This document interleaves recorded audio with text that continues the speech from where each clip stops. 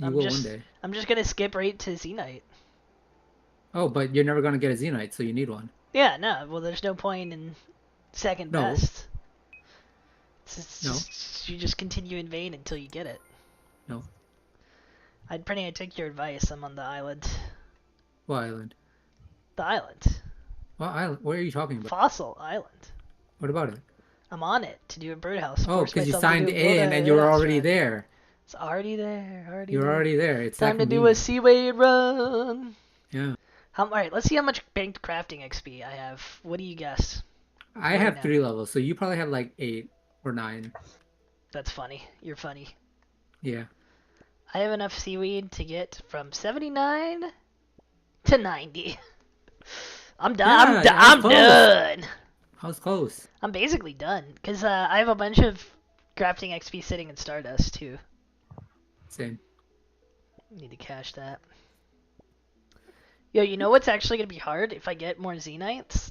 What? Buying the Onyx. I don't know how much money I have. How do you buy the Onyx? You buy like 20,000 some Chaos runes and then use that to get an Onyx Oh. in the Inferno place. Oh. There's a rune shop that you sell stuff to, and get enough tokul to buy an onyx from the gem merchant I who see. sells onyx. Sounds like a GOTR moment. 20k chaos runes from Yeah, GOTR. yeah, or you could just buy, you know, buy Yeah, 'em. but what if I need the levels? Then what? Well, well, you need like 20,000 chaos runes, 27,000 or something These chaos For runes? one? for one onyx. Yes. Oh my god.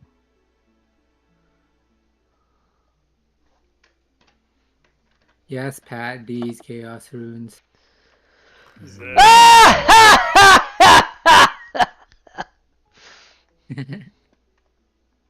Dude, I Well, love. here's hoping we don't use butter tomorrow I love what? on the island. I was like, weird. That's a weird comment. Um, I love how you just get seaweed spores while you're harvesting your seaweed. It's like free. It's infinite seaweed. Sometimes they don't spawn for me, and then I get mad. That's cringe. Yeah. My solution to that is have a high enough farming level that it takes you forever to harvest the plants. Yeah. I get like 60 each harvest. I'm at I just hit 72 like yesterday or something. Nice. Yeah, I planted my first kumquat. Come. Yeah.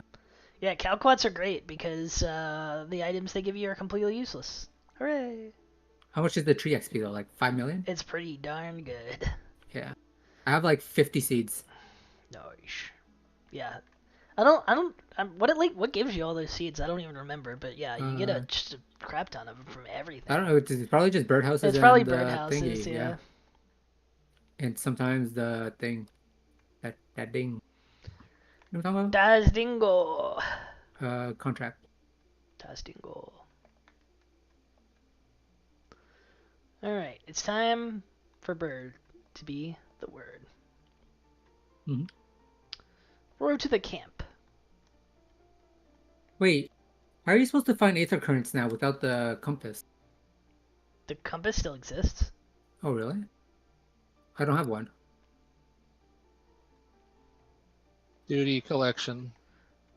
Oh, it might be a menu. Yeah, it's a menu option. It's not an item. I forgot. I'd have had to remember next expansion. Dude, who's ready for Aether Currents? I'm excited. Leveling's the best part of an expansion. Prove me wrong. That's why I used to quit. Till you guys We will get to do some exploration. Till you guys forced me to play year round at gunpoint. Putting held a gun to my head. You're not. Yeah, you did. Don't lie. Can anybody tell I was mining some shooting stars earlier today? I might be in a little mining outfit, you know? Yeah, rip Stardust though. No good crafting XP from stars anymore. Oh. Did I just get free money from an island loot box? Yeah. What is free? What do you mean by free money? I got an old map crafting item. An old map. Yes.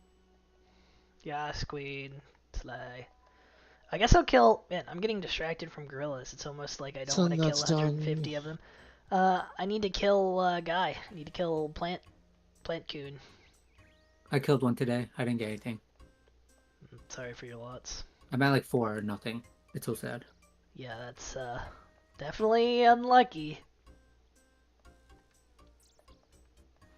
I guess how many birdhouses or bird nests I have.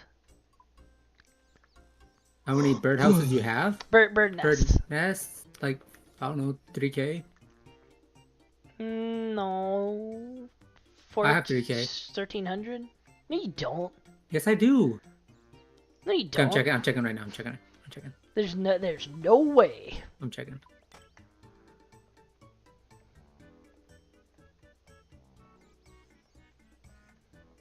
What are they called? Bird. Nest. I only have 450. Yeah, I have 134, 1182, 156, 43, and 3. 433. Wait, what? Okay. I don't open. You don't open them? open them. No. Oh. Yeah, that's fair. This is That's called laziness, yeah. lazy baby.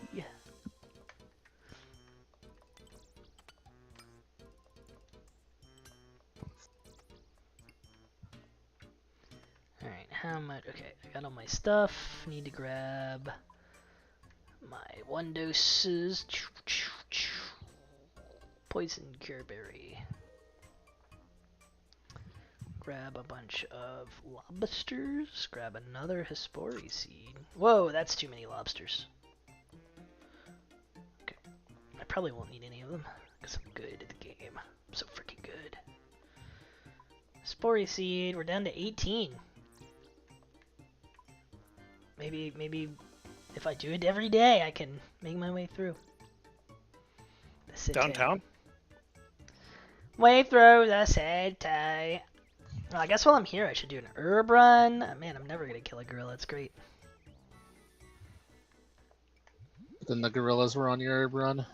I started doing herb run Yeah, I like herbs. only because I started getting the actual like teleports to do them. Yeah. Yeah. Yeah, it's Like, so nice. I don't like run out of run energy at all. No. Yeah. I got the ring.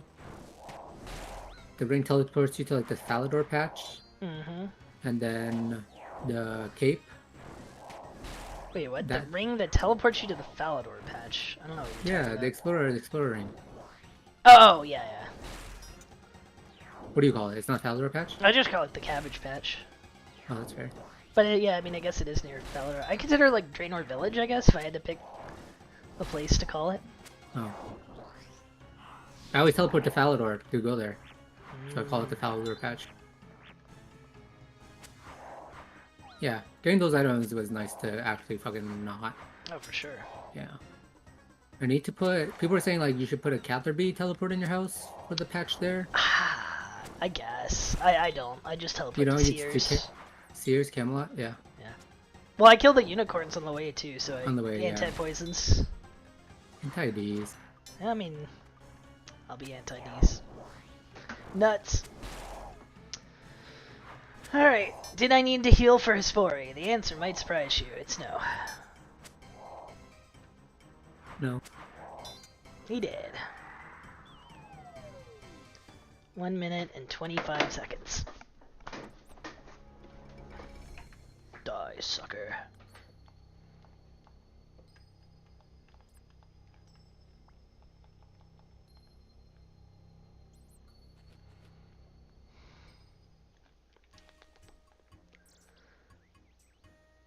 Oh, my coconut tree can fire in spurts.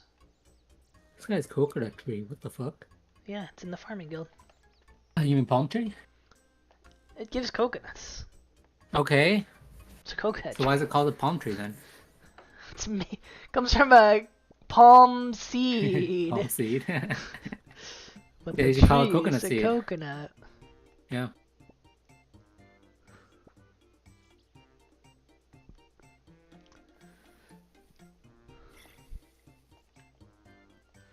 is coconut coke. Can fire in coke. You know, there's one thing about I hate about Osirus. The daily resets I ate. Oh yeah, it's Brit. Yeah, it's so Brit fucking weird. Bong Yeah. time. Weirdo. Can't live with them. Can't eat tea without them. Or something, probably. Alright. We gotta get a new contract. Give me some good herb. Give me some dank herb out of this contract pack. Grow some watermelons. Good news, lady. I already got your melons. I got your melons right here. Boing.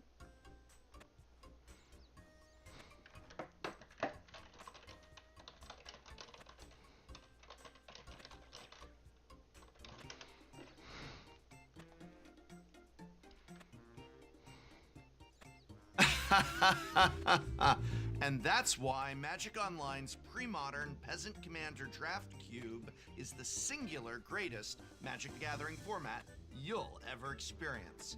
I hope very much this video has been of some help to you. Looking at our calendar for upcoming releases, I see that October 31st, that means it's time for Spooky Drop 2023, the scariest secret layers ever conceived. No secret layer alert! No secret layer alert! No secret layer alert! No secret layer alert! No secret layer alert! Spooky! Better hold on to your pants because they've made horrifying secret layers like The Princess Bride, a fairy tale adventure about a beautiful young woman and her one true love. I'm scared. Not only is Billy Crystal now a Magic the Gathering card, but so is Wallace Shawn. Pat, did you hear that there's a Magic the Gathering secret layer that's just that one guy from Jurassic Park? Who's the actor's name? The one that everybody likes? Chris Patio. No, the old one. Oh. Just because they should didn't mean they should. Guy. Somebody help me! I don't know his name. Jeff Goldblum. Thank you. Yes, Jeff Goldblum is getting his own Magic set of cards with him on the where they just drew him very mediocrity on the card. Really know what you're talking about. Mediocrity. Also played Grand Zach on Star Trek Deep Space Nine. Can I interest Mid. you in some hoop hydrated beetle snacks? No. Or I feed. Dude, I love when you get contracts back to back that you've just already done. It's called planning. The most horrifying thing from The Princess Bride, a young Fred Savage, was too scary to make into a Magic card. Are you trying to trick me? Is this a kissing book? And hey, there's nothing more terrifying than Creep Show, George Romero's American horror comedy from 1982. 1982? I'm so scared of the 80s. Fuck, I still didn't get food. Celebration food! What's your celebration food, Pat? Get Bokumbop. Bibimbap. Bokumbop. Rocksteady and Bebop.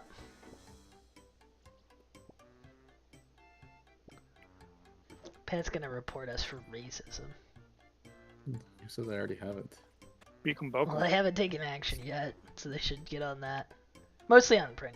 I want some tacos. I'm getting some tacos. Taco Bell. Ooh, yeah, tacos good.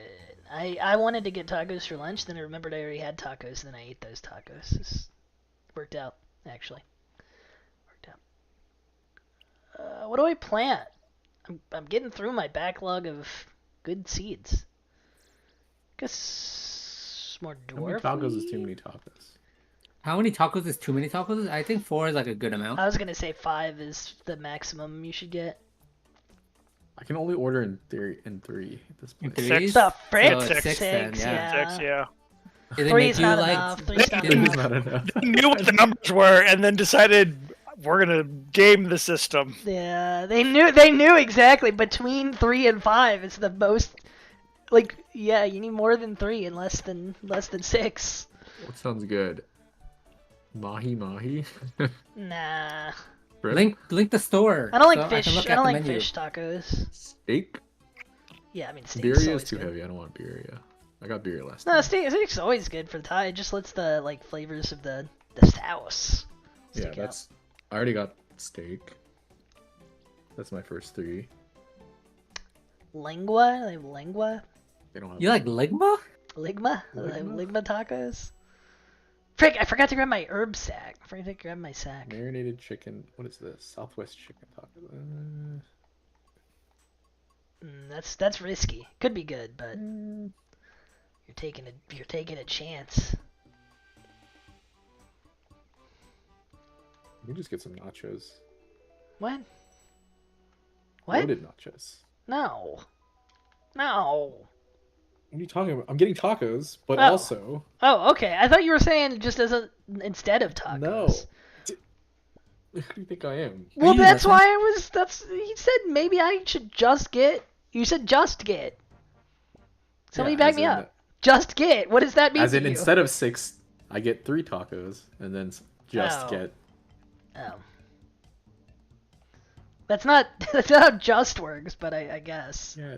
What do you? We needed more words to be in your head. We can't read your mind. You have to read my mind. I'll just get the shrimp tacos. I don't think. Shrimp's okay. Yeah, shrimp's okay tacos. Fried. Okay, it can't be bad. What other options? Nah. Too late. Ligma. I already ordered it. Oh, well. Okay. Now what? You wait for the food and then you eat it.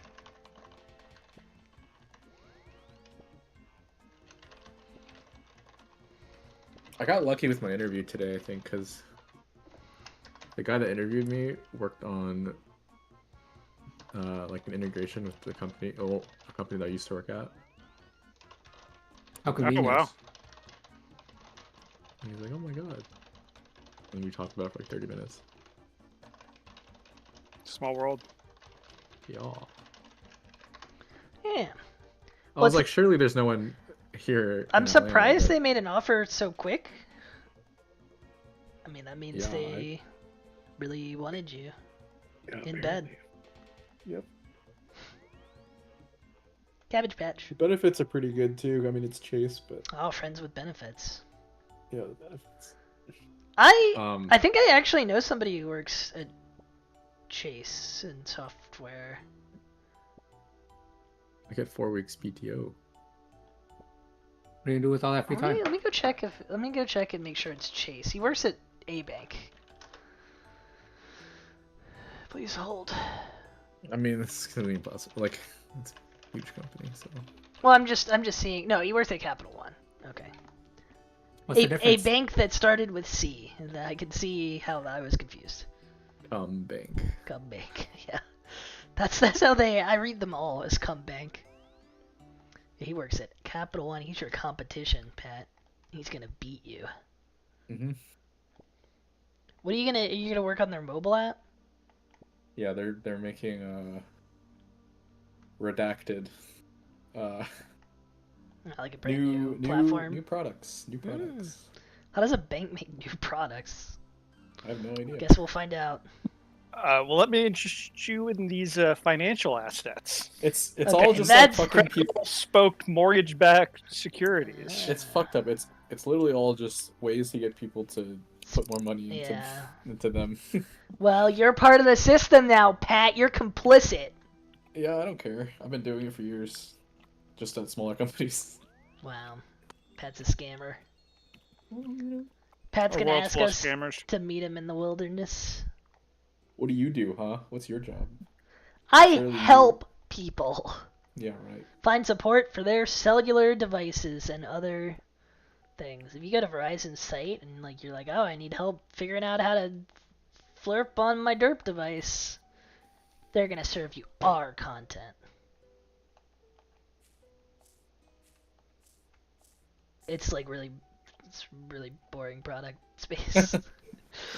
But I mean, that's good. I don't know, boring's good. Is it good? Yeah. It's stable. It's stable, yeah. I don't know. Yeah, I'm kind of curious because my company's like locally owned. I don't think it's unstable, but like I wonder how long something like that can last. Because it feels like somebody would have made a bigger product just with like one of the big companies would just do it. But I guess if they do it, they only do it for their own ecosystem. And so like doing something more generic that does like Android and iOS and modems and whatever is like there's too many petty rivalries for a big company to do that. It's my theory. It's just a game theory though. Dave, you appear to have the wrong class up item. I do feel like AI might. Oh, what? You don't like company. Hex? AI could kill a lot of companies. Yeah, exactly. There's That's one why I correct don't. option. That's why I don't actually feel bad about Is it. it the vampire? Yes. The others may not be bad. I haven't actually tried them. That's why you gotta beat him to the Secret punch. layer You gotta kill your own company with AI and then sell that. Well, that's kind of what. Mm. That's kind of what we're doing. We're trying to incorporate like AI assistants instead of actual like support agents as options. Or like right now it's like a helper to them of like, hey, they can use AI to answer the call instead of doing it themselves. But like that's a one small step away from like, what do we need you guys for?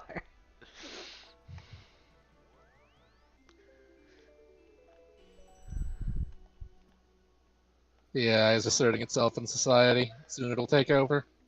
Yeah, I mean, What day is today? it'll take over a lot of Oh, it's Wednesday. I thought it was Thursday. a lot of jobs that were thought to be human only, but were already done pretty mediocre. Like tech support.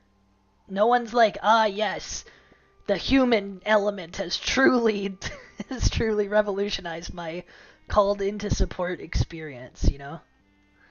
It's like if AI can do it as good as a minimum wage person who really doesn't want to be there, understandably, then then I guess that's just the way it'd be. But it really sucks for that person. Indeed. Alright, it's gorilla time. Oh wait, no it's not. I gotta do Tears of Gothics. Oh man, gorillas. You're just gonna have to wait. Putting my tears directly into prayer XP. Your tear hole? Yeah, my tear hole. Tear laments. That's a Yu-Gi-Oh reference.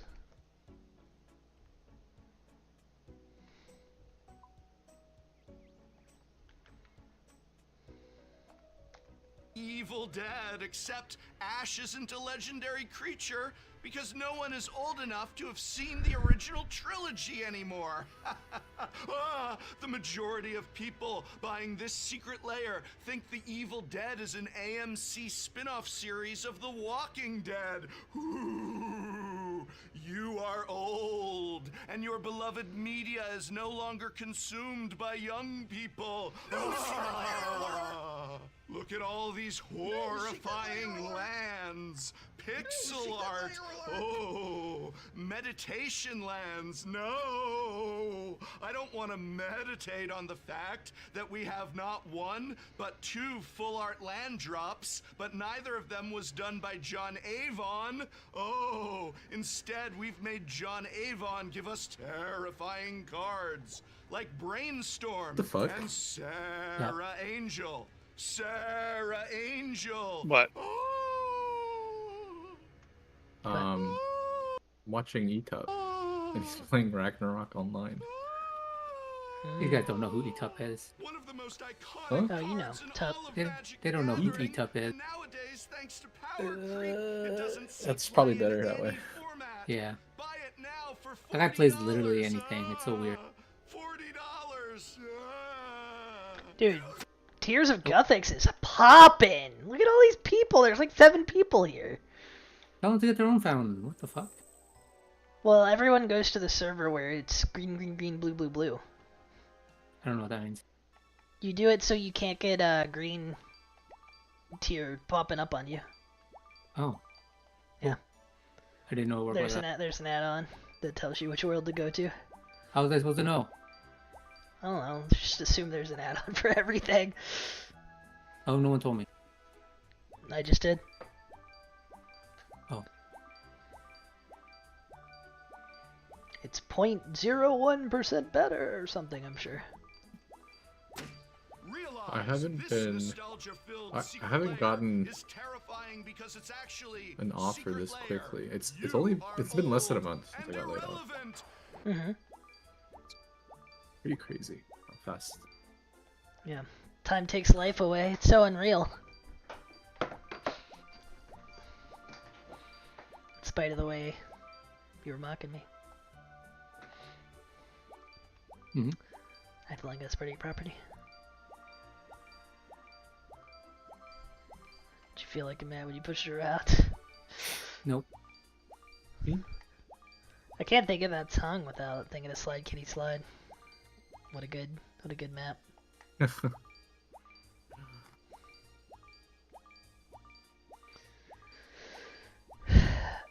Guys, now that Blizzard has been bought by Microsoft, can they make a good RTS again, please?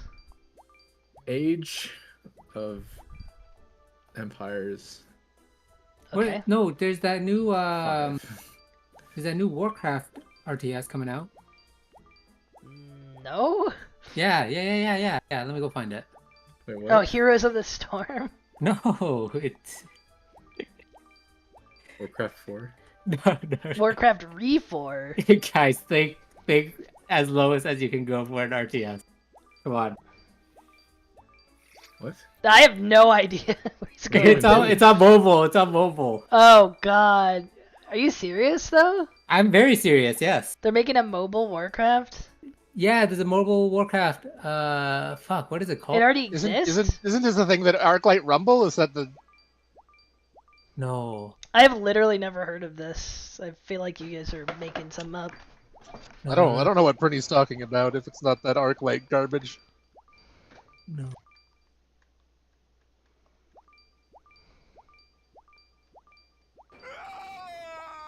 It's just called Warcraft Rumble. It launches next week. Here, I'll link it. Don't link it in a channel that that Adam has access to, or he'll start playing it. Yeah. We have to hide it from him. Oh wait, did they just take the Arclight out? Is this the same game? I don't know. You tell me. Give me a second. Let me see if there's a horrible gnome. Okay, it's an action strategy gameplay. Okay, yes, I think this is probably the same thing. Why are they figures, but they're not actually figures? It's an RTS though. I don't think it counts. Well, it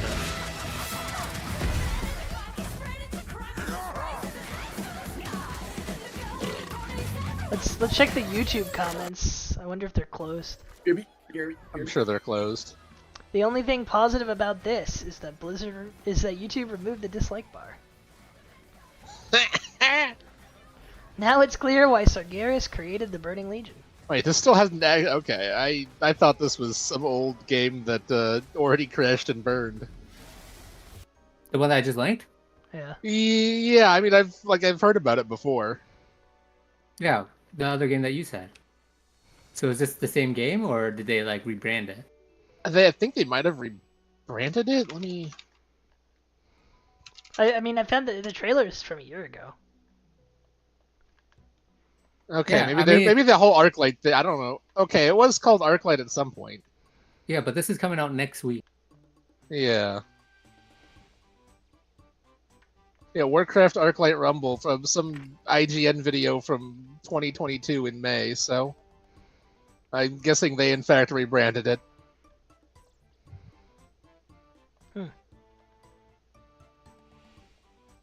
But it was always Blizzard brand, like Blizzard themed. Yeah, it was always the same thing. Arclight was Blizzard themed. Because this one is just WoW themed. Well, I think it was the same like WoW theme. I think. Oh, I see. Like, let me see if this is the video. So I have seen. No. Grab my Warhammer Zillihu.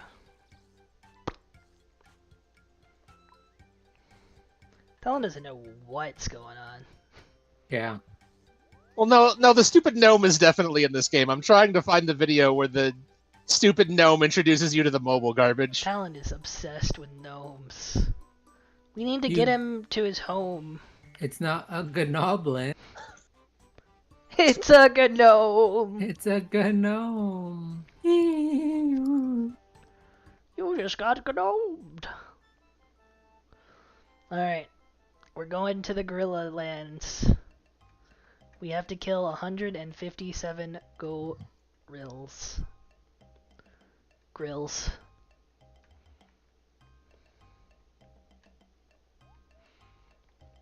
We've killed 829 I wonder if this is even a viable layout. It's Spooky Drop 2023, the scariest secret layers ever conceived, but is it worth it to buy? This video will look at the financial worth. I thought I was of trolling. secret layer drop. But it was gnome. But it was genome, yeah. Line. Sleep.com, your sleep.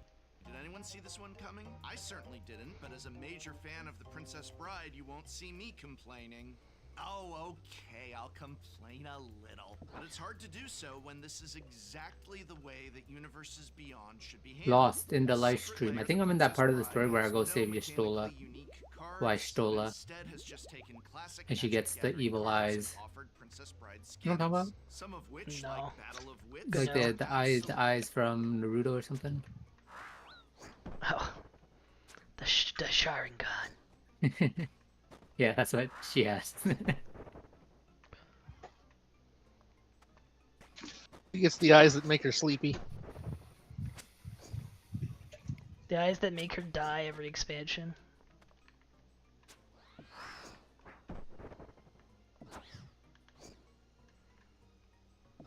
No, she does that anyway. She does that for free.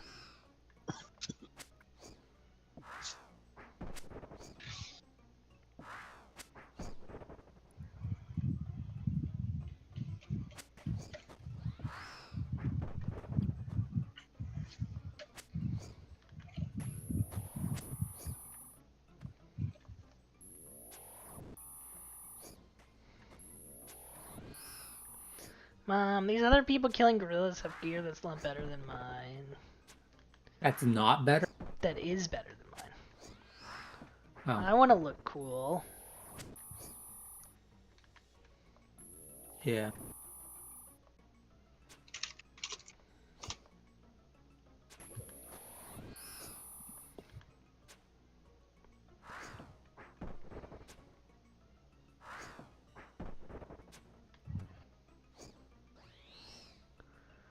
Gorilla. Let's see, where's Sky? There he is. Let's smack him. Smack him! Punk. Oh, he's meleeing me. Ow.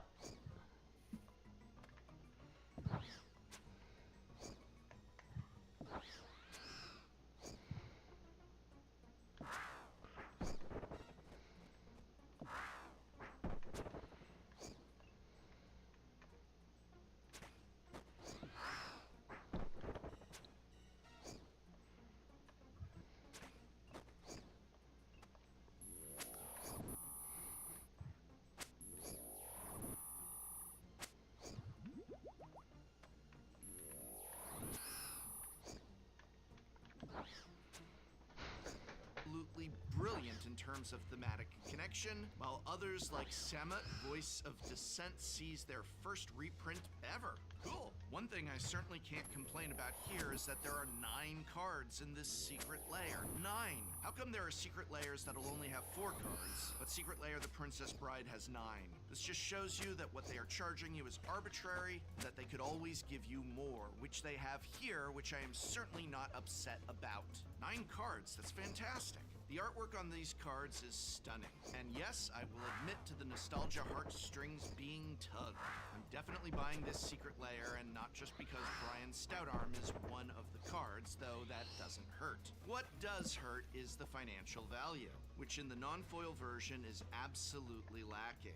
There's only $15 worth of cards here. They're charging $30 for the secret layer. Is that just a fail at this point? I don't know. A D? Thanks to the foil versions of Silence, Hackrat, and Samet, there's $47 worth of value in the foil version, but that costs you $40 to get. I'm gonna say this is a D- for the non-foil and a C- for the foil. I'm gonna be honest with you. I love The Princess Bride. It's a very special movie to me. It's not just nostalgia. It had an important part of my childhood. And seeing these cards is absolutely fantastic. Amazing to see the artwork and the cards that they chose. I'm going to buy this secret layer. I am. But it's not worth it. And that's okay. I want to take this opportunity at the start of this video to reiterate that when I talk about these secret layers, and especially when I give them grades, it is in relationship Oh, to the no, I was so value of the confused. cards printed within. This guy asked me if I wanted to join the Conjurers Guild, and I said yes, and then nothing happened. He was just asking a question. Yeah, He was just clearly. curious. Princess Bride cards, and so I'm going to buy it, even though the financial value is not there. And I think that's perfectly valid, just as it is also valid to say, hey, in terms of the money I am spending on the specific cards, mechanically speaking, the specific cards that I am getting, is this a good use of my cash? And to say, well, you know what, a lot of these cards, they're a couple of bucks each. Cheek It's seeds. $30 for the secret layer. Cheek You're seeds. not really getting a good deal here. Or the opposite. Maybe you don't care for the artwork on these cards, but wow, this is... Man, I do not want to level up thieving. I do not want to click on cards. That is good bang for your buck, especially if these are Anyone cards else? Just do Pyramid Plunder, brah. as singles. No, I'm tired of that That is already. why we do the financial analysis. I That don't is know. why I can't ask relate the to that. question, is it worth it? Also, it's so annoying when the fucking ads spawn, and then they're just like, haha, Alright, the that's game what is ruined. that's what prayer's for, my friend. I say Boo. buy singles from a Boo financial earns. perspective. Cracking packs and ripping wrappers is something that's perfectly okay if you're having fun. Doesn't mean that it's a good use of your money, but it also doesn't mean that you can't enjoy this game as a game. And you can absolutely keep all that in mind as we look at the rest of these secret layer drops. Up next is the first of two Doctor Who secret layers. This first secret layer is the Dalek lands, and here we go again. 5 basic lands. Wait, how do I do this $29.99 pheasant minigame? or $39.99 in foil. It's just so frustrating What? that, wait a minute, these aren't basic... It's the new event. Who do I talk to? The Freaky Forester. Hey, it's just like that other event. But you don't kill the bird. lands at Are you all. chopping It's a trees? full-on Yeah. reprint of the original Kaladesh Fast Chopping trees while I quest. And this is the first time Because these lands I have seen need to level up reprints. They fletching. see play everywhere, not just Command. 'Cause I don't have These money. are played in Modern, Why these are played fletch? in Pioneer. Why And fletch? so even if you Because don't I have Daleks you on need your to hands, hopefully the a quest or some reprint shit. here will help exterminate It's bullshit, the really. overall cost of these cards. The only other unfortunate I thing need this here book. is that we don't have all Buy it. 10 in this Dalek style, meaning that collectionists are out of luck. I will say it's a little unfortunate that we did not get the full cycle of these lands in this style, simply as a way to offer that to collectors, as well as bringing down prices through reprints. But hey, at least they're not selling them Yeah, to I'm us cutting in some packages of maples. 3 like they did the Shock lands. Despite never having been reprinted, the financial value for the non-foil is $27.25. So, no. That's just a hair's breadth under acceptable, so C-. Doesn't actually pass. The Oh, foil it's versions at Pistola, I least are saved her. $58 and change, which makes it a very good Time to go to the financial hinterlands, deal I think. and a B. Despite the fact that the financial grade on the non-foil versions of these is lower than we'd have liked, I want to offer praise and kudos that we've come a long way from those Shockland secret layers and light years further than the Fetchland secret layer that I had the misfortune of showing off on my channel. Moving on. Continuing along with Doctor Who, we have the Weeping Angels, and I'm sorry. I'm so sorry, but this is a flavor fail. Gavin himself on my channel specified that Weeping Angels do not fly, and all the Weeping Angel cards in the Doctor Who Commander decks are non-flying creatures. Yet here we have reprinted angels as Weeping Angels, and these angels fly. Flavor fail. Do I care about this even a little bit? No, I don't. But I did want to point it out to gain a few nerd points. What I do care about is the fact that nearly half of this secret lair was reprinted recently in another secret lair, as both Angel of Serenity and Angel of Runes appeared in the secret lair Angels deck. Considering Angel of Serenity is a 50-cent card, and Angel of the Runes an 18-cent card, and that Magic the Gathering has probably a few thousand angel creatures available, I sure wish they had picked different angels for this lair. The only thing notable here is Blinding Angel, which as you can see has a overinflated foil price and is really the only thing of note here. It's just under $4 in cards and non-foil for $30, and $42 of that $52 is the inflated Blinding Angel value, meaning that without it, it's $10 in foils. I'm actually gonna have to say that this secret lair is an outright fail in terms of financial value, and yes, I'm including the foil version in that as well. Again, considering the huge number of angels in Magic's catalog, this is an extremely weird selection, never minding the fact that Weeping Angels don't fly. Boom. Oh, everyone here, it's played it. I don't know. I don't know, this weekend maybe? Our next secret lair is also a universe. We don't all get a few weeks of vacation, Pat. Yeah, Pat, just because you got 4 weeks off, you don't have to brag Unpaid about it. vacation, okay? Unpaid. What do you mean? You got a severance package. Yeah, you literally got paid the whole time. Anyone watch that show? I got paid for 2 weeks, but I didn't even get the check. What do you mean you didn't get the check? They haven't gotten it to me yet, and I asked them, and they're like, okay, well, That sounds illegal. Yeah, that it's does highly sound illegal. It's a breach of contract. The thing that I signed that says they're gonna give me severance. Take him to claims court. Put claims on him. And then sue them. Tell them they better pay what they owe. Tell them you couldn't afford the shit in your own house because they didn't pay you. I'll show them. Tell them No, you're then planning think to... they'll win the legal battle by outrunning you. So it's get them, lull them into a false sense of security. I don't even think that would be a legal battle. It's like you just go up and be like, clearly states that I signed this. Everything's a legal battle. Did you forget where you live? Your mom. Your mom? No. Your mom. Why'd you say that? You live in my mom? Why'd you say that? You're very tiny? You like a Osmosis Jones?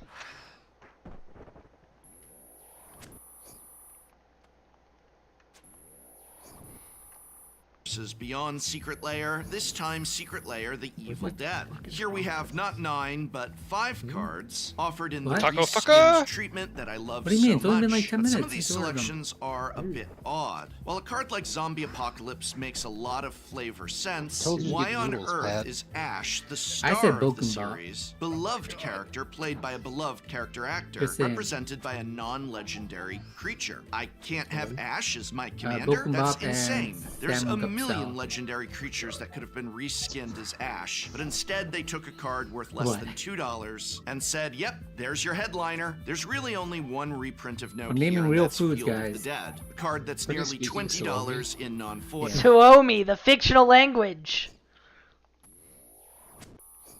And 25 in foil, and that card alone is Saying. why the non-foil version is worth $23. Without Field of the Dead, this is $2 worth of cards in non-foil, and only $10 worth of foil cards, and I'm sorry, I'm Little so sorry, oops, tteokbokki. wrong franchise, but it's a fail. Honestly, while flavor and aesthetics is subjective, I find it stupefying that they would make the lead character of this series a non-legendary, and I almost could fail it for those grounds alone. But I don't have to to do that because the financial value is so bad it fails anyway. Moving on.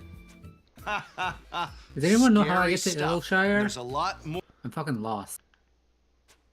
Yeah, you follow the gobbies. I don't see him. They're You you listen. click on the They sing. teleport button. The Yeah, the but what gobbies about- sing. So What about the Moblin? the Joblin. Yeah, the Moblins. Isn't that Zelda? No, it's the new race they're adding to this game. What? Yeah. Female Hrothgar More called consumerism Moblins? to be afraid of coming I up. think that's but racism, first, you want to Brittany. meet me, the professor, No, and it's maybe on the- get it was some in the live games or letter. have some cards signed? Well, you can this Friday. Moblins, I want to let literally, you know in the that New I'll World. be at Anime Imports in Pacifica, Definitely not a reskin California. of That's our just goblins. outside We have San goblins at home. Francisco. Yeah. This Friday. They didn't have the Leporettes as a playable race. No, yeah. Soon. Soon. Soon. TM. They all have to. Their names all are like forced in the character creator to end in way. Coming way. Yeah, they just automatically put the way on for you. Shibayaning way.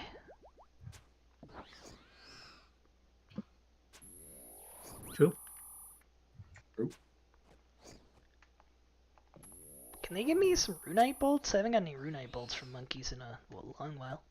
This guy has 2 dragons. Mom, how come they Why don't only you have have one? 2 dragons? I too have That's had 2 slimes. dragons Friday before. the 27th to celebrate the store's Look at all my 22nd slimes. Wait, are you know, the playing? next- Are you playing his game, Tom? I have caused myself The to play next this game. game build I Yes, want to try is Bullshit! A bunch of stones. they've got it wrecked. You don't have the About stones. 1 Pat. HP. Dude, you have a lot of healing, but you have no damage. What the heck? But I have 2 pans still. It's around 16.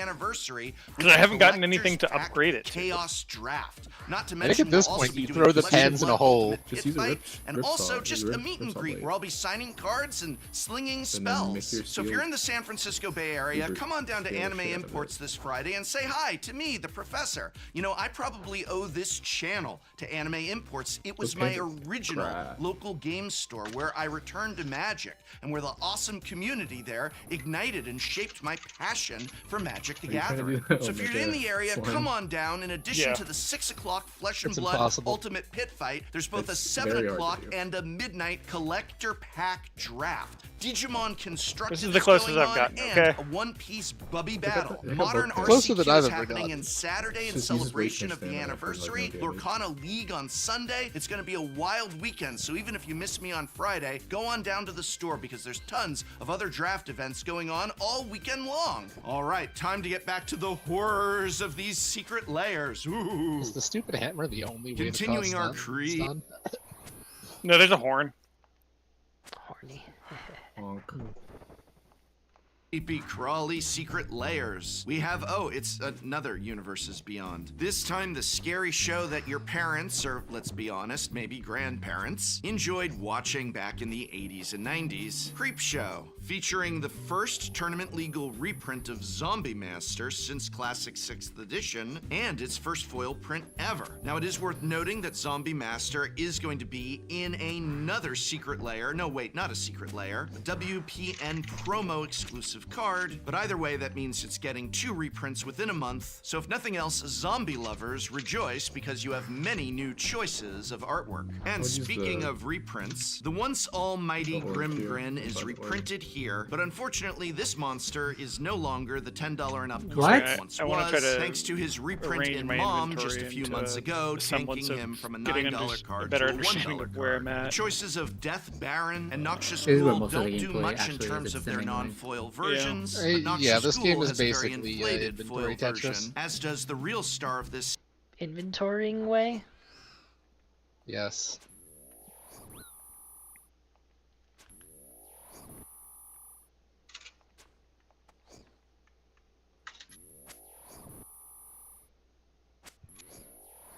Come on, kill this gorilla really fast, cause I gotta go heal. Ooh, 3 sharks. Never mind. No, I guess I'll still secret lair, Unholy Grotto, Ew. a nearly 10 Not a prayer. Dude, the good part about the gorillas is that even the supplies pay for themselves. Like, I went in with 3 prayer potions, I'm leaving with 3 prayer potions. I went in with a bunch of crambons, I'm leaving with a bunch of sharks. You sure you actually used any or killed anything? Yeah, I killed 11 in that trip. You sure? Are y'all raiding today? Only 11? No. What do you mean only 11? That's a Only lot. 11? They have 320 HP each. Yeah, I could kill like 12. You couldn't kill any of them. Probably true. You're a little baby. Yeah. I would also stream. You need to stream? Soji's on. He's going 7, 7, 8, 8, 7, 8, He 7, just went 8. 8th. I just saw Yeah. it. I tuned in and he... I fucking love it. The stream is so good. Who? Soji. Tabuchi? Soji. Tabuchi? The greatest TFT streamer alive. Tabuchi? I need to go to the Maker's Quarter. I need to go backwards. Go This make way. me a quarter as fast as you can. $10 non-foil card that's going Let's for, try some wow, just under 6. Sniper. If I run out of runite bolts, I'm gonna be a little cross. These guys are supposed to keep me. Loaded. Yeah, they drop them. Loaded. I just have surprisingly bad luck with their drop table. This guy... We need your help. $60 fuck, in what was his foil. name? So it's $92 worth of Gay foil and value Vax. here, and that's not even in Gay, people go gay over- and vexed? Yeah, that's some roots. Yeah, it's in RootsCape. People just have whatever name. They're unhinged, honestly. Yeah. They get away with it, they'll say whatever. Dave, new expansion for Terraforming Mars coming out soon. Ooh. You're telling me Terraforming Mars is back on the menu. Yes. It's been a while since we played. I'll have you know I'm really good at that game.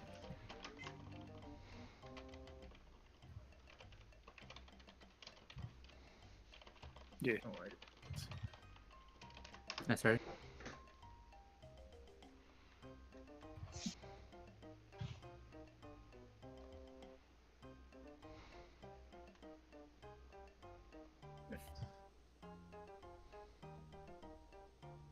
Oh my god, what is Soju saying? He's just fucking rambling.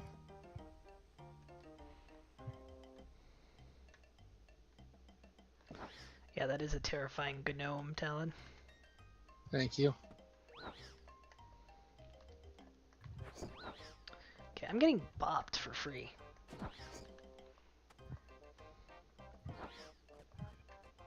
Wait, they changed. Sorry. One of the forestry events gives you farming XP now. What the fuck? Is that so? Yeah, That's weird. it didn't before. Is it one of the old ones? Yeah, one of the old ones. Yeah, you know the ones with like the 5 different mulches. Yeah. Yeah, it gives you including the zombie master, farming but it's XP. $20 Not a worth lot. of It's like non-foil half value. the Quite a disparity. turn in. Does it still give you? Does it still give you woodcutting? Yeah. Oh. Gives you both. Crazy. that weird? Yeah, that is weird. As I'd say the non-foil version of this is a D, while the foil version I'll give a solid B to. Wait, what Heck, the I'll fuck? even Where's go as the high as a NPC? B Does anyone know what this plus. NPC A weird is? Oh, I found disparity him. to be sure. Next, we have our first artist series of the Super Drop, and that is beloved Magic the Gathering artist John Avon, though this should probably just be called Secret Lair Emrakul, as it really is Why the did you only jump card on of me, note in the, oh my god, there's only 4 cards? So we get making 4 it really cards hard from to see John this one. Avon, but 9 for Secret Lair Princess Bride. And don't go on about artist prices, because there was some great artwork by artists such as, oh, I don't know, Olivian Yu in the Princess Bride Secret Lair, so why don't we get 9 John Avon cards? Come on. Considering Brainstorm and Sarah Angel aren't even worth $1, Sarah Angel's actually worth 2 cents. Progenitus is at least decent, but as I said, the real star of the show here is Emrakul, a $50 card that's worth 124 in foil, and here you can have done by John Avon himself. So I don't really know what to do with this secret lair, because Emrakul is real value. You're paying $30 for a $50 Emrakul card. That's a B, right? B plus? $40 $20 for a $124 foil? Is that A territory? Am I gonna say this is B plus A minus? No, I'm not, because there should have been at least 5 cards in this secret layer, and really, truly, the Sarah Angel should have been replaced with just about anything else. I don't know, I'm really torn here, so I'll just say it's a B plus across the board, and I'll call it Secret Layer Emrakul by John Avon. I don't know, maybe this would have been a cool opportunity to do it just as Emrakul, and then have John Avon illustrate half a dozen or so different Eldrazi spawn tokens that all come together in a panorama, making it a John Avon Emrakul collector's piece. It just feels like there should be a little more direction here, but it's hard to argue with the value. It's safe to unmute, chat. Finally, we have not one but 2 basic land secret layers. Meditations, which present, I'm gonna say it, a very non-scary selection of artwork. How is this the spooktacular secret layer super drop? Don't get me wrong, I like the art. It's just this does not feel in flavor with the super drop at all. Nor, I suppose, do the pixel lands. So you've heard my rant about this before. Artwork is subjective, and if you love these basic lands and want that artwork, that's cool. What? But Wizards of the Coast has demonstrated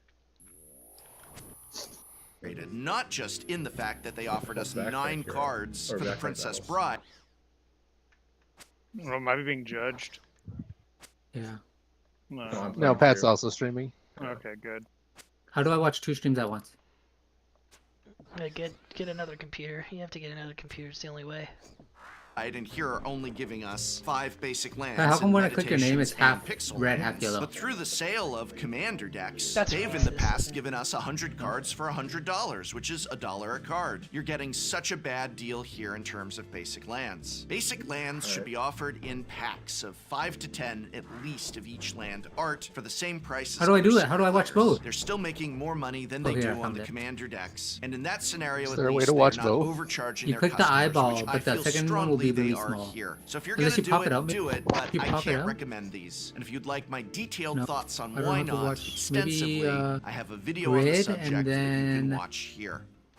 Wow, show so if this non-video is the participants. There Halloween you go. secret layer. We just had another super drop, and we're probably gonna have a So on winter the- drop. on the- if Are you- we going to hit the I don't know if you popped it out, 52 but if you secret do, layers per then on the year top right number? column, that means that there's we the grid, did a right? secret layer And then click the every 3 week dots, for and then 2023. unclick the first one. I guess we're and just you'll gonna see have both to at the stay same time. tuned. But until we find Oh my that out, God. we want to hear from How do I you. make Are you Pat picking up bigger? these secret layers? Do you What do you mean? still love secret layers? Do I mean, you his hate window's them? really Are you tiny by sick comparison of right secret now. layers? Do you just Click pick up a couple off of it. per year? And Click what like, makes those couple the unfocus couple one, that you unfocus get? the other one. Let me know in the comments Or below. click- And remember, if you're in the San click on it. Francisco Bay For me, Area, when you when can Dave's come is play big, Oh, I and see, click okay. on- Collector yeah. Pack Chaos click on that Draft thingy, yeah. with me, If the it's like half a professor at screen, Anime perfect. Imports this Friday the 27th. There's also Ultimate There Pit you go. Fight Flesh and Blood events, Armory events, Digimon, One Piece, all going on to celebrate the store's 22nd anniversary. So I hope very much if you're in the area, you'll come on down. I'll be there this Friday the 27th. But as you can see, there's wild Magic the Gathering, Flesh and Blood, Digimon, Lorcana, and One Piece events going on all weekend long in celebration. So come check it out. Hey, special thanks once again to Helix Sleep for sponsoring this video. You know, I actually use a Helix Sleep mattress. We love the Dux Lux, but there's so many different styles.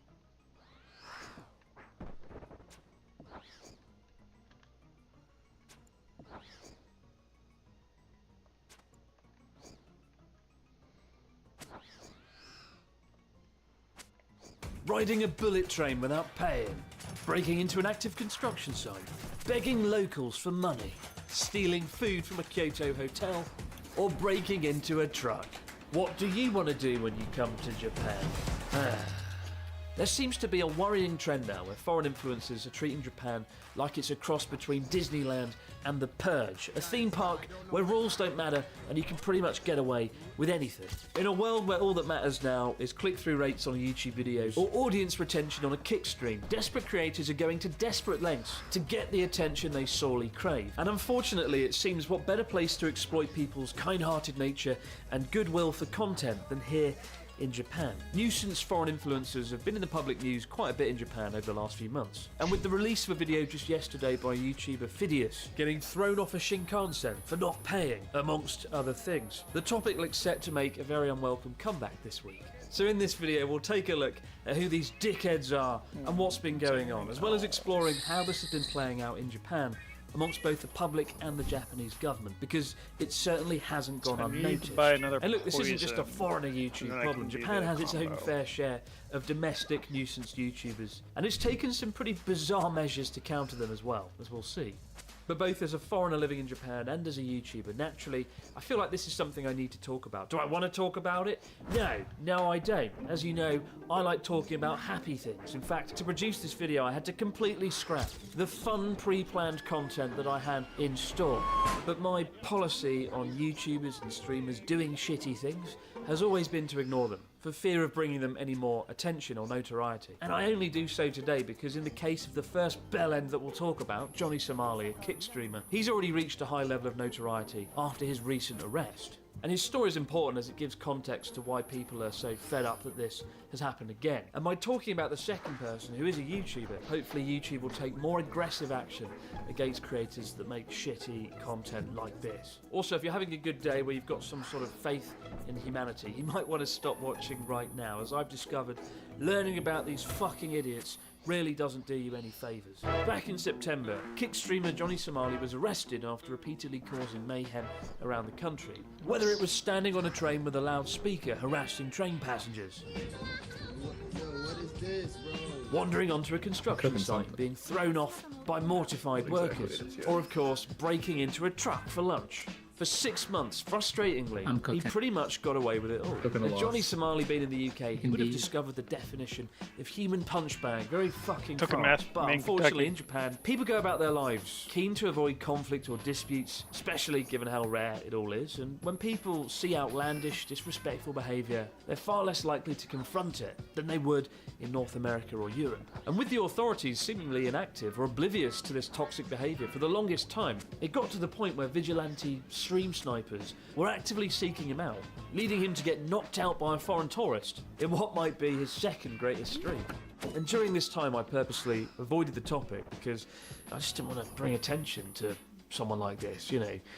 There's no such thing, they say, as bad publicity. Fortunately, turns out there is. Eventually, Japanese media caught on to Johnny Somali, and in what was undeniably his greatest stream. He captured his own demise in real time as the police arrested him and tossed him into a cell where he's been for almost 2 months now. If formally charged with trespassing, he could spend up to 3 years in jail, but that's pretty unlikely, and we can only hope he does get to stream his inevitable deportation in the near future. But the damage had already been done, with one of Japan's most powerful politicians speaking out publicly about nuisance streamers, casting a bit of a shadow over regular streamers and YouTubers operating in Japan. And that takes us to now. This week in the relay race of dickhead influencers in Japan, the baton of twattery went from Johnny Somali to Cypriot YouTuber Phidias when he released a video called I Travelled Across Japan for Free. A more accurate title would have been I travelled across Japan without fucking paying, as Phidias rode across the country on a Shinkansen without buying a ticket and then camping out in a public toilet while battling an unamused train conductor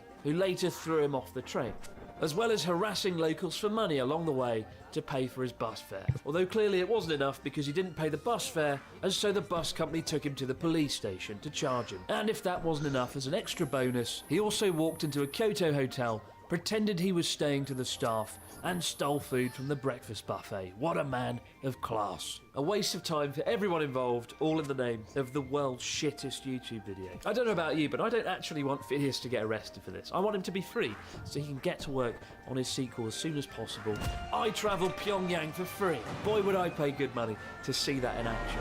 Now, right off the bat, Phidias doesn't have the best reputation. In fact, if desperation had a physical manifestation, it would be him. After all, the guy once camped outside of Twitter's headquarters for 60 days just to get a hug with Elon Musk himself. In a scene so hideously awkward, you'll want to go back in time and kill the internet from ever happening. Perhaps this shouldn't be a complete surprise, given this is the same guy who faced a backlash last year for his questionable thumbnail choices. But in a matter of hours, the video had been picked up by netizens online and shared across Japan.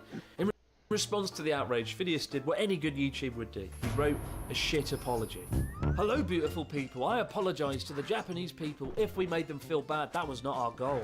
From now on, I am going to make more research to the cultures we go to and try to prevent this from happening again. I love you all. 5 likes from 5 fucking idiots.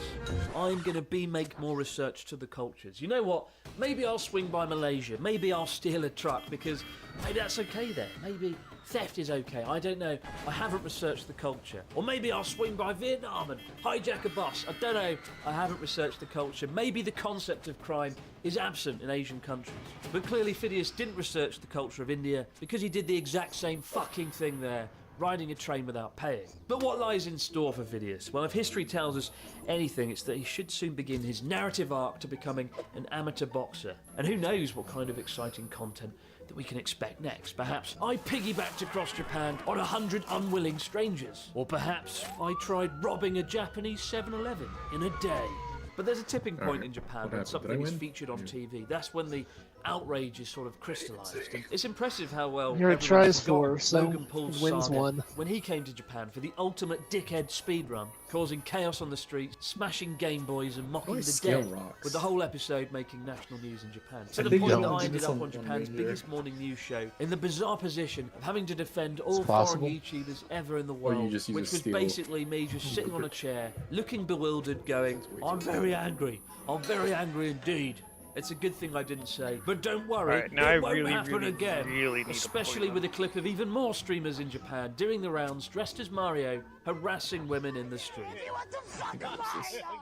Now there is some good news. Just as I was finishing up this video, I did see that the offending video had disappeared, meaning either YouTube took action or he took it down himself. But the damage has already been done. It's already been shared across social media in Japan. People are already kind of pissed off. Japanese rail companies are investigating what happened. And just today, a friend shared with me a photo of his local bar that's just put up a sign banning people from filming, streaming, doing anything inside there. And who can really blame them? Probably a look of things to come. You know, looking at the bigger picture, it's unfortunate. In 10 years living here, 300 videos on the road, I've very rarely faced any difficulties filming in public. The key is to be respectful, don't be noisy, be mindful of the people around you. And much of my success is down to the fact Japan is so tolerant and so generous when it comes to people filming out and about in public. There's nowhere better to do it. And I worry if this keeps happening, then the day will arrive where every time I pull out a camera to film, or a foreign tourist is filming something, just making a video, you know, folks will rush over to sort of say, oh, stop filming, don't film here, please, damn it, don't film, because they're so concerned that something bad is going to happen. Yeah. And it's a sad turn of events to be confronting, especially as it's the 1-year anniversary of Japan reopening. You know, tourist numbers are almost back to where they were since 2019. It'd be a terrible shame if that is overshadowed by foreign influencers running amok, being disrespectful, and taking advantage of Japan and its people. And I think the only flip side I can find is by raising awareness of that. I kind of want to encourage you guys, if you're ever out there watching something on YouTube or Twitch or Kick, where douchebag influencers are traveling around Japan doing these sort of things, hold them to account, report them, do what you can. That's the only way they can be stopped when they're deprived of the platforms that they use to output the shitty, awful content. Now, as I said, Japan isn't without its own domestic YouTuber problems. In fact, the country has a word for nuisance YouTubers, mewakuke. During the pandemic, a YouTuber called Hezumaru was detained for 2 days after a string of questionable activities, including stealing sashimi from a supermarket and laying down a mattress in the middle of Shibuya Crossing. That was never going to end well, let's face it. Then this year, somewhat bizarrely, in the run-up to hosting the G7 summit, the Japan Self-Defense Force ran a series of exercises in anticipation of an attack. In this case, in the event that a YouTuber should try to break into a base belonging to the Japan Self-Defense Force, which they reacted to by swarming the individual and searching their car. And let's face it, it's the one Logan Paul video that we all want to see. That would be one hell of an episode. As for Phidias, let's hope his next video is out soon. Staying in Japan for free, with free meals. Fingers fucking crossed.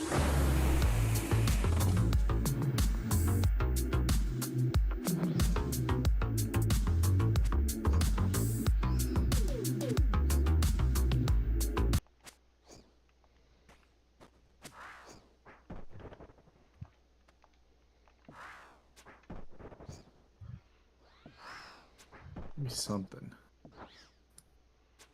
I've played some very, very bad games in my time, some very crazy games, but this is as close to insanity as I've come in a long, long time. What the actual hell have I just played? Ladies and gentlemen, welcome. I'm Josh Drive Hayes, and this is Worst MMO Ever, a series where I play the worst MMO games I can find, so you don't have to. Drop a like on the video or subscribe to the channel for more MMO stuff, and ring the bell so you get all the future notifications, and as usual, a massive thank you to all the supporters on Patreon and Twitch for keeping the channel going. People have told me I need to find a way to reformat this list as it grows, but I find it's much funnier to just keep reducing the font size. Today we are playing Second-Hand Lands, an MMO apparently inspired by fairy tales, so strap in because this gets weird. The game client launches and it's just called Client, so we're not off to the best of starts. The first screen we're greeted with after signing up is character selection. I can swing the camera around, but it's focused on this mushroom ring. The graphics are, well, they're definitely something.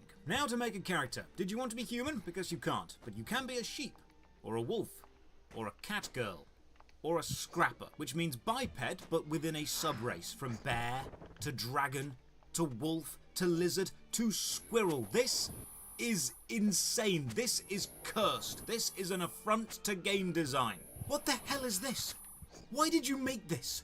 Why did you not sit down and think, I shouldn't make this? Why did nobody stop you? This is what happens when game devs don't limit themselves. We end up with nightmare fuel like this. Okay, you know what? Fine. I'm going to be a squirrel, because I don't think I've ever played a squirrel in an MMO. The game starts and... oh god. Oh, good god. Why am I floating? Why is there a giant cat statue? Why are the icons at the top so big and yet the text so small? Why is the font so tiny and white? And why is the background of every button a word art texture? Why? I'm looking at this UI and there are so many questions. And they are all various versions of why. Oh god, even the movement is wrong. W and S go forward and backward, but A and D don't just turn you, they make you run in a circle constantly. This is how the game comes as default. Holding A or D doesn't just turn you slowly, it doesn't just strafe, it starts an intense circle. So fast, in fact, you can't even use it to turn left and right with any degree of accuracy. And I know I'm going to regret this now, but the dance emote is already on the massive hotbar at the top. It calls to me, so I must click it. Play fast enough to snipe the other guy. Huh? Yeah. Seriously, what the hell is this game? I've been here 5 That's minutes. at 6 wins. You can surely speedrun 6 wins, right? Chat to some local NPCs. Right click to interact. Yeah. Jessica Fox is a trader, it And then seems, kill and them. she sells. Oh, of course. PvP juice. Yes, let's take a good old swig Quick, of tell me what PvP counter is juice. built. Made from the salty tears of He has local one online banana, players. Really refreshing piggy before bank, some... Armor Yes, of Hell, we have one banana. 1 onion, 1 scythe, 2 onions, 2 mushrooms, a dagger, curved dagger. Hmm.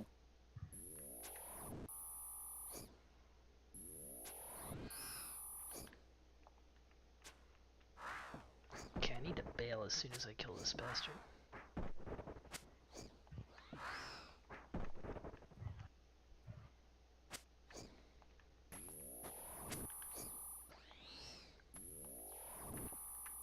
See ya! Thanks for the bolts! PvPing. Right, I'm being followed by a fairy helper, so I chat to them. They've That was a good trip. We got like 13 kills. Good trip. Good trip. I'm tripping balls. That's what they say. I'm liking my Warhammer, man. It makes these kills fast. Does the debuff last forever on them? I think it slowly decreases over time, like the way your like our stats do. buffs? Yeah, I hear you. But like, it knocks them by 30%, so that's a lot to slowly restore. Yeah. Basically, they're dead by the time they've gotten any stuff back. You're already dead. And it only uses 50 juice. Special. Yeah. The 50 juice.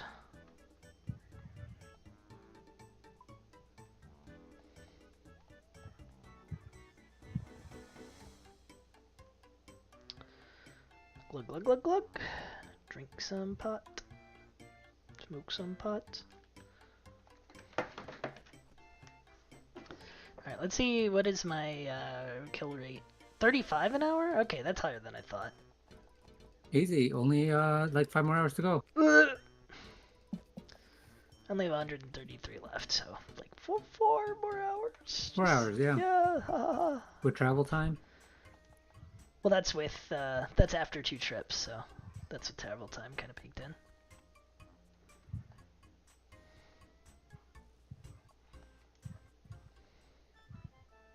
The Slayer XP is actually better than I thought. I thought it was going to be really bad, but it's like 15k. It's like the same as everything else. Nice. I need to start. I can do. I got 56 Slayer the other day too. I can do thingy now. I can do thingy now. Path of Gloopy. Free. Gloopy. Yeah.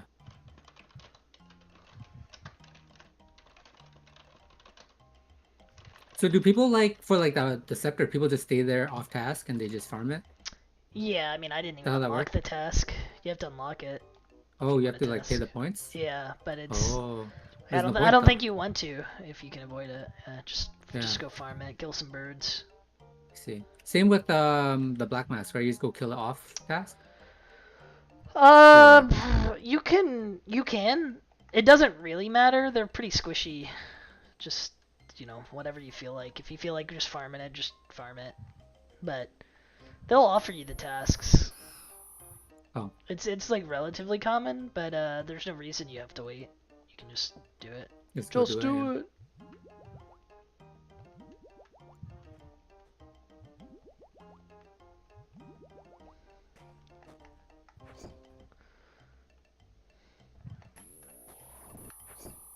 Oof. That feel when you whiff 2 times in a row. No thanks.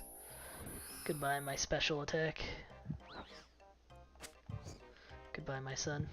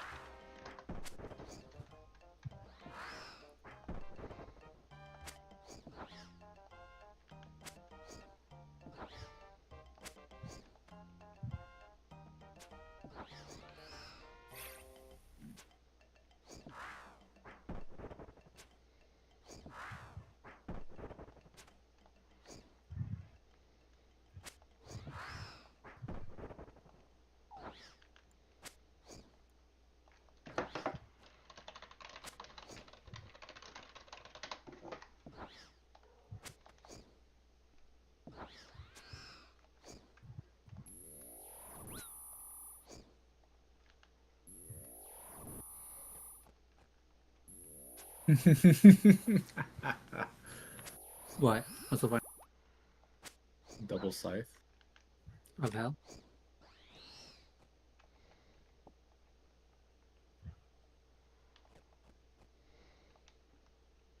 Got basic questions I can ask, but at the bottom of the list it says, I find you annoying, go away. Bag Which space. obviously I click, and this makes you shout, I divorce thee, I divorce thee, I divorce thee. done. Then the fairy says, I'm following "That's Darling's sad. I strategy." was going to tell you where to find unlimited gold. Can you guess what it is? And then disappears. Trying to talk to her again before More her moving pig. animation finishes the lets me know that NPC cannot be found in this reality. Well, whatever reality she's in now, I hope it's better than this one. Over by the docks, I can see Puss in Boots. Clearly he got fed up with sitting on a treasure chest in DK Online, and he's got a giant chalice symbol above his head, so a quest giver maybe? He says his aunt needs help, but he doesn't give me any directions as to where to find his aunt, so I'll just run around and press some keys until I find them. I wonder if you can jump. Oh god, why does the jump have a spring By the way, sound this is effect? the horn that stuns your Oh. opponent. I see. The two. Okay. I have never looked at its item description. Yeah. This reminds me of Gex Enter Talon the doesn't Gecko know on how to read. PS1, but it shouldn't do because Gex It's kinda is great, bullshit, and to be this is honest. terrible. Puss in Boots didn't give me much You have to have direction, so 5 I decided to items, self-navigate, and I in discovered front. the compass is wrong. Look, you've got the compass overlay in the bottom Is it? left and a Sounds world balanced map, to which me. is basic, but I mean everything here is basic, so it fits. But if you line the compass up to say you are going north that easy and to then get that many watch the items. map while moving, you're actually going northeast. And if you line the compass up directly south and watch the map, you actually move southwest. The compass and the map aren't even aligned. Secondhand Lands does have swimming, although it takes a second to transition from the standing to swimming animation even when you're in the water. And there's no sound effects, and you can't go underwater, and you move super slowly while you're in the water. And you can't jump while you're in the water either, you need to get to the shoreline. Run into this house, see 3 kittens talking to Mummy Cat. The kittens all have speech bubbles and they're talking in a babyish, childish way, which is actually written phonetically. Why can't like you just, that. like, You can't rotate interact your with the entire kittens inventory? or the mother cat at all. You can, however, Is there a way to obviously do have a that? chat to the goldfish in the corner, and they tell me they're waiting on a shipment name is of fish Northern food Lion that Pod. Puss in Boots Are was they meant really to gonna be make delivering, me but he take crashed out the boat fucking because, everything and I to quote the rotate? game, Real he's a Northern bit of a Lion? drinker. Damn right. What? Way to suddenly get dark, game. The first Dude, that guy quest is healed for collecting 69. food lost by an You lose? alcoholic. Okay, quick He note. heals The way too tone much. of this Holy, game is heal all 107. over the place. In guy's parts, cheating. it's super adult and dark and depressing, and in others, it's You don't. totally over the top, child friendly.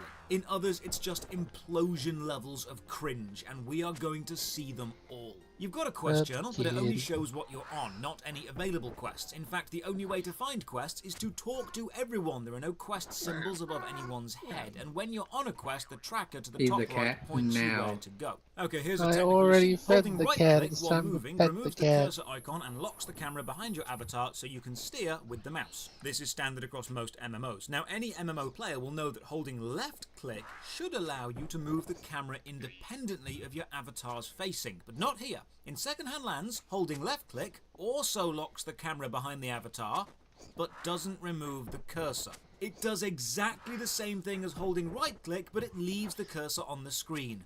Why? So combat starts. It's tab target, right click to attack. You've got your abilities shown on the hotbar at the top. I currently only have auto attack, so are you ready for combat? Here you go.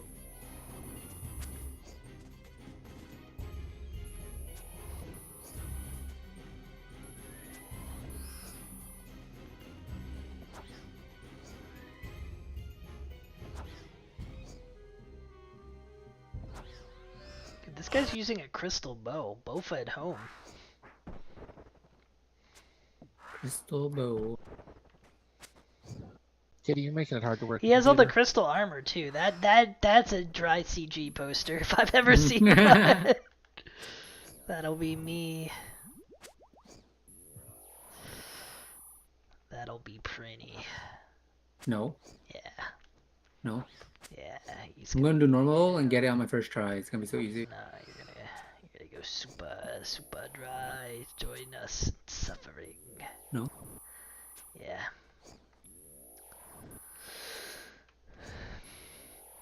Like, have you even really used your rune crossbow yet? Me, yeah. No. I'm 63 range and 56 flare.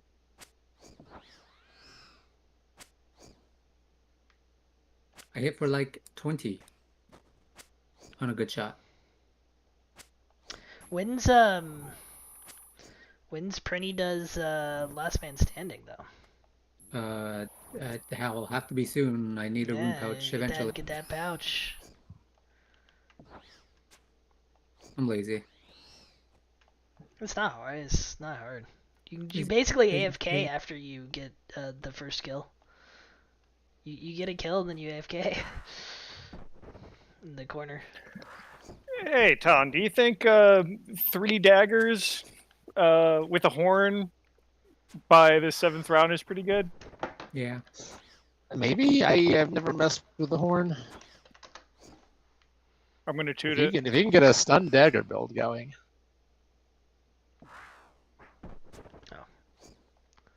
Maybe I should also get a hammer. It's hammer time. Feel like you get a hammer, you load it up with freaking topaz, and then Pico hammer. let daggers do their job. Gim dag do.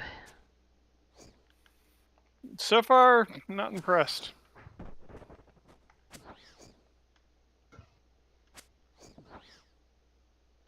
Is backpack hero really that good?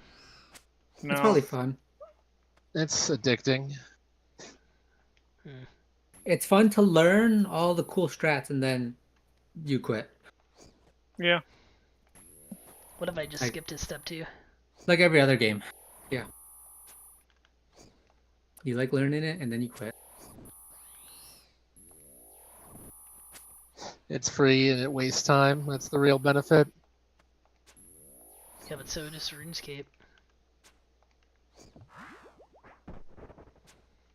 RuneScape wastes too much time. Wrong. Actually, I think RuneScape is probably the #1 game in wasted time, really.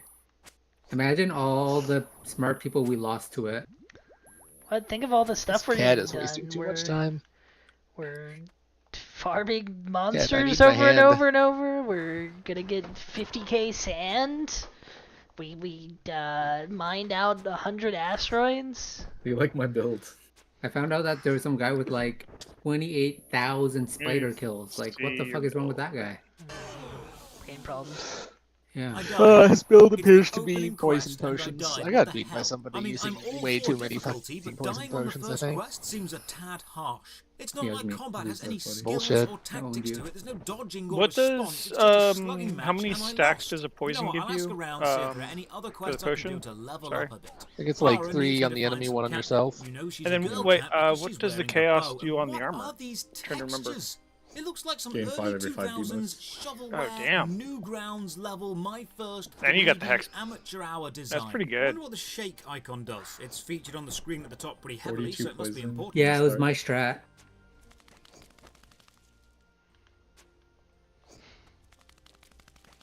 It 69 uses crit, up no critting. stamina, which recharges so quickly it's almost it's just irrelevant, fucking- and you just shake off water. Right, I'm calling it now. This game another is someone's fetish wish fulfillment. There is no potion. way someone made this for any other reason than bringing some depraved fantasy Actually, I can't to fit life. 2 in a And hey, row. if you want to do that, I need to great. put it, like, Just right don't here. make it a public MMO.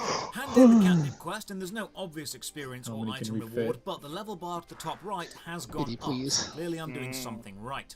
This quest needs me to kill some wind-up Infinite. rats. Combat training, fantastic. Let's get down to business.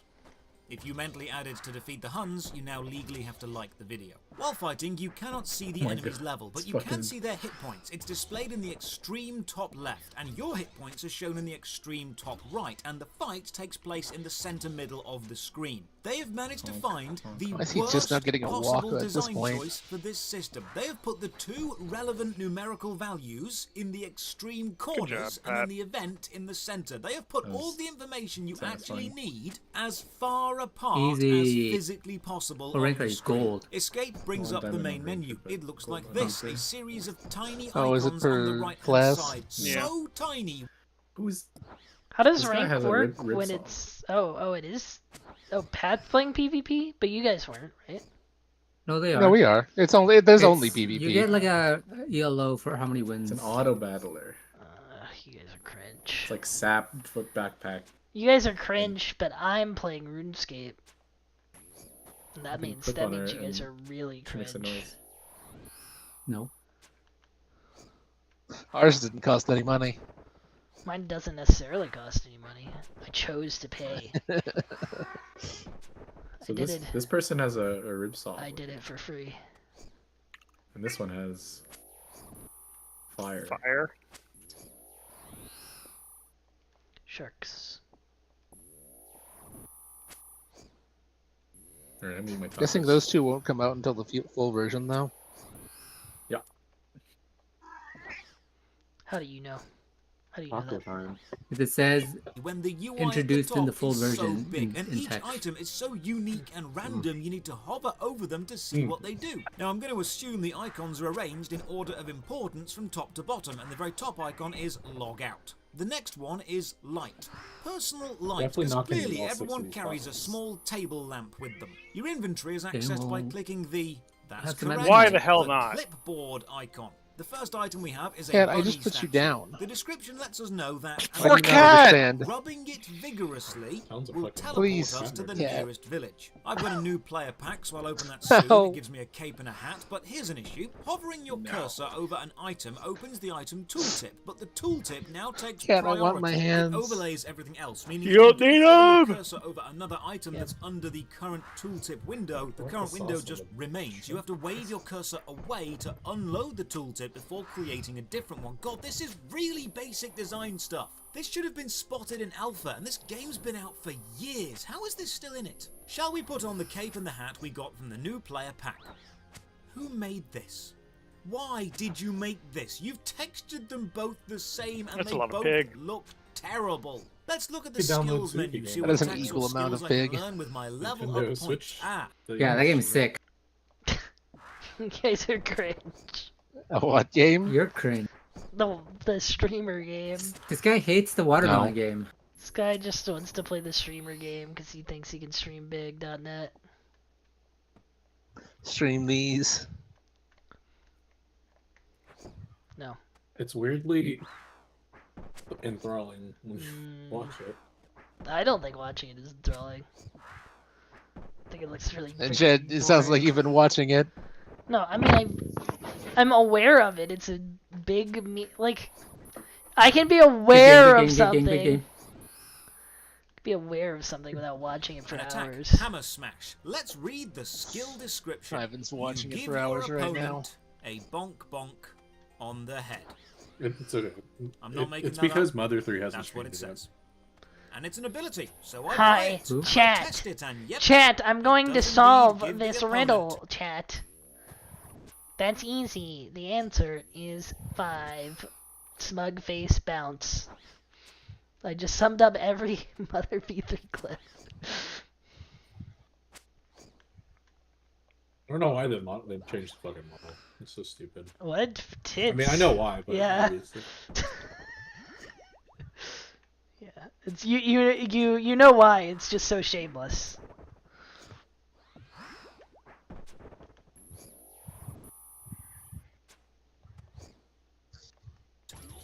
a bonk bonk. Alright, cat. I even level it up, so I can bonk bonk You bet. monster. The player stats menu is almost a cruel joke because there's so many. Can't You live have with being so on the many floor. skills and so many proficiencies. Okay, Not in look, my we need to talk arms. about game design for a second. We've all got a friend who's designing a game and they want For to make it super shame. complex and track everything and have intermixing skills and stats and stuff, and they think more stats means better game. This is the game they will end up making. No one is going to care about your smelter salvaging and smelter efficiency, which are two different stats in this game, if the majority of your gameplay is a complete joke. It doesn't matter that you've got 1,000 skills if the actual moment-to-moment gameplay is crap. Oh, there's also a token shop, a real money cash shop, but with no prices. It just says 100 tokens. So I try and buy some, and it doesn't even work. I click again and it says I'm in the middle of a purchase. I can't buy until I finish my purchase, but there's nothing. I even checked Steam. There is no way to buy anything in this game. When the cash shop doesn't work, you know a game is bad. The radar option just overlays some icons of NPCs and enemies in the center of the screen, but with no labels of who or what they are. Wait, I wonder if the Boxbox is power playing of the that hat and the cape will allow me to kill the bunnies from I don't earlier. like that Let's go and find out. Well, the power of the bonk You what? bonk does help I don't me like that kill guy. one of them, but I You get don't like him? attacked by a Is it 'cause he's second racist before I or can something? heal, and I die. No, again. 'cause he's right, Asian. let's just leave the starting village and Pretty is explore the racist. island because the land mass is out. Pretty known racial. Yep. Pretty is a race, actually. I Yeah, didn't think about also that true. until just now. Therefore, I'm allowed Are to penguins really a race, though? Yeah. They have several races. There's like Arctic penguins and there's like tropical penguins. be. And King Emperor. Those are the rulers of all penguin kind. It's true. Pretty sure they're all sea lion food. Also true. Okay, Quite that's true. racist. Outside there are some rats chasing cats, which is a nice subversion of expectations. Oh, and there's a first-person mode. Well, now it's basically Morrowind. There's a duck. Why does the duck have a mitten on its head as a hat? Everything about this game screams lol random mid-2000s internet humour. I'm half expecting Katie to Penguin of Doom to hold up her spork any second, or for some Homestuck You know what's that fans to time start coming out? glomping me. But sometimes you've got moments of surreal, insane genius, we like got the after houses in it's this like village 1 month all after being regionals. fantasy things like a giant baked pie, or an upturned bucket, or So, a in a giant month, I elvish think, because shoe. regionals The is this whole weekend, game right? design is equal parts Same captivating time as graphical insanity Dota. and crippling systemic Dota? incompetence. Like, Yeah, why is Dota's there a this weekend. stage in the middle of the village Oh, with a yeah. DJ booth on it? Who is this for? What Everything- is I think the everything target is this weekend. demographic for this game? Oh, good crafting. Let's learn Name a 3 system. things that aren't Take this weekend. tin, take this copper, That and then aren't? smelt them together to form Yeah. a bronze bar. Right, National just because Taco you've Day, played RuneScape doesn't mean you're qualified National to make a Donut game. Day, And look at the text. National Bronze is an Penguin alloy. Day. Can you say Oh. alloy? You're talking to me like it's an episode of Dora the Oh, what do I Explorer, yet want? earlier you were discussing Puss in Boots' crippling alcoholism. What tone are you going for, game? Are you dark and Lame. depressing or child-friendly and whimsical? Another system, What happened? enchanting. We are given a new hat. I just and got four home. Bad deck, enchant bad deck. gems. We use the Ripper and Skill put the issue. gems in. All the system All of interfaces the are above. bad. There's no flowchart or understanding to any of them. There's no Screw numbers it, we're shown. gonna Sometimes go you pick an Mr. option via a Struggles. drop-down menu. Other times you do it by clicking an icon and choosing from a grid. This whole system needs to be reworked. White Eyes Oh, Blue and the Dragon. machine that you use to enchant stuff is Oh. this sci-fi looking monstrosity with wires and tubes Decker. hooked up to a golden woman. And the new hat that I've just Yeah, made just is try something a little exactly the different. same texture as the old hat. But this angers me a lot. We now talk to the repairman. His name is Great Wiener, and his It can be text kind of box fun. says, in asterisks, makes a pose. No. Graphics, game. You have graphics. Said You don't kinda. need to describe what the characters do. You can animate it. The reason people describe stuff in books or forum posts is because you can't see them.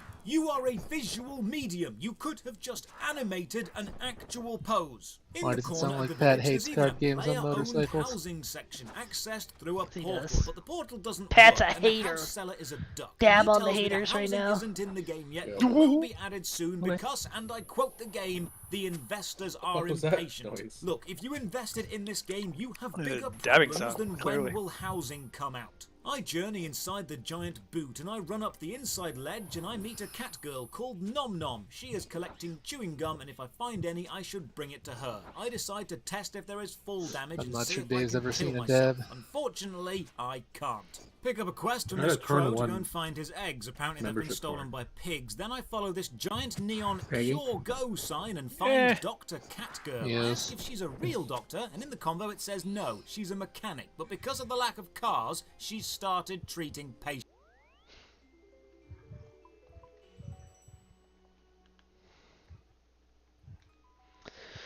Another batch of gorilla, gorilla, gorilla, gorilla.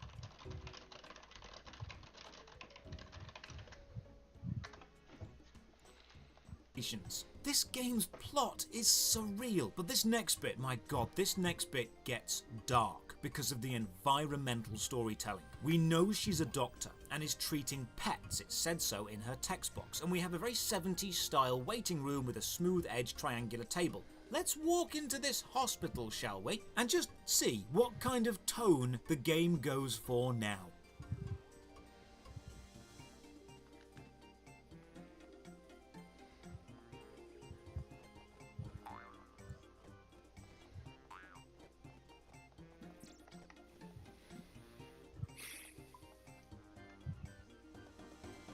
What the hell? And not a jokey, funny what the hell, but actually quite a serious, concerned what the hell. There is a blood and feces stained mattress on a mechanical raising ramp, gas bottles to the side, and a bandsaw on the wall, and everywhere is stained with dried blood. I know this isn't a photorealistic scene of gore, but think about what this is meant to imply. The game has to be a parody. This has to be satire or some form of statement-making modern art. This has to be a dark, adult, regressive fantasy. This isn't suitable for kids. This situation is wrong. Let's go back to the whimsy. Remember the giant bucket house? Well, there's two tiny kids inside called Jack and Jill, and at the top of the ramp, find around the edge of the bucket, there's a wolf called Jack Flash. Another quest, a goose this time, who needs a golden egg found. Okay, you know what, let's try and actually do some quests. Holding shift makes you walk. It removes all the icons along the top edge, but it doesn't remove the edging of the UI itself. Why would you ever need to do this? Whenever you move from zone to zone, you get told in a text pop-up above your head where you are. But look, this is just taking the piss now. Now entering poorly animated forest. Self-referential humour doesn't make your bad game any better. I do actually really like the touch of the grass being made of money and the enemies being piggy banks though. That's actually quite nice. Oh no way, there's a day and night cycle and we are in the perfect place to watch the moon rise. Why do games put in day and night cycles before they've mastered the basics like movement? Then, after a long journey in the distance, we find the buffalo. And good God, the animation. The buffalo are technically animated, but just watch. They have taken the entire static model and just moved it around like a kid playing with a plastic toy. They rear up by just tilting back. And because of this, we're able to capture this magical moment on film forever.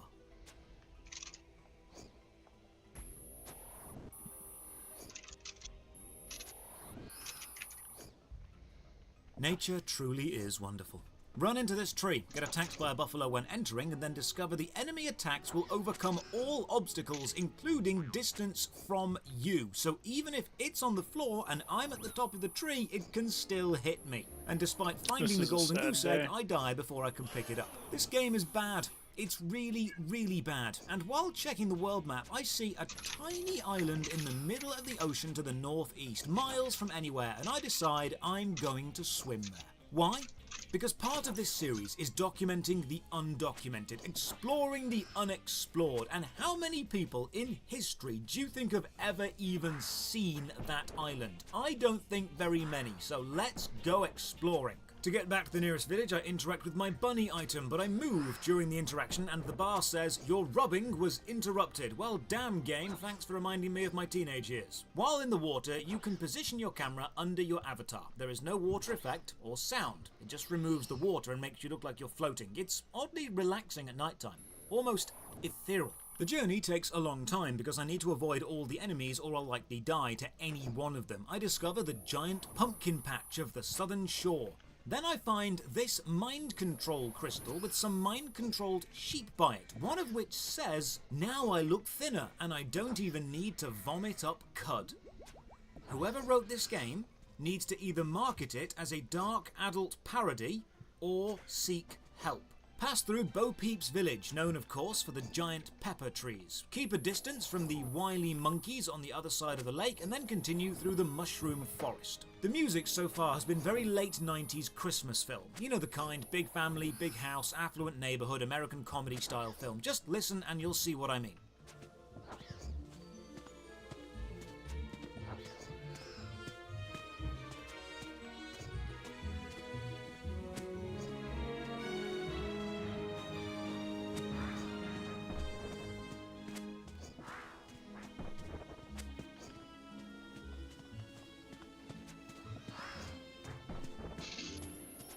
Finally, I make it to the shore and begin the long, long swim to the distant island. This game raises so many questions, and I think the answer to all of them is drugs. So while we're making this long swim across, let's read some reviews. Funny, I don't remember dropping acid tonight. It's worse than it looks, and it looks like regurgitated spinach soup. Real wolves can't be concerned with the comments of the opinionated sheep. Great party game for challenges. My friends and I see how long we can go before vomiting. The last one wins a cash prize. I have to go wash my keyboard now. I recommend that you keep Task Manager open in case you need to suddenly end the game to save your mental health.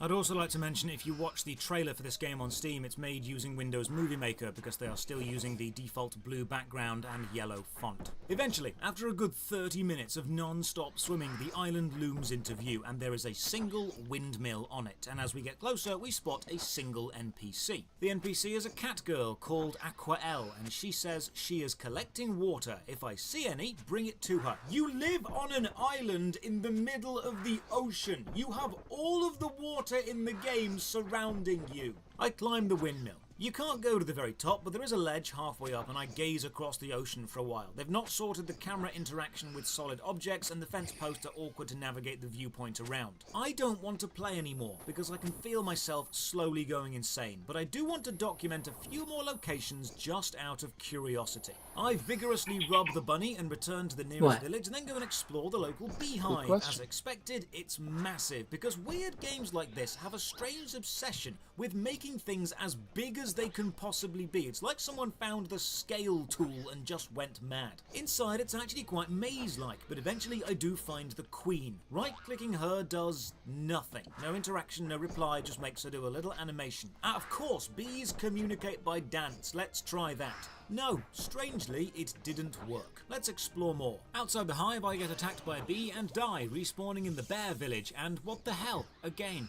there is a stage with dancing bears and ducks, and the village is being attacked by giant dandelions. I jump on the stage and get one hit kill by a dandelion, so I respawn and try again, and why do the dandelions have a firing cannon as an attack sound effect?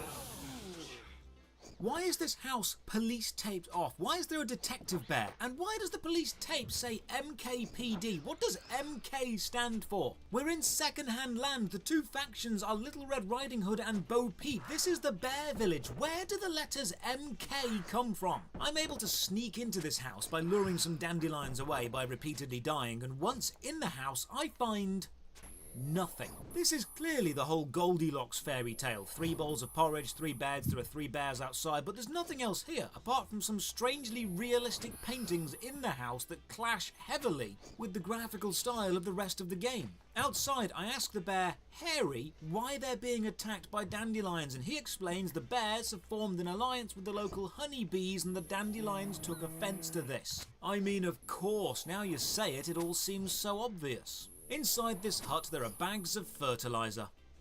Pepe's fertilizer. Okay, this game is a joke. A giant, surreal, strange, insane joke. I googled it, and I mean Pepe's is a real brand, but from what I can find they don't sell fertilizer. But the game has one final parting bit of insanity. When you log out, this is the screen you see.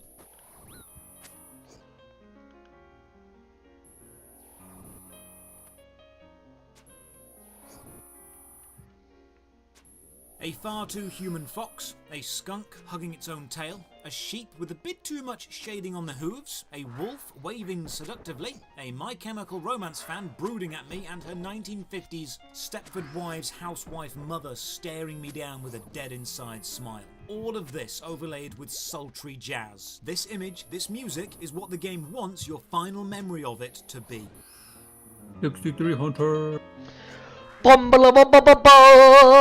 Congrats on your birdhouse. I need like... I say again and for the final time, 69 what the though. hell? Second-hand land. For what? I think it's hard Vera.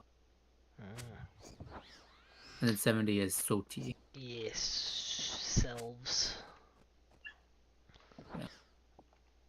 It's actually gonna take forever just doing birdhouses. So wait, are you what do you still need for Glock free?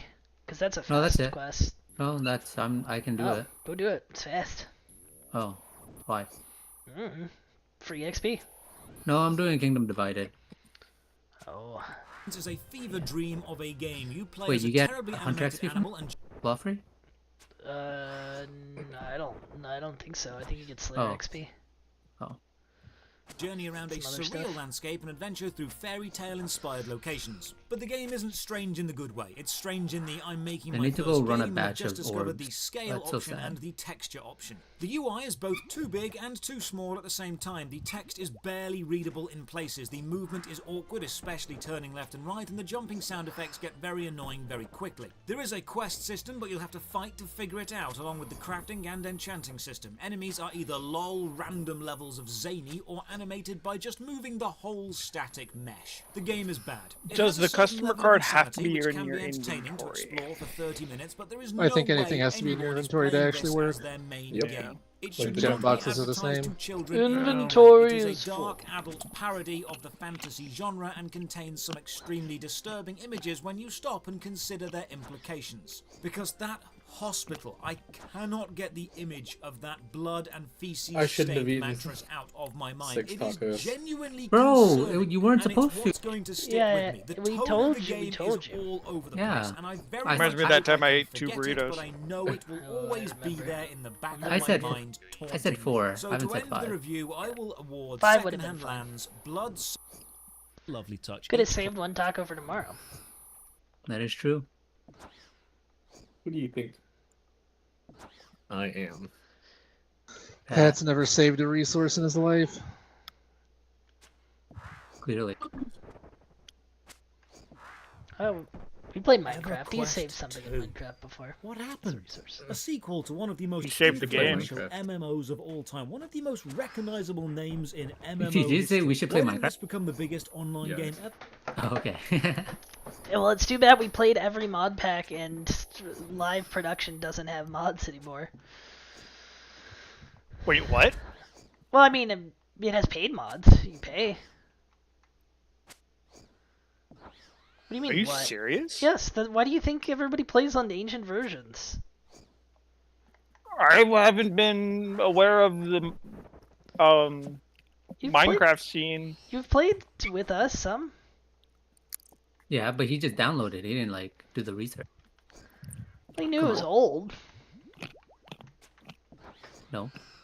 Are you talking about the curse one? Yes, all that stuff. It's Okay. all really, really old. Really old versions. I had no idea. It lives in a pineapple under the sea. Could be anyone. But you know, I'm not surprised. I mean, Microsoft took over the IP and then decided to shit on it.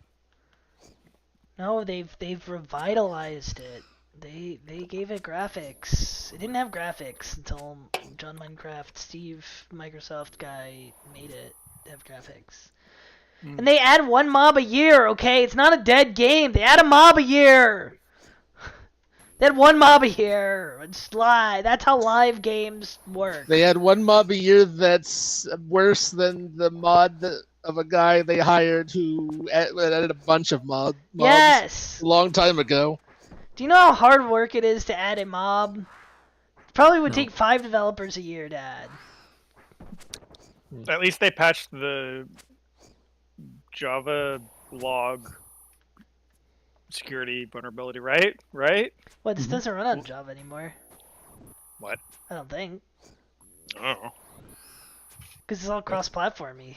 I assume they had to rewrite You're it. talking about that new, like Bedrock Yeah. version or whatever. Yeah. I think Live version. they ported over. Yeah.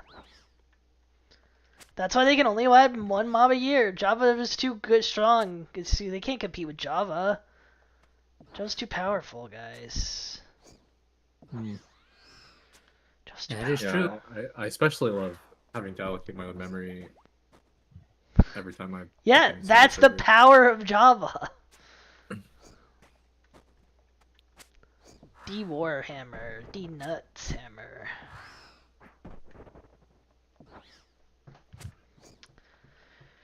What do I play now? You play Sea of Stars, idiot. No, Why? let's save that for a rainy day. Well, It ain't raining. yeah, you have a job now, so you're happy. You gotta play the happy game. I Go don't have a play. job yet. Okay, You have an No, offer. technically. it's a verbal offer. Okay. Oh, they didn't give it to you in writing?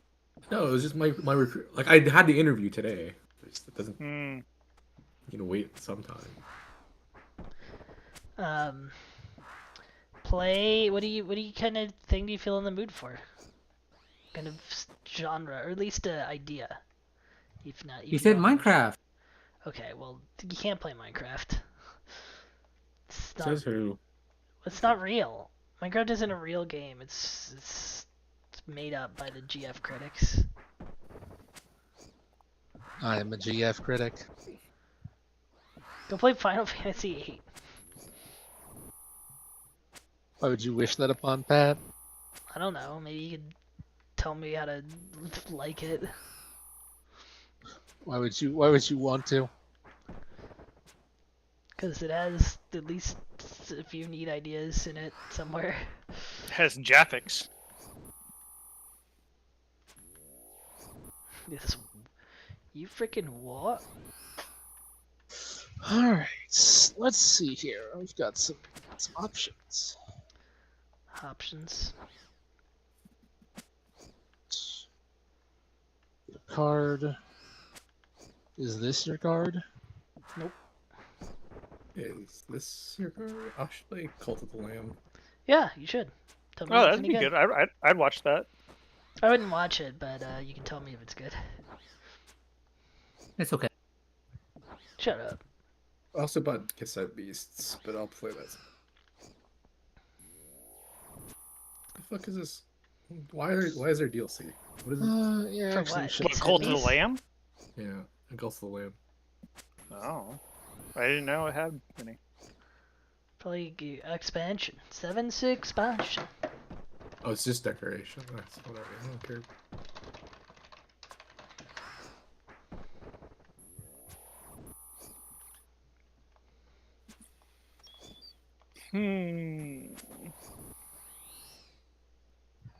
Hooray! A light frame! I can make a ballisto! That could have been Yeah. that could be a Zenyte. That could have been a Zenyte. That could be freaking Zenyte. That could have been a Zenyte. Wait, you got the last ballista piece? I got a last ballista. I didn't get the heavy frame, I got the light frame.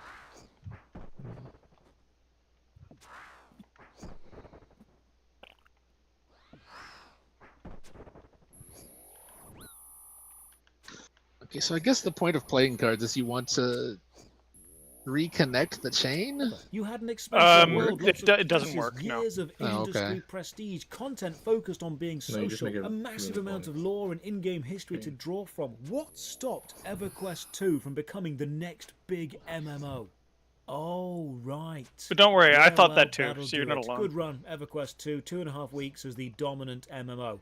I mean, you lasted longer than New World. Ladies and gentlemen, welcome. I'm Josh Strife Hayes, and this is Worst MMO Ever, a show where I play every MMO I can find in a search to find the worst. Drop a like on the video or sub to the channel for more MMO stuff. Ring the bell 3 for all the plus future 3. notifications. As usual, a massive thank you to all the supporters on Patreon and Twitch who keep the channel alive. More on how you can support at the end. For now, let's begin. EverQuest, one of the most recognizable wait, that's names not in the revolutionary. MMORPG world, one of the most influential MMO games of all time, released back in 1999. Even if you've never played it, you've heard of it. I played the original a few years ago on a time-locked progression server, going through each expansion as it came out and then stopping when Planes of Power happened because I enjoy having nice memories of things, but I could see the appeal of the game. Now at the time, Speak to EverQuest was Thomas battling Lowry. for MMO dominance against Ultima Online, and while neither Prison. claimed the crown before Big Boy Blizzard came along, in a true show of tenacity, both of those games are still going today. In fact, EverQuest 1 saw its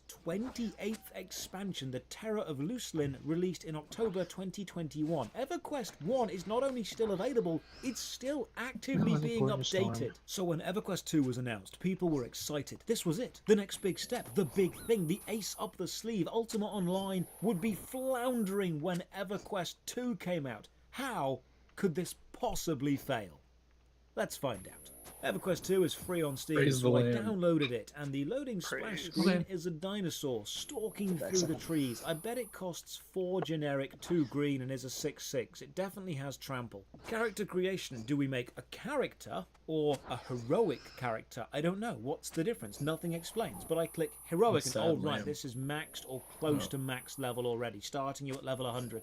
I think I'll go with normal. Now an interesting choice. EverQuest 2 has 5 game modes. The normal traditional game is free. The other 4 are paid for servers. You've got the progression server, which starts as the base game and adds in expansions over time for everyone, so you can experience playing through the game's life cycle with other players, and the end game content constantly changes. There's a PvP focused server, a free trade server, and then the lore and legend mode, where you and your mates can start at any level and just go and kill stuff. No need to grind. That sounds quite interesting, but I'm a free player, so standard it is. Choose a class. 4 main archetypes with 26 unique classes spread between them. Regular fantasy tropes, but what is this? Swashbuckler.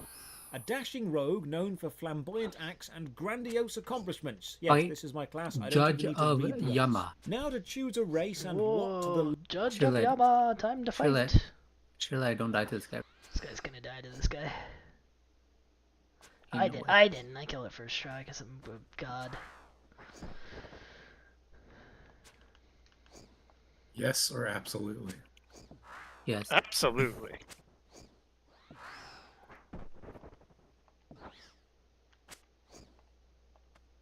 Lemon-scented fuck is that? Is that a rat? Why is the default race a rat? You look like Stuart Little's junkie cousin. Races are divided into good, neutral, and evil based on the class you chose. They're all horrifying in their own unique way, especially the Vasseur, who look like they've escaped from Joshua and the Promised Land.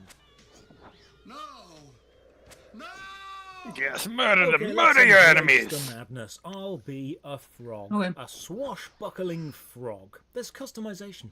Begins to murder. Eyebrow customization on the frog. Alert or sneaky. Alert or sneaky. Alert or sneaky. I did this for way longer than I want to admit. Why are there so many options to customize the Alright, I'm out of frog's here. face? Good night. Now we See choose ya. a Night. city. See ya. I'll go with See ya. Queen's Colony. See ya. Give myself a Who's name, leaving? and now we're on a boat. The moment gameplay starts, we're immediately knows? awarded a load of skills. Each gets automatically added to our hotbar, and before long, the bar is full. I've not done anything, and the game is showering me with stuff. WASD to move. Ah, you hop. That's a nice touch. Check out rebinding some keys, and it's super easy. Good touch. Alright, so we're on the ship. Let's talk to the captain, and oh, it's voiced. It's actually voiced quite nicely. Ahoy! 'Tis good to see you awake. You seem a little squiffy. At least you cheated death. Me I don't have enough space in the I am Captain Drake Varlos, and this here fine ship is the Far Journey. It's also got in-game cutscenes. You see NPCs walking around in real time. This is nice. We're sent around to do some tasks. Seems we were washed out at sea and now the world is our oyster. Right-clicking on an NPC brings up the context menu. Choose Hail to speak to someone. The first mate has lost his hat, so we search 3 treasure chests to find it. Basic interaction tutorial. But then when you give the hat to the NPC, they actually put it on. That is a really nice visual touch. It's small but significant. It shows there's weight to our actions. We're not just doing mindless fetch quests, we're actually bringing someone a hat. Now, while most NPCs are voiced and the acting is fine, the recording quality varies wildly from NPC to NPC. This merchant, for example, sounds like she's in another room to where the microphone was. Looking for something sturdy to wear? I'm getting a little bit of horizontal screen tearing going on, but it is infrequent and I can try and ignore it. I get told to kill some rats and get given a club. Okay, how do I open the inventory? I? No? Maybe it's B for bags. No, you idiot, it's Alt-I. Of course it is. Why would your inventory be mapped to a simple keystroke? It's not like you need to open it often. So I check the club and it's worse than the 2 swashbuckling daggers we start with. In fact, I've got a small bag in each of my bag slots, giving me 4 inventory slots per bag. But I've also got a spare small I bag rescued him. in my main bag, but no place to equip it. Hang on, did this used to be a tutorial, but now you start with better stuff, so everything given to me is irrelevant? Maybe they just updated the beginning equipment of players, but never changed the tutorial. So we go and kill the rats. Behold combat.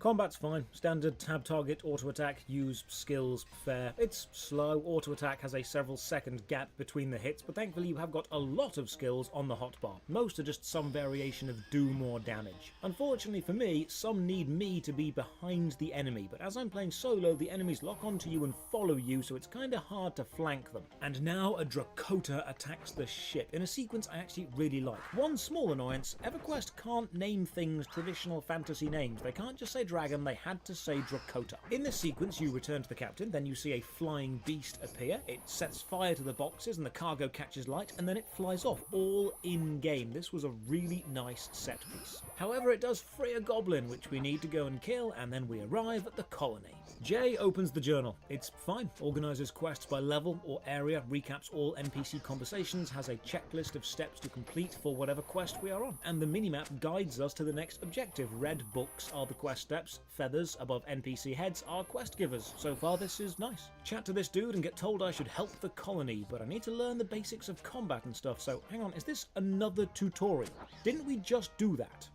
Well, okay then. This guy wants me to fight some sparring partners. 3, in fact, of increasing You should really be difficulty. streaming The this on first issue Twitch is because you it can has spin Twitch the camera integration. around while fighting, but after Yeah, no, using fuck that. certain skills, it will snap back behind your character. Come on, you gotta stream Why? big! If I'm moving the camera, I'm doing it for a cinematic or a tactical view. Please stop resetting yourself. Oh, here's a lovely touch. If you open the world map and hover over an icon, not only does it say the icon's name or the NPC's name, but then in brackets after, there's a short description of what that place is or what that NPC does. That is great. There is no confusion for new players. Next up, we go and kill some goblins to the west. I use an AoE attack and accidentally aggro Bambi, so after slaughtering a small army of goblins and one very unlucky deer, I'm sent to find some missing soldiers. Okay, honestly, this isn't bad. The music is fine, the voiceover is decent, the controls are good. I increased the graphical quality to max and it's running smooth as butter. So far, EverQuest 2 is definitely both an above-average MMO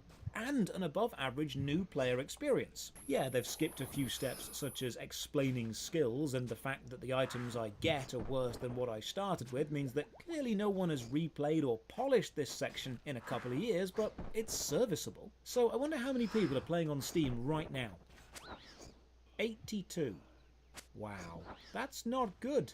With an all-time max of 523. What happened to you?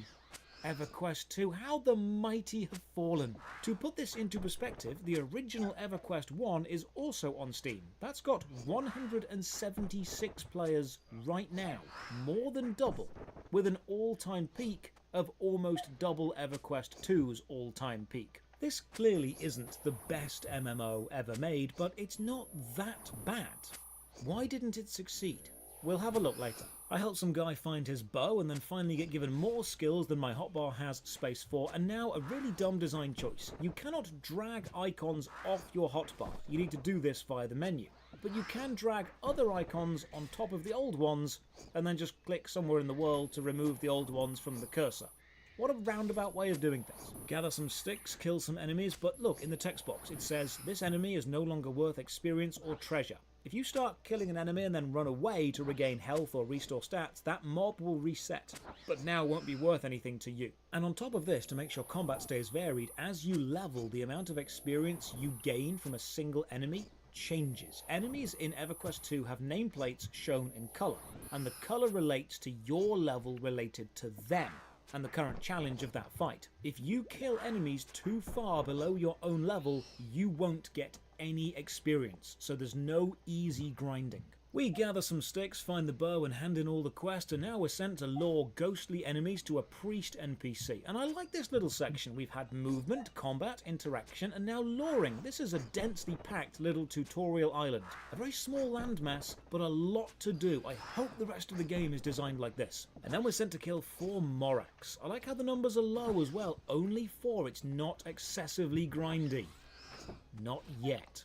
This wolf model, though, I do have questions, such as why is your leg floppy? Where are your bones? Seems the swashbuckler has a rogue skill that allows me to turn invisible, and this is going to make things a lot easier. We now get sent to destroy some evil totems around the village, and then this undead knight gives me the most maniacal evil laugh. On top of my windows anymore? What? I'm just trying to watch you.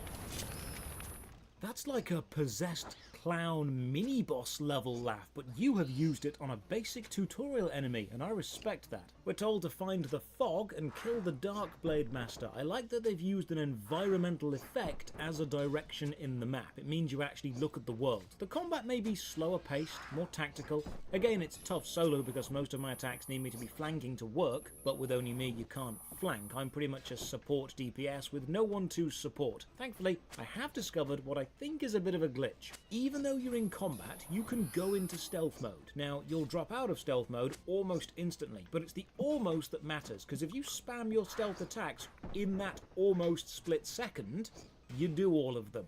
I don't think this is how it's meant to work, but it does work, and that's what matters. Climb this big curly-whirly tree and talk to a goblin. Seems there's an ancient evil in a nearby cave, and we need to go and give it a big dose of sword to the face. The cave is hidden around the mountainside. It's just an unassuming door. I kind of expected like a big, ominous cave with maybe torches outside or some blood dripping, but no, it's just a door with a sign hanging on the front saying cave.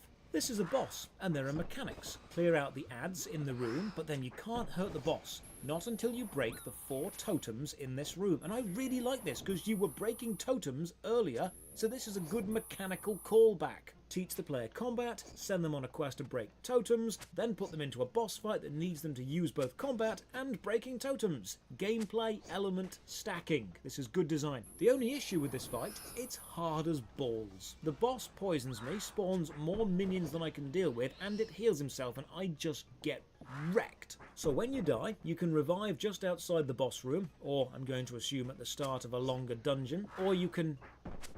Oh no. Oh please no. You can pay real money to just get up here. For only 99 Daybreak coins, you can revive right now. So I revive normally, and I try again, and I die again, and again I get asked, hey, want to spend some money? So okay, let's do this, EverQuest 2. How bad is your in-game shop? EverQuest 2 is owned by Daybreak, same people behind DC Universe Online, PlanetSide 2 and H1Z1, and you can buy Daybreak coins, or DC. Maybe you've died a lot and your items have lost some durability and you don't have time to visit a blacksmith. That's not a problem. You can repair them directly from your inventory with DC coins. Maybe you want to fast travel to a map location, but you aren't at a travel hub. Not a problem. DC coins can let you do that. Maybe you need some more backspace. DC coins can buy that. They're basically the catch-all currency for all sorts of utility upgrades. If you throw money at EverQuest 2, you will do better. 1 DC coin costs 1 American cent, so 100 DC coins is $1. This does mean that getting up after you die costs 99 cents. You do get a slight discount though if you buy more than $50 worth of coins. Like, you can buy 10,000 DCs for $85. The shop itself is nicely laid out and packed with powerful stuff. Want to boost straight to level 120? That'll be $35, please. Want a 66 slot bag? That'll be $10. And remember, you can hold multiple bags, so you'll need a few of these. You can even buy broker credits, which let you use the in-game market board and... Hang on, no, wait, go back. You need premium credits to use the auction house. So I do some reading on this and oh no, free players need premium credits to sell items on the auction house. Members can do it for free. So if you're not paying a monthly sub, get ready to pay to sell your stuff. There's also a nice selection of mounts. The highest price I could find was $20, and there's some premium races like the Aerokin, which is $20, unless you want the pack which includes an extra character slot so you can actually use your new race, which will set you back $48. There's also a housing system that I didn't quite get a chance to look at, and each brick is for sale along with the deeds for houses in various cities, and then there's a load of familiars, some visual, some with mechanical buffs. You know what's so jarring? EverQuest 2 feels old school in its gameplay in a good way, but the shop feels new school in design in a predatory bad way. And it's this strange juxtaposition of classic MMO I'd expect from a company trying to make the best game, and then almost mobile levels of monetization from a company trying to milk it. I can't imagine EverQuest 2 launched with the ability to pay real money to just get back up after a fight, because they would have been absolutely crucified for doing that. I'm guessing that's been added in recently, and honestly it just sours the whole experience. Up to now, I wasn't having a bad time. Now I'm aware that if I die, I could just pay money to get back up. The boss quest I'm on is level 6 and I'm only level 5, and maybe levels are super important here, so I'll grind for some levels, and while I'm doing that, let's have a read of some reviews. 2021 Play for Free is repetitive and primarily an in-your-face ad for the paid version. Overall, the game is okay. It has shown its age for a long time. The developers have done as best they can with the IP. The in-game economy is horrible. Unless you are looking for a piece of nostalgia, it would be best for you to move on to a more recent game. I return to EverQuest 2 every so often. Very nostalgic and still a really nice community on Antonia Bale. It's solo friendly if that's your vibe, but there are still quite a few players that are willing to group for things. A lot to do, and casual play is relaxing. This old school MMORPG is more for adults than any other MMO I've ever played. You really got to pay attention to your quest details, and also it's more challenging than, for example, WoW. Late game skills, spell mechanics locked behind paywalls, subscription per month, low player population. Would be an otherwise fun game to spend some time in. Gathering, crafting, free roam, grinding mobs for random loot materials, open world so you can interact with other players through chat or gameplay. Decent class selection with some build diversity, but ultimately at endgame, a monthly subscription is needed to be competitive or to group and not be a burden, which at this stage is a waste. Seems as though the game is in semi-maintenance anyway. I first loaded up EverQuest 2 in 2004. It took over my life. I ran a guild, joined a raid guild, made many real-life friends, and then it all went south. SOE reduced staff, could no longer support the brilliant early game and totally abandoned it. Now there are two different games. That's when I stopped playing. Then SOE made it even worse by homogenizing all loot. So everything you get, wear or loot is the exact same thing. Only one stat makes any difference per class, and all items have the same stats depending on gear. You can't get anywhere unless you are well established in a raid guild. Raids are needlessly complex, and the power creep. Well, the power creep is off the scale. Now all content before the endgame is trivial. You could probably solo some of the raids if you wanted to. It's sad to see such a brilliant title become a parody of itself. Okay, after grinding and reading up on my skills and preparing, I am still getting absolutely destroyed by this boss, so let's leave this stupid island and travel to the mainland. The goblins can just deal with their ancient evil. Off to Kanos. Whenever you arrive anywhere, or after you've been AFK for a while, or just whenever the game goddamn feels like it, you'll get this requires all access pop-up trying to sell you membership. It's trying to scare you into the fact that what you're trying to do in the game can't be done. It requires all access, despite the fact that the majority of whatever you're doing doesn't. Just click X on the box and carry on. I am not good at fishing, but I am pretty confident that is not right. Oh, you know, running through this city is eerie, because there's no background music, and there's no players. It's dead. The NPCs are just following their paths, endlessly looping. It's a silent city, a simulacrum of life abandoned. You know, when I play these old, strange MMO games, I often feel like I'm one of the last people to bother exploring an ancient civilization. There's a feeling of voyeurism and of isolation whenever you journey around a city that you know used to once thrive and now just sits silently, held on a server somewhere, existing for what in the grand scheme of things is essentially no one. It's super weird to me to think there are hundreds of thousands of miles of virtual game out there, with hundreds of quests and hundreds of lines of dialogue and hundreds of hours of voice acting and thousands of enemy models that we as players will just forget about. We are sent to the Lion's Mane Inn to buy a room, so I pop inside, and apparently this thing is the TARDIS, because the room is way bigger on the inside than it looked on the outside, and now I own a room, and the quest list is blank, so I guess it's time to find something to do. I open the map to check for feather symbols, and then spend some time exploring the world via the map. It seems huge. There are many land masses and places, and thankfully they're actually labelled with a level range, so you've always got a vague idea of where you should be, which is nice. The city seems to be doing fine without me. I've hopped around and can't find anyone who needs something I'm capable of doing right now. Clearly the city guard are actually doing their job. So I head back to the docks and use one of the transport orbs to teleport around. Let's go to Kelenth.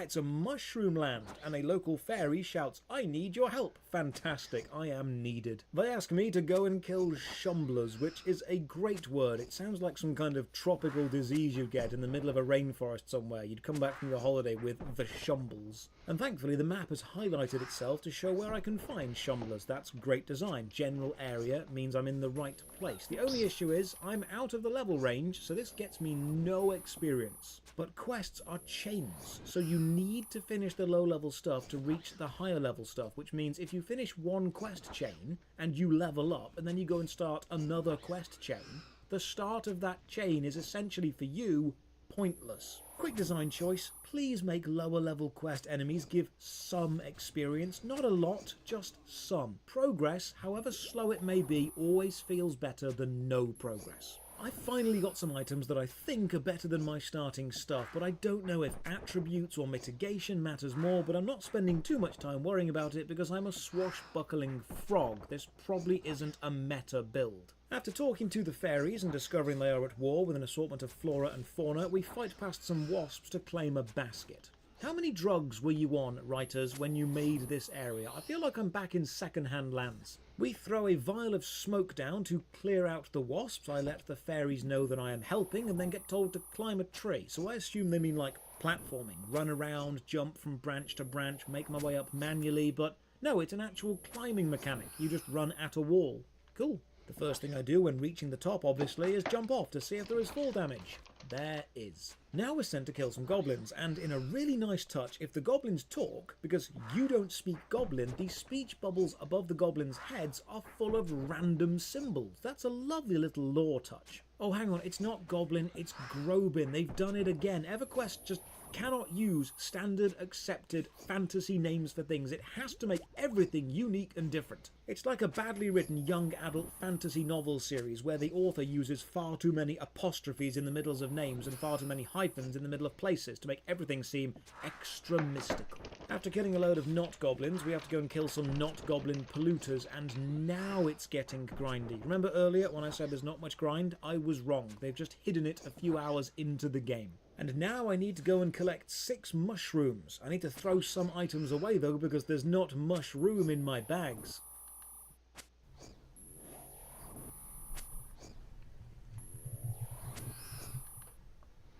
Please like and subscribe. Let's talk about the soundtrack. It's great. They've done that thing where you mix realistic environmental ambience with a fantastic emotional soundtrack, so you can hear the wind and the birds and the water, but then you can feel the ambience of the actual area itself. It really enhances the fantasy feel. It combines super well. No complaints here. Yes, Game sounds awesome. We are sent to search for a soldier called Speluncle who's trapped inside a cave. I mean, if you're called Speluncle and you tempt irony like that, you're obviously going to get into trouble. Fighting through the goblin tunnel is now slow going. Enemies aggro, and I can take 1, maybe 2 at a time, but any more than 2 and I am dead. EverQuest 1 was all about slow, methodical progress with a group, and that design is still alive and well here. Reach the Shumbler Queen, this mess of textured worm, kill her and escape, hand in the quest, get sent to talk to this humanoid mushroom, and as a reward he gives me a table. Seriously, writers, how many drugs? I'm going to guess the answer is all of them. Here's a slight UI issue. If you have the main map open and you change area, the map doesn't update in real time with you. You just run off the edge. But then if you close the map and reopen it, it still doesn't update. It takes the map a few minutes to figure out where you are unless you manually change it back to current area from the drop-down menu. Thankfully, there is a nice little built-in guide. Clicking on an NPC or a location icon on the map will draw a floating trail in the air and you can follow it to get there. Now, some people have said systems like this kill immersion, but the alternative for a new player is to have the wiki constantly open and leave the game to read directions, and that kills immersion more, in my opinion. The less you need a player to keep the wiki open, the better. It seems these mushroom people are having some ecological problems in the cave, so I need to go and catch some shumblers and then release them into other parts of the cave. I get into a fight and die, and then I respawn. Oh god, I'm back at the fairy village. This is so far away. Okay, you know what? I'm done with Mushroom Land. What else you got, EverQuest 2? Thankfully, the teleport home spell works, and I can travel wherever from the docks. Let's try the ice area. You know, the scale of the world, both of the land masses themselves and the height of the individual playable area, is impressive. Stuff is big. There's just one small issue. I want to look up to admire how majestic the landscape looks, but when I do, screen full of frog arse. Just a big old lizard taint taking up half your monitor. Now, the teleporter orbs move you around through the world, but what about shorter distance journeys or connected places? Well, there's a Griffin flight network, which seems familiar, but this flight network is a bit different because this one is bad. Okay, before we look at why this is bad, we need to address the elephant in the room. Yes, this is incredibly similar to World of Warcraft. In fact, World of Warcraft is probably the main reason this game died, because EverQuest 2 released on the 8th of November 2004. World of Warcraft released on the 23rd of November 2004. 15 days later. Now, EverQuest had the prestige of the EverQuest name behind it, but World of Warcraft had the cool factor. EverQuest was a 5-year-old MMO at the time. The World of Warcraft franchise was fresh and an extremely popular real-time strategy game. Blizzard were dominating the PC gaming market. Their pre-rendered cutscenes were amazing, but perhaps the two most important factors, World of Warcraft was far less demanding to run, so you didn't need a powerful PC, and it focused on providing an experience for solo players. On launch, EverQuest 2 took the original EverQuest focus of needing a team and amped it up. The low-level enemies you've seen me killing, on launch I wouldn't have been able to kill even half of them. You saw how I failed at the tutorial boss. Imagine that with almost any mob. The game was hardcore, and the industry was beginning to shift from hardcore to casual. So how does this relate to the Griffins? Well, watch this. When you use a Griffin in EverQuest 2, first off, the flight and the sitting animations are just really boring. They're static. There's no speed or heft or weight to them. And then there's a loading screen. And then when you load into the next area, you're just flying in a straight line. The Griffin flights in EverQuest 2 are, for want of a better word, boring. They don't show off the landscape. They don't look like an adventure. Shit, they don't man. use the height of the Griffin to You the can't advantage, scare and Dave they like still that. use a loading screen. He's not If allowed. you're going to have a loading screen, just use a teleporter. The best aspect of the Griffin flight is the fact that you use the landscape in a single, uninterrupted, cinematic flight across the land so you can see how places connect to each other. If you're not going to do that, you're not playing up to the strength of a Griffin. I travel around some more and level my swimming up to 40 out of 40 by just swimming. No notification, no achievement, just 40 it is. Fantastic. I think you get some kind of gold badge award for that. Doesn't seem to be too much to do here, so I go back to the city and, find another quest. Go and kill some gnolls. It's a level 12 quest, and I'm only level 8, but let's give it a try. I get told that gnolls are somewhere on the Antonica overworld, and that's a big overworld, so it's time to get running. EverQuest 2 uses the same land as EverQuest 1, but magic has changed its flow, and some of the older teleporters don't work, and certain cities are no more, and then I spot the gnolls. They are level 20, so let's not try and kill them. Hey, this farmer needs some beetles killed. That sounds more up my alley. I can kill beetles pretty easily, but apparently not evil possessed scarecrows. And when you die, there's a death debt. Oh, death debt mechanics. I have not missed you. Oh, that was a dark time in MMO design history, wasn't it? Back in EverQuest 1, the gameplay loop was pull a mob of enemies, burn them down, and then everyone involved sits down and talks for a while everyone's mana and stamina recovers. It was a very slow-paced game, which lent itself to being essentially a chat room with a user interface. The problem is World of Warcraft got the player into the action much faster and had far less downtime between fights. Back in 1999, the MMORPG could afford to be slower because it was equal parts game and social experience. It was the social media of the day. People played to chat because it was a great chat system. Old MMOs could get away with a lackluster gaming experience because the game wasn't always the focus. But nowadays the social side is covered by things like Facebook, WhatsApp and Discord. The MMO game needs to just bring the game. EverQuest 2 released as a social-focused experience into an MMO landscape just switching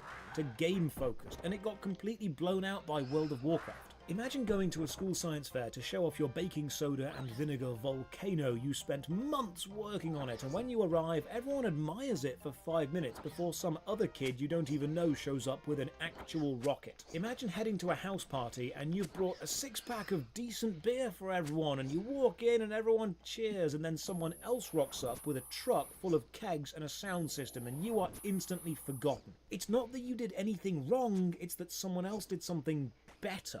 and I think that's how EverQuest 2 lived and died. It's not a bad game, it just released at a terrible time. And in the world of MMORPGs, if you don't keep your player base engaged and you lose them early, you start to fall into that death spiral where people think your game is dying, so they don't join it, so it dies. The first EverQuest 2 expansion wasn't met with that good reviews, and World of Warcraft's was great. Now, the rivalry between EverQuest 1 and Ultimate lasted for years and there was no winner, and this is because the games themselves were different and you actually had a hard time directly comparing them, and that played in both games' favour. EverQuest 1 players could point to something they don't like in Ultimate Online and say, I don't like that, and Ultimate players could do the same. They were different games, both graphically and gameplay-wise. That's why there wasn't a winner. You couldn't compare them because they were aiming at different demographics. The stark contrast and differences in the game means even though they were both MMORPGs, you were essentially comparing apples to oranges. But when World of Warcraft and EverQuest 2 released, you were now comparing apples to different, better apples. EverQuest 2 and World of Warcraft were competing for the same demographic. They had a hell of a lot of similarities. They played remarkably similar, and World of Warcraft just did it better. The overworld in EverQuest 2 is indeed huge, but it's also sparse. It's not densely packed with adventure like the tutorial island was. There's no point having a huge world unless there's stuff in it, and the more you play, the more you miss the small Pinball Wizard is playing Super Auto Pets. A quest tracker or map markers for non-started quests, Whoa. bags all condensed into one big bag. I travel back to the city and try and find some quests for my level because I'm getting wrecked again, and by now I'm just feeling lonely. The game isn't badly made, but progress is repetitive and slow, and that would be fine if I had friends to laugh and joke with between pulls, but it's just me. This is why I say that MMORPGs in a modern era need to cater for solo players, and I find it so upsetting that this massive incredible world won't be explored by more people, because the single player experience is lacking. Now, 1,000 people might want to play EverQuest 2, but if they all log in individually in their own time and don't meet up, you'll have 1,000 single player experiences, and that's bad compared to 1,000 player experience, which would actually be quite good. Here's another example of the lack of adventure and excitement. The rough around the edges feel of EverQuest 2. The fact that it doesn't feel as fantastical. Look at this loading screen. Yeah, the art's fine, but are you excited?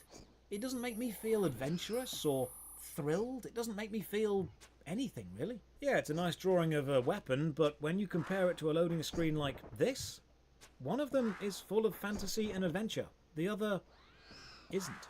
Okay, here we go. Found a new area. Loads of quests here, so I accept them all and I go and kill some turtles. Unfortunately, this means noticing the reflection issues in the water. Some camera angles just cause reflections to jump around and jerk all over the place. Don't know why. I accidentally aggro 2 Temple Guardians and die. By now, I am realising my progress through EverQuest 2 will be inch by inch, enemy by enemy. I will pull, kill, wait, walk, repeat. There is a lot of game here, but it needs you to either be over-leveled or in a team.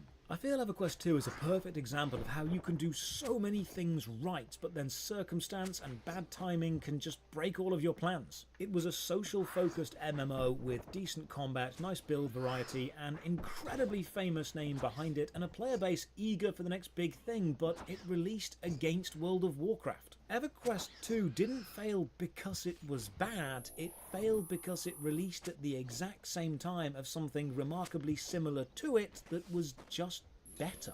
You know how Horizon Zero Dawn released and then got instantly overshadowed by Breath of the Wild? This doesn't mean that Zero Dawn was bad, it's actually remarkably good, but it didn't get the attention it needed. And then Horizon Forbidden West released and got instantly overshadowed by Elden Ring. Both Horizon games were good, but they didn't get the limelight because something better happened at exactly the same time. I feel EverQuest 2 has done that with World of Warcraft, and with how fickle the MMO world is, because EverQuest 2 never got that initial surge of players that it needed to survive, it just slowly died. If World of Warcraft had been delayed by 6 months or a year, we may have all just played EverQuest 2. But for now, it is forced to sit and watch as its older brother EverQuest 1 continues to be both more successful and get more updates. So, to end the review, I'll simply award EverQuest 2 Horizon levels of bad timing out of 10.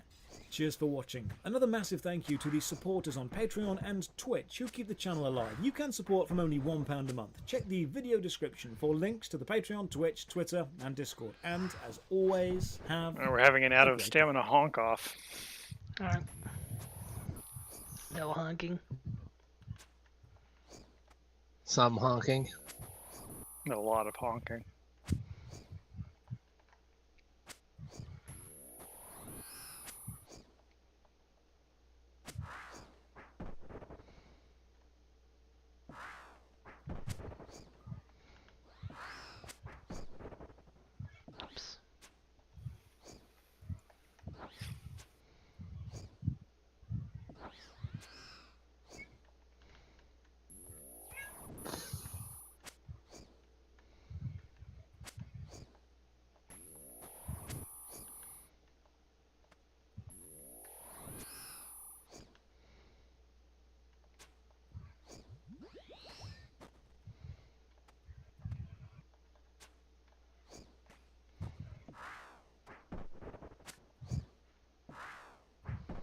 Realm of the Mad God is a roguelike. You play as far as you can with one life, and when you die, you restart and try to get a little further. If you get far enough, you'll gain slight upgrades on each subsequent attempt. It is the self-proclaimed evolution of the traditional MMORPG gameplay. No longer will players be confined by such pathetic principles as a consistent character or an established story, or the worst design choice of all, needing to actually play the game. No, those archaic design documents are burning by the metaphorical wayside, and in their place, this. This is the bright shining future of the genre, apparently. Never again will the player be held back by petty insignificant things like story or character arcs or NPC motivation or knowing what the hell you're doing or why you're doing it or even where you are in the Zerg rush of players, swarming the map like locusts as everyone spams whatever particle effective ranged attack they have into the pixely blobs we know only as the enemy. Knowing what you are doing or why you are doing it or where you are is pointless. Consistency is a relic of a bygone age. All hail the MMO evolution. Repetition is freedom. Freedom is repetition.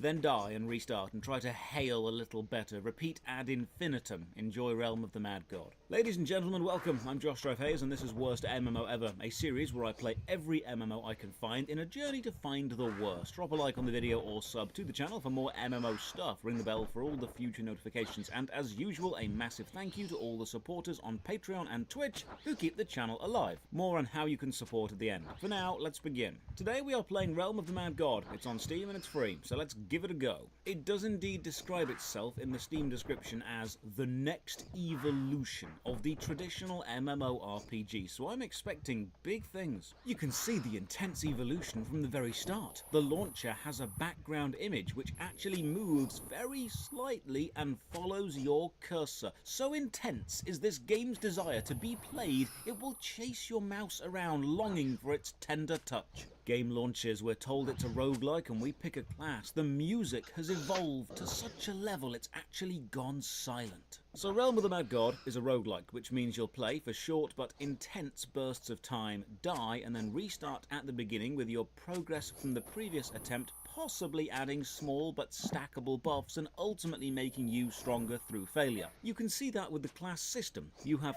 5 basic classes open to you, and reaching level 20 in a class opens another, and reaching level 20 in those classes opens more. And the highest level classes require you to reach level 20 in multiple previous ones, so you're stacking up your previous gameplay attempts to unlock something new. I'll go with Wizard and we start the game. Top-down viewpoint, WASD movement, left-click fires an aimed shot, right-click explodes a magical bomb wherever my cursor is. You can see my HP and MP to the top right, both restore slowly whenever I'm not in combat. Now, Realm of the Mad God is a pixel graphic game, but it does have some pseudo 3D environments. You can use Q and E to rotate the camera, which gives the walls and floor a small amount of depth, and then you can press X to offset the player's sprite from the center of the screen to the lower edge. The opening tutorial actually has a little viewpoint camera challenge. Stand on this bridge and then offset the camera and rotate it so you can read the text on the islands to the extreme left and extreme right. It's important to note your movement is always in relation to your own screen and not the map rotation. W will always move you directly up on your monitor, even if the map is very slightly rotated. We're told Realm of the Mad God is a hardcore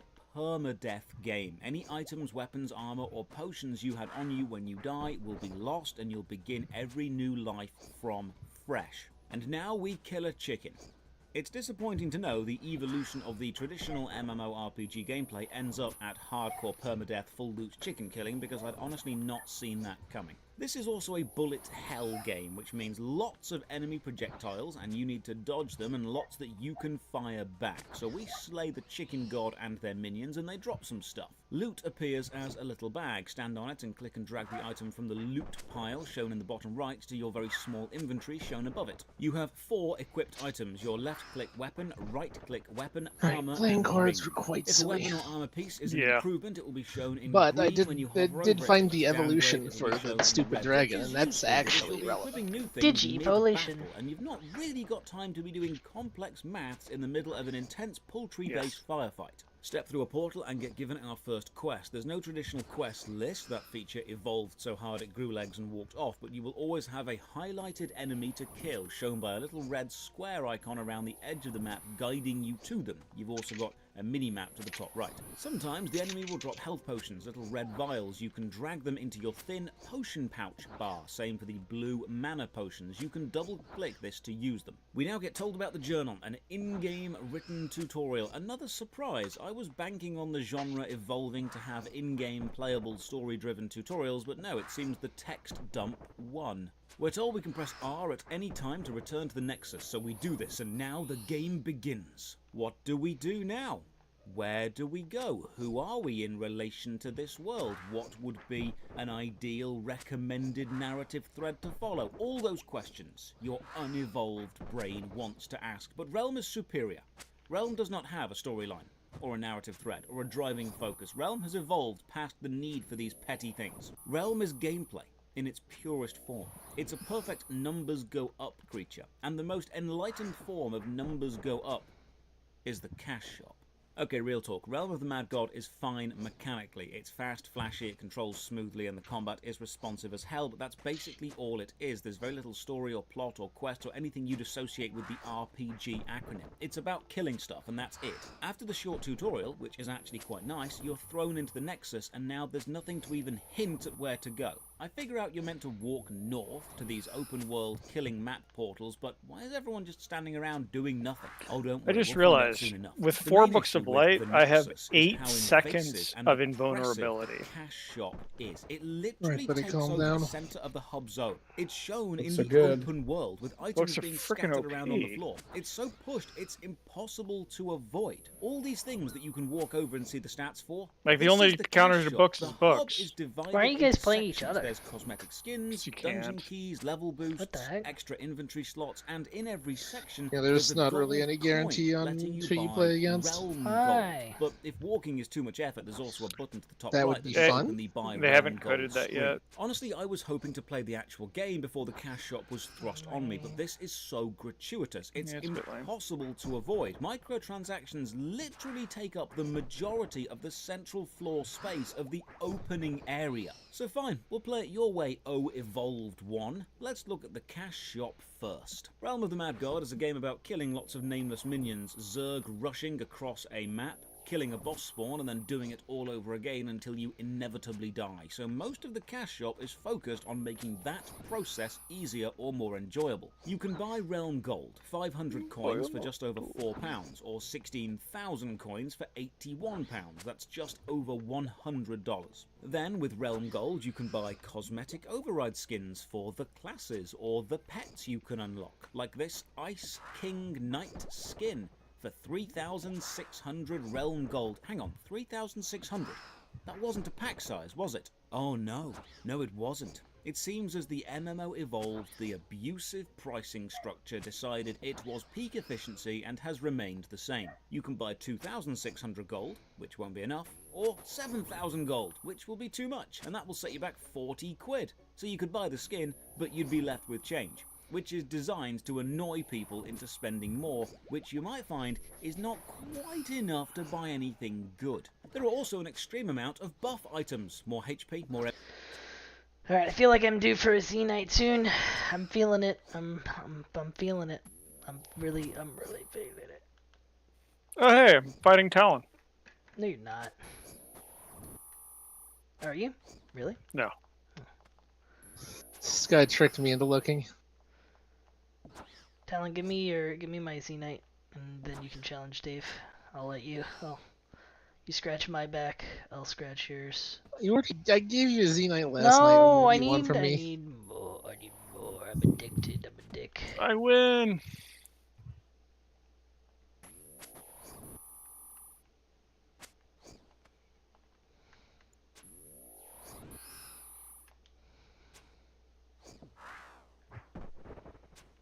MP, HP restore, MP refill, experience gains or boosts, but also increased damage for X amount of time on a single map, increased defense, even increased drop rates. If you want better loot, you can just buy a better chance. Or you've got keys for dungeons. So this means entering dungeons is a limited activity and money lets you do it more. Good to know. Look at the amount of keys this is selling me right now. Look at the sheer amount of money you would have to spend to get everything in this game. Look, if you're a fan of the game and you're thinking, oh, that's unfair to go straight to the cash shop, you didn't even try the main game.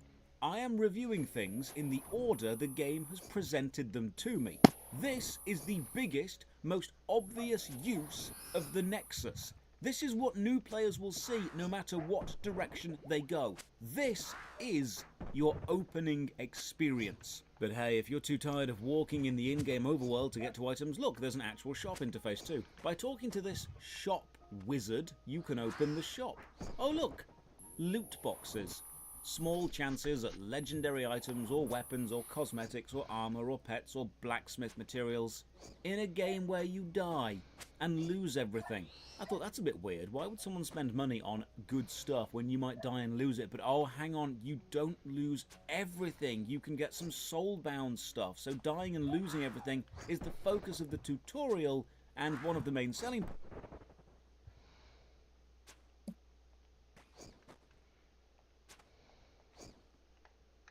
points, but it's actually only a mechanic for poor people. So I'll leave the shop and get back to the game. Honestly, I don't know what to do or where to go. This is clearly some glorious, evolved, new player experience design, and I am an unevolved, filthy casual, unable to comprehend its majesty.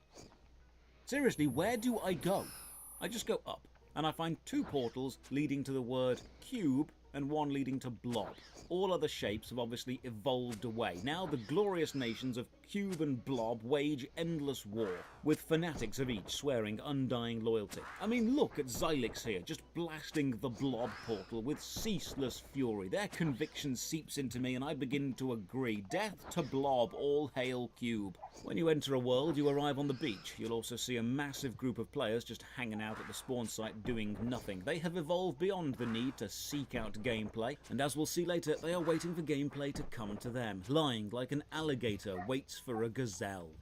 Don't check the accuracy of that metaphor, I don't know animals. We adventure forth. The world is full of small things which really want to die, so we bless them with our magical wizard blasts from our magical wizard stick and they ascend to heaven. Follow the red icon for my first quest and discover this crab. My first quest is to base this crab with my magical wizard power until it dies. Doing that gains me precious experience and I continue on to fill the world with my hot wizardy rage. I'm glad I've got this massive invasive wall of text to the top left obscuring a quarter of the playing space, because the only thing more fun than a bullet hell directionless MMO is one where I can't see the playing area. The intro was fine. I had direction, I had purpose, I felt in control, and now I am lost. The varied background textures are so wavy and the aiming cursor is so small, I am constantly losing my own cursor in the mess of projectiles and enemies. I have to whip it around just to find where it is. After dominating this beach for a while, I return to the Nexus and see what else there is to do. There is a daily quest room, which has a daily login reward, and then some more complex systems I've not been introduced to yet, like blacksmithing. So not too much help for a new player. And if you walk all the way to the edge of the Nexus, it's just a black void. It's not a consistent map. The rest of reality has clearly evolved away into nothingness. Finally accepting the insatiable, unstoppable march of time would render all things a blank and empty void. Back in the world, there really isn't anything to do. I follow the red square and kill this elf queen so hard she drops a dungeon. Not even kidding. Not a weapon or an armor, she just drops a dungeon. So after killing the elf princess, I rush up to the body and enter her hidden dungeon. Grow up. The dungeon is a forest maze. It's full of moths and evolved forest creatures and has this interesting effect where room connections are hidden under the tree canopy. All the enemies have this super irritating effect called Confuse, which randomizes your controls for a short time. So up is now left and left might be right. You do eventually learn the evolution of the traditional MMORPG still has circle strafing as the best technique in any fight. Find and kill this giant moth boss and get teleported back to the realm battle map. Get a red quest to go and kill a swarm, so I do that, and then a chimera looking thing, so I do that, and then a graveyard boss, so I go and do that, and this is all very repetitive. I know that enemies have different attacks or firing patterns, but there are so many enemies that no matter how many combinations of projectiles merge, they all end up as a lot of bullets. Just avoid them. The music also doesn't seem to fit the pace of the game either. Have a listen. You dragging that bowl out.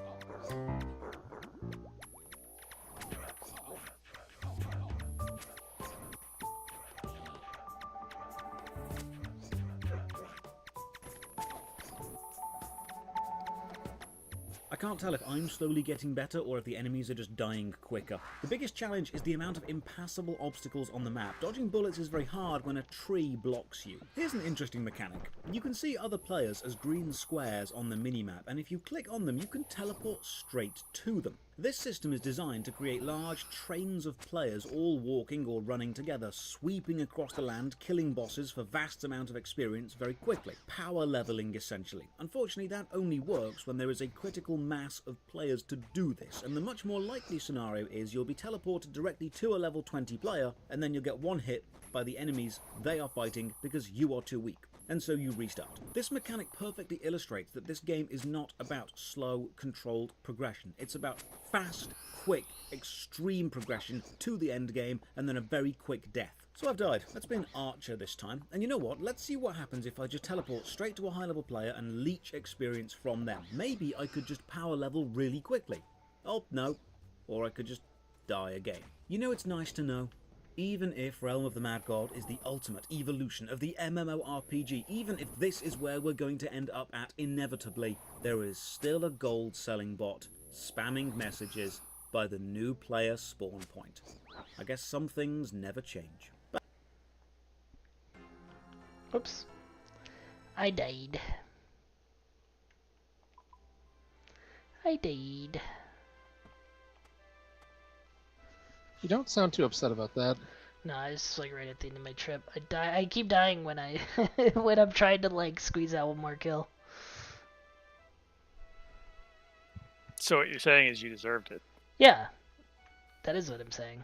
It's not a big deal. Back at the Nexus, I check out a few more things. There's the Vault, which is a cross-character storage, allowing you to save valuable things between deaths and runs. And then there's the Blacksmiths, which uses resources you probably find in dungeons or buy from the shop or get from loot boxes to make better stuff. None of these apply to me, because I'm still on the endlessly throw yourself against quests to gain experience gameplay stage. So while I'm doing this, let's just have a read of some reviews.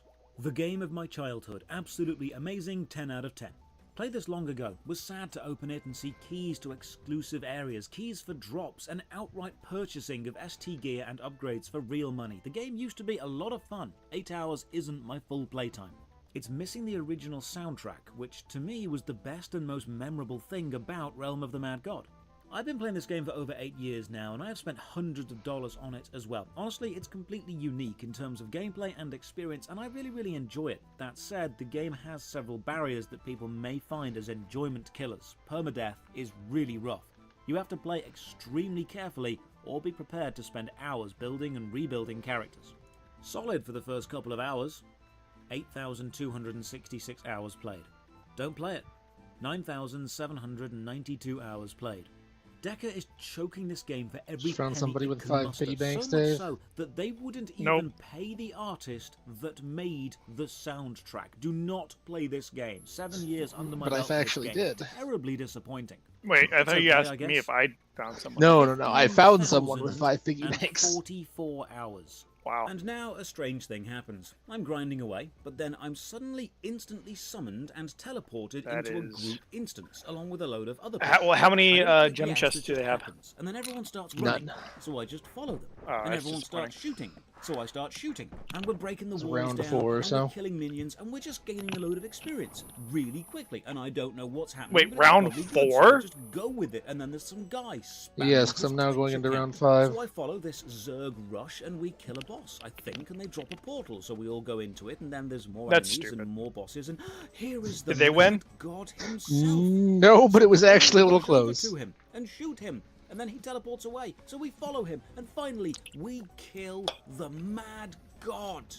Don't And I exactly die, have a lot and then here. It's over, and the game resets, and oh my goodness, what a roller coaster! Never before have I been involved in such a large, flashy, angry mob, and yet felt so little engagement. Where was I? Why was I there? What brought me there? What was I contributing? It's like being picked up and dropped into a mob of screaming people. So you start screaming because that's what you have to do to fit in. Then more people join and they look at you and you're screaming, so they scream and they assume that you know what you're doing. And then someone else runs, so you run, and someone's leading but no one knows who. And then you're fighting the literal end game boss, and then everyone dies. I felt a lot of emotions during this, mainly confusion. I was lost. I had no idea where my cursor even was. And eventually I lost my player sprite in the mess of players, and even after death I still feel a bit empty. I think what I just experienced was meant to be the majority of gameplay. A big, mindless rush of players all shooting. Realm of the Mad God is not a well-paced game because there is no pacing. This is also why everyone was just standing at the spawn-in zone. If you wait long enough, a dungeon event just begins and you can follow the crowd and gain a load of experience and items. It's the most efficient way to play the game. I suppose one of the best aspects of Realm of the Mad God is you know if you like it or dislike it really quickly because it shows you what it's all about really fast. This is the opposite of it gets good 100 hours in. Normally games make you play a long time until they show you what they can actually do. Realm of the Mad God. Recently, I released Worst MMO Ever, Realm of the Mad God, episode 61 in the long-running Worst MMO Ever series. Each episode attempts to condense the first few hours of an MMORPG game down into a light-hearted, entertainment-focused 30-minute critique, discussing everything from serious mechanical flaws to ephemeral minutiae. The episodes aren't reviews as such, but they often get seen that way. The response to the Realm of the Mad God episode, however, was interesting. There were many YouTube comments on the video calling it low quality or incorrect, including some comments from people linked to the development or past development of the game. There were Reddit threads discussing the inaccuracies in the video, and the Discord community discussed how much time I actually played for. Overall, people felt the video was weak. And I agree. Watching it back, it has become apparent there were glaring inaccuracies, some of which I feel are legitimate design issues which need to be addressed. However, several of them were my fault for not diving deeply enough into the information provided within the game. It is only fair to the game and the players that I correct myself. When I critique a game, I point out the flaws, and I hope the company responsible will consider my points and work to improve the game, because I do not win when a game fails. I win, we all win, when a game is the best version of itself. Therefore, if I hold developers to these standards, I must hold myself to them too. I must be willing to listen to the feedback given to me, act on it, and to improve, and to show you, the viewer, evidence of that improvement. While it's never easy to face criticism, I do dish it out on a weekly basis. It seems fitting I take some from time to time. MMORPG players are passionate people, and while much of the initial feedback was extremely passionate and not entirely diplomatic, it was valuable. When an enfranchised fan sees a YouTuber get something wrong, the first thought isn't to send a nicely worded email, it's to type out a harsh comment, and that's understandable. My channel is seen by many people, so I do have a level of responsibility to make sure I'm being as honest as I can and not showing a game in an unfairly negative light. People have asked me if I'm going to repeat this process for every game I've covered. The honest answer is no. The reaction to this video stood out to me uniquely because when I watched it back, I wasn't proud of it. I couldn't stand by and defend it. The critique in the video wasn't just salty players, it was viewers and players with legitimate issues with the quality of the video itself, the research and the script not being up to the standard you've come to expect of me. So I've gone through the YouTube comments, Reddit posts and Discord conversations and gathered a collection of the most common complaints about the video. The Discord community was lovely, by the way, and I appreciate everyone there taking the time to talk to me. Let's go over the most common complaints, address the valid concerns and attempt to be better. While doing this, if I do discover any extra design features, I will include a critique on them too. The maximum level in Realm of the Mad God is 20, and playing efficiently can get you to level 20 within about half an hour. Many people found it impossible to believe I played enough to review the game fairly, showing only footage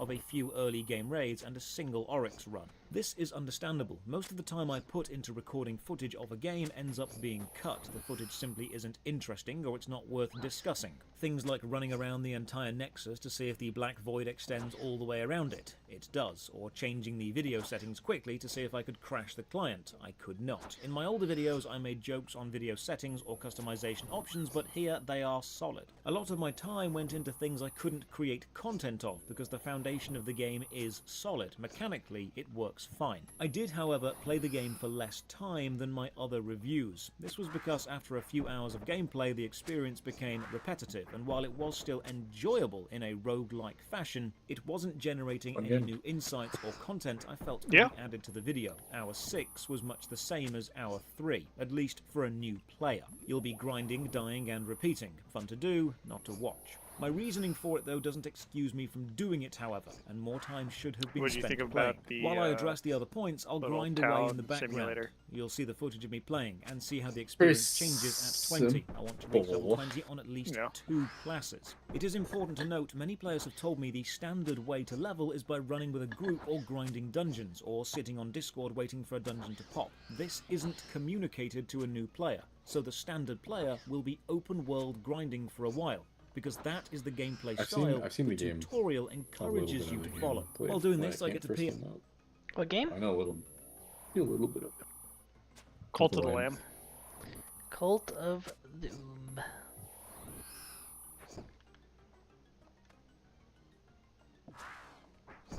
From Pond Guy offering help. They say they've helped many new players through the first few confusing hours. This highlights an extremely important issue and is one of the main reasons I'm so critical of the opening experience in any MMO game. There are many free MMORPGs, and if your opening experience isn't both smooth and excited to have a new player, then the new player will simply uninstall and try another game. If your game does not have a tailored experience to help inexperienced players enjoy it, you will lose those new players within the first few hours. New players don't want to fight through a confusing opening. The fun bit of any game shouldn't be a reward for struggling through the initiation of the opening. What you tend to find is, as an MMORPG ages, the developers focus exclusively on the higher level players because they are the players who spend the most money. So the majority of content releases aimed at them. This can be a very paradoxical design, leading to player base decline. You want to release content aimed at your paying players, but you don't constantly bring new people in that way. If you do that, you start the ticking time bomb of the dying MMO. There must be a balance of new player focused design and veteran player reward. Without both, an MMO will eventually die. Realm of the Mad God has been slowly losing players for many years because new players are forced to play through the dregs of old content and not enjoy the shiny new stuff. This Reddit post shows the decline of the active player base in recent years. It is a shocking set of numbers. When a developer sees a graph like this, they want to focus on monetizing the remaining players, and the new player experience gets neglected because new players don't bring in as much money as already experienced players do. From a purely financial point of view, it makes sense in the short term to invest in your current player base. Retention becomes more important than advertising or onboarding, but in the long term, This leads to the dying game supported by a handful of whales. When players with hundreds or even thousands of hours ask, where are all the new players, the answer is usually they are playing a game with a better onboarding process. Side note, while writing this script and standing in the Nexus chatting to some people, the player codex, I hope I'm pronouncing that correctly, showed me a hidden path to the west which leads to a hot spring area, which was really cool. My next mistake was saying soulbound items are kept on death, and this made the cash shop pay to win because you could just buy the best items and never lose them. This is incorrect. I incorrectly assumed soulbound means keepable through death. It actually means non-tradable. This is explained in the journal, and while I do maintain text dumps are not a great way to introduce a player to mechanics or keywords, this was simply my mistake in the original video. I made the cannot lose on death assumption because I couldn't fathom a game selling you a lockbox with a 1% drop rate of legendary items, drop rates found through a developer post, which could simply be lost on death. A player would spend a great deal of money to find these high-end items, equip them, die, and then lose them all. So lockboxes and ability-enhancing items aren't consistent pay-to-win. They are temporary pay for advantage. So the joke line of losing items is a mechanic for poor people doesn't work. The reality is losing items is a mechanic for everyone, but the ability to rebuild quickly is a privilege for rich people. Another area I didn't touch on was pets, because as a new player I simply didn't get exposed to them. The journal tells me I can get eggs from bosses, and pets, according to the player base, are one of the most pay-to-win systems. You can buy ambrosia in the cash shop, an item used to feed your pet. Pet food has a feed power level, higher costs more. You can also feed your pet items that you've picked up in the game. While googling about pets, I discover the Grand Bazaar, and while I may have felt I was harsh to the floor space dedicated to the cash shop in the Nexus, this in the Grand Bazaar is just gratuitous. It is all shop. You can buy a legendary mystery egg for 3,500 realm gold. I ask around and the community explained to me. You get a legendary pet and then level it up. You need the heal and magic heal abilities. And to find one of these in the wild to get it as a drop from a boss would take hundreds, possibly thousands of hours. Or you could spend up to several $1,000s on it. These are the specifics I, as a new player, would never be exposed to until I was established in the game, and this I feel is a shame. If pets are such a powerful and important mechanical aspect of the end game, then exposing a new player to them from the start, or indeed having them in the tutorial, such as a weak pet to follow you around, would let the new players enjoy a newer, more fleshed out system and see it grow as they grow. But my new discoveries should have been my initial discoveries. That's a failing on my part. The original video fell below the quality you deserve, and that's not acceptable. I make my living critiquing an industry known to take advantage of the lowered expectations of its players. It would be a deep irony if I were to lower the quality of my own work just because I have an established viewer base. You deserve the best video every time. It was the intense and deserved backlash from the community which prompted me to revisit my video. It's extremely important to understand the baby! Got one. Told you it was coming soon. Told you. Another gem? Another gem! Another one! Yeah, but that's more luck than you've had farming monkeys ever. Yeah. Now here's the shocker. Here, there's no way. I'm still behind the rate. I'm still behind the rate. just barely though.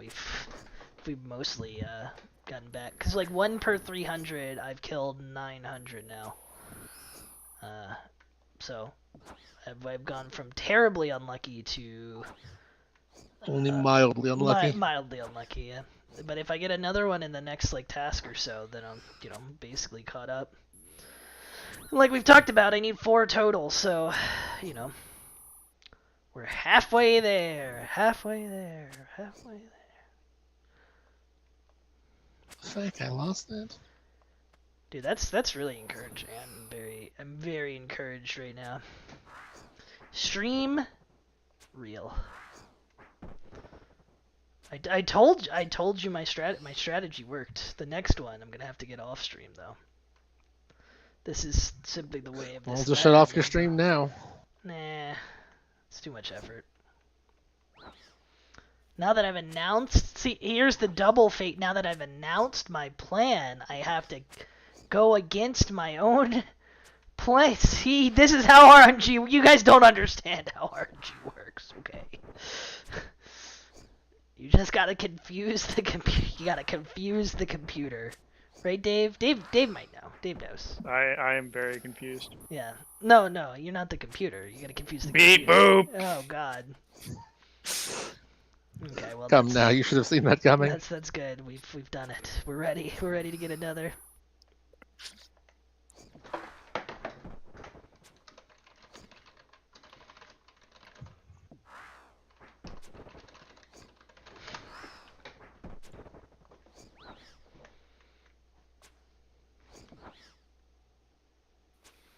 Oh, people get a message every time.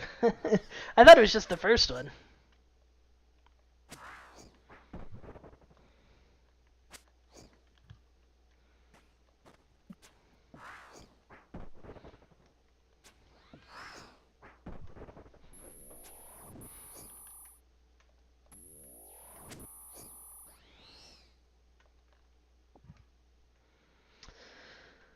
All right. Well, now I have to grind even more crafting levels. Critiqued it unfairly and incorrectly. The community told me about pets, and the community explained my mistake with Soulbound, and they explained the endgame focus, the dwindling player count, and the lack of communication with the current developers. The Realm of the Mad God player base rightly disliked the video and called me out on it, not because I attacked their game, but because I didn't attack the things which actually need fixing. After the video, many Realm players reached out to me, pointing out my mistakes and offering to help fix them. I know we usually see the aggressive or angry side of any MMO community, but the majority of players genuinely do want to help. It is also deeply ironic that if the developers of Realm of the Mad God had put half as much effort into keeping new players as the Realm of the Mad God community have put into offering to help me understand it better, it would probably have the best new player experience in any MMO. The Worst MMO Ever series is indeed a provocative title designed to generate an emotional response, but I don't want it to be clickbait. I want to set up a question and then answer it fairly. The games are played and critiqued with entertainment placed first, that's true, but that doesn't mean I get to be lazy or I'm allowed to be straight up wrong.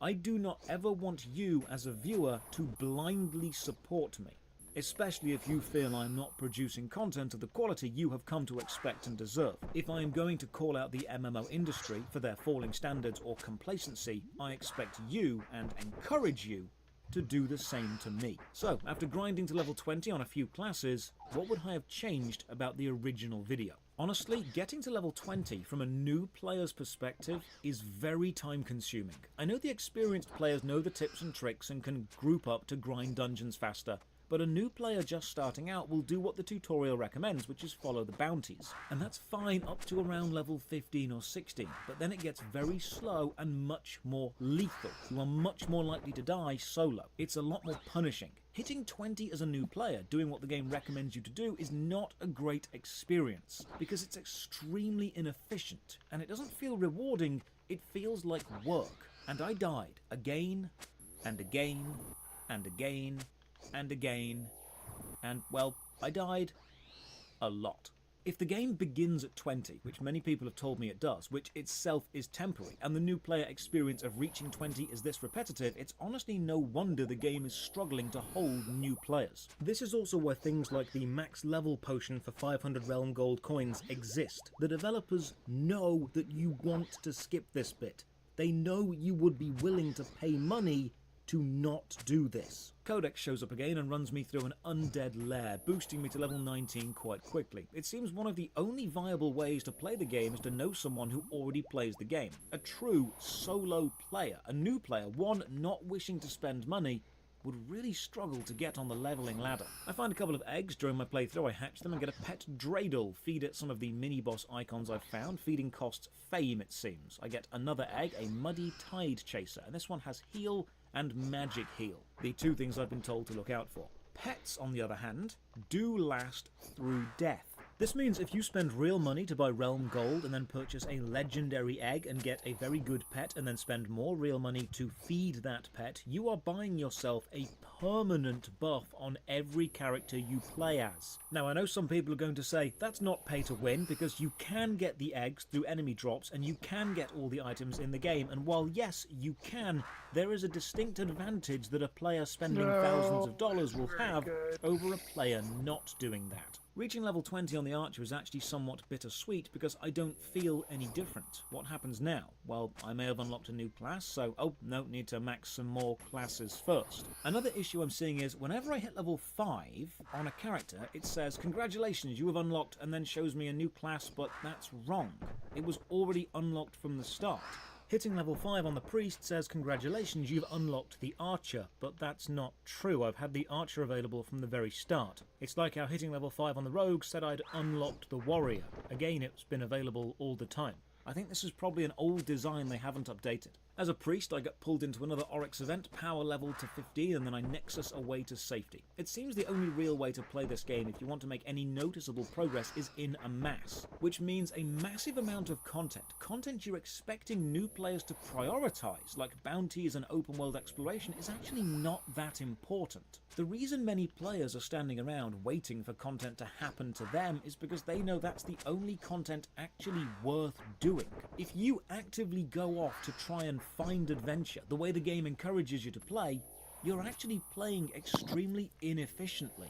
Dying and restarting is also brutal for players without a fast rebuild team. The majority of a new player's time will be spent grinding for very little visible progress, dying at level 14 or 15, only to have to restart with nothing to show for it. And this is very demotivating. I seem to be getting the same feedback from many higher level players. The foundation is fine, the game systems are fine, the mechanical gameplay moment to moment is fine, but the monetization is becoming more and more pushed. The new player experience is dire, and the reason many people are playing now is simply because they've been playing for so long already. It's a comfortable place to be. Realm of the Mad God is more of a community than a game, insofar as if you want to actually get involved in the game and advance at it, or run the higher level content, the only level content really worth running, you need to be involved with the community. It is very difficult to play this solo. Now, the players themselves are extremely welcoming. The issue seems to lie with the development company. Current players care more about a new player's experience than the developers seem to. Because current players know how lacking the new player experience is.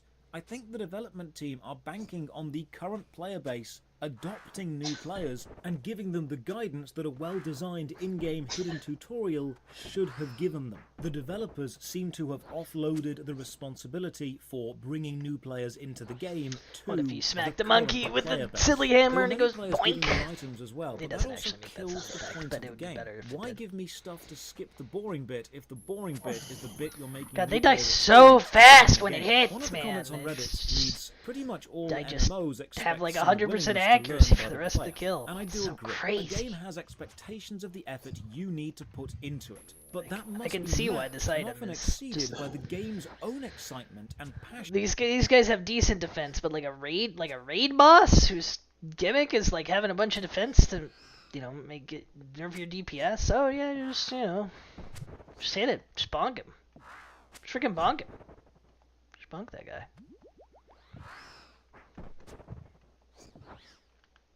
Big 'em, buck 'em.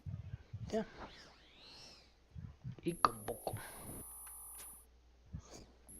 Oh, this guy's... I'm using the wrong pair. For showing you what it has. A modern MMO player has hundreds of games to choose from, and if your game isn't actively excited to show off what it can do and what it can do best, you're going to lose that player to a game which will show that off. Once you finish the tutorial and you land in the Nexus, Realm of the Mad God seems to shirk all responsibility for helping a new player feel wanted. Yes, there is a game here, but it doesn't show any interest in encouraging you to play play it. I spent some time standing in the Nexus watching new players spawn in and have no clue what to do. Modern MMOs do not have the luxury of sitting back and waiting for a player to stumble into the fun. Because just like an enthusiastic teacher or mentor can capture a student's interest and make a subject fun, while a dull and dry teacher can kill the joy of a subject, the subject doesn't change. The energy it's presented with does. And the one consistent design aspect you'll see across all dying MMOs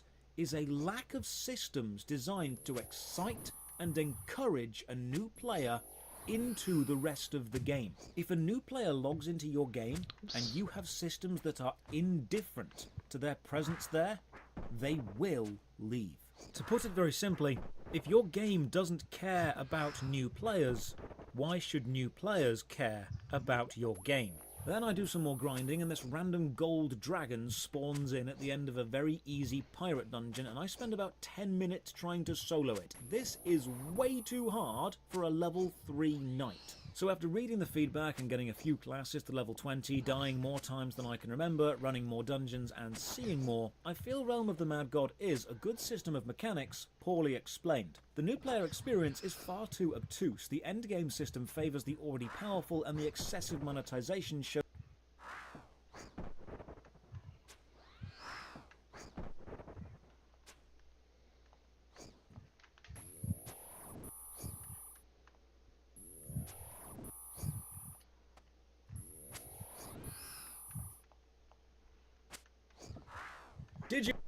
Digimon Masters Online might be the most boring MMO I've ever had the displeasure of playing. The opening is nonsensical, the 3-hour-long tutorial is incredibly dull, the quests are so repetitive it's bordering on satire of the genre. The plot is in no way connected to any of the gameplay events, the controls and systems are incredibly badly explained, the new player experience is badly structured, and small mistakes highlight the lack of care this game has been made with, such as how all the text boxes have overflowing words and letters. Essential systems are never once mentioned, and for some reason, despite playing on an English server, my Digimon speaks to me and offers me vital gameplay advice in Spanish. Ladies and gentlemen, welcome. I'm Josh Strife Hayes, and this is Worst MMO.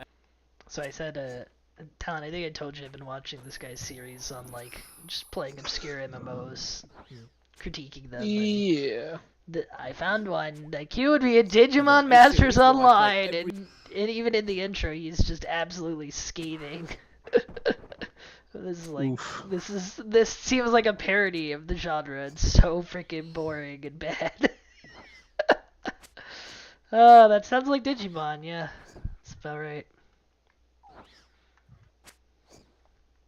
Every MMO I can find in a quest to find the worst. Drop a like on the video or sub to the channel for more MMO stuff. Ring the bell for all the future notifications. As usual, a massive thank you to all the supporters on Patreon and Twitch who keep the channel alive. More on how you can support at the end. For now, let's begin. I never got into Digimon as a kid because in my primary school the playground cliques were drawn based on your morning TV routine. What cartoons you watched in the morning defined you as a person. And there was a three-way war between the Pokemon kids, the Monster Rancher kids, and the Digimon kids, and we all knew the other two programs were inferior in every way. The only thing we all agreed on was that Jackie Chan Adventures was cool. Fans of that show got on with everyone. So Digimon never really took hold at my school, the card game never really took off, so I don't have any real nostalgia for this franchise, so I'm going to be judging it purely as a gameplay experience, and my god, it is bad. First sign of trouble, Digimon Masters Online comes with Zing Code 3, the incredibly invasive anti-cheat system usually bundled with Chinese or Korean knockoff MMOs. I've installed and removed this thing so many times on this series, it feels like going back to an abusive ex on again, off again. First off, I choose a server. I'll go with Lilithmon because it looks like it has the most plot. And now we create our tamer. Digimon are digital creatures who change into digital champions to save the digital world, so of course they're all teenagers. I'll go with this 14-year-old super smart kid who apparently graduated from college at age 12 and definitely isn't the writer's insufferable self-insert. Now we choose a Digimon. First text issue. Notice how the text description box has various words that are cut off by the letter and then simply start or end mid-word on each line.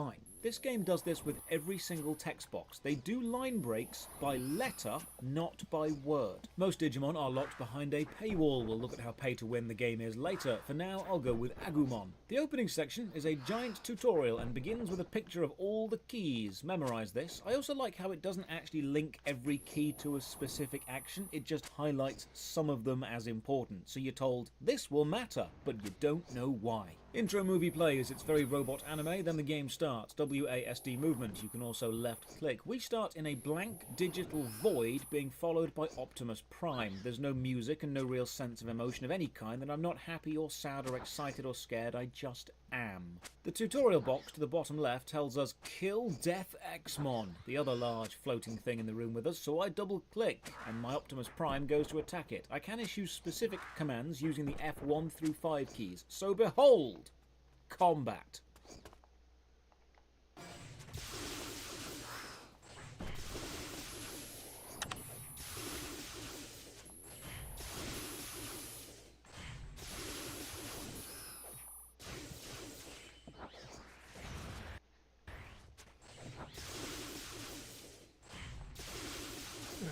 I'm so grateful for this Tamper Monkey program. Blocking all these YouTube ads. I don't know what I would do if there was a good workaround. I would die. Well, Bonk. Might be able to load a really old browser. That seems to break YouTube. This is the opening of your game. This is what you want players to judge you on. This is the only part of your game almost 100% of people who play it will see. This is the gameplay you think highlights your best aspects and will create a desire to play more. Defeat Death Xmon, then some random meeple spawns, and they're apparently bad, and we have to protect Project Ark, whatever that is, so we attack this meeple, we win, and then the game tells us the computer is being rolled back, and now a virtual machine so that you don't get we the virus. Plaza in some Japanese town. Have a chat to Miki. This rather nice 3D render of the character appears. Virus. Almost every line of her dialogue is doing that letter overflow or underflow thing. This is such poor build quality. Did no one check this? Miki explains there is trouble. We need to protect real people from realized Digimon. Digimon who have come from the digital world to the real world until we can return them to the digital world, and we should speak to Pawn Chess P-mon. Hang on, what? Okay, I can kind of suspend my disbelief that the whole digital stuff becomes real and dangerous, but Pawn Chess P-mon?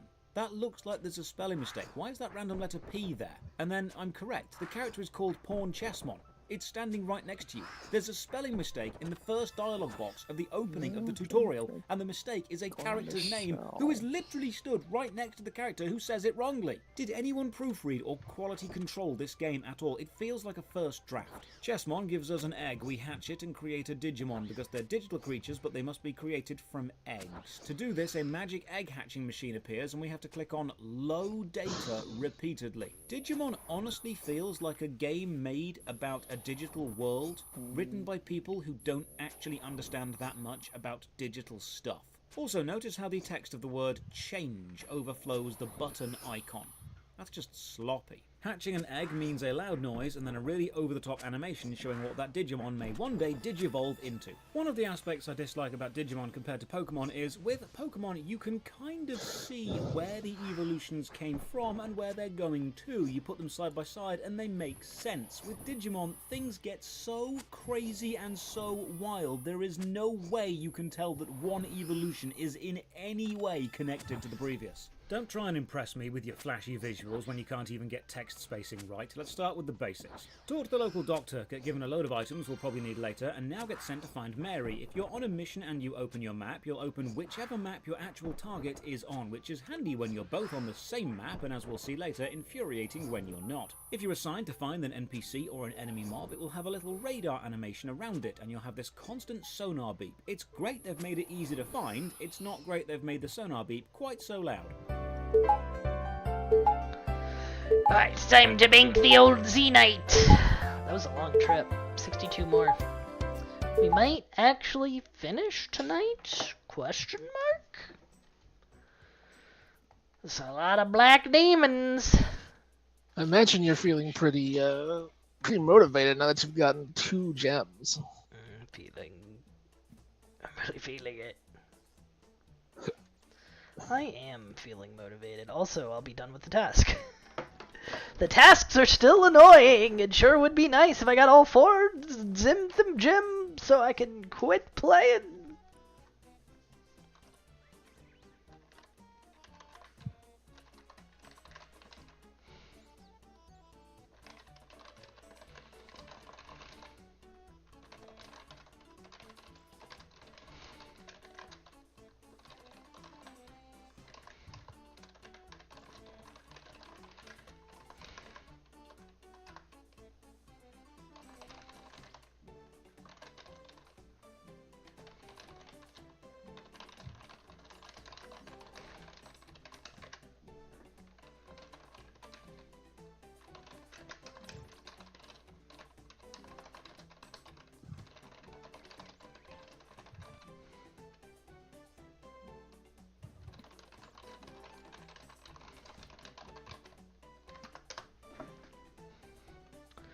Alright, 2 more Snapdragon Seeds, which is nice.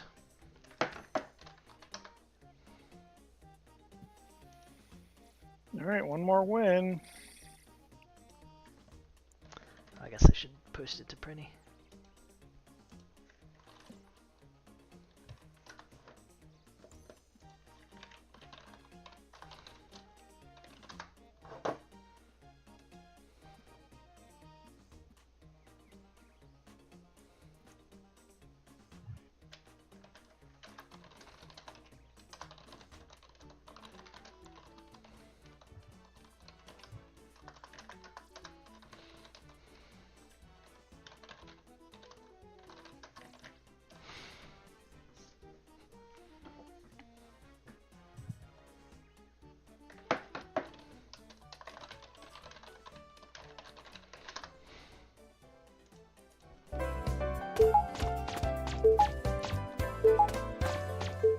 So I follow the path and I spot some wild Digimon, and I think, I've been trained in combat, I may as well do it again. So I double click and send my Agumon to attack, and as I do, a text box appears above my Digimon's head in Spanish.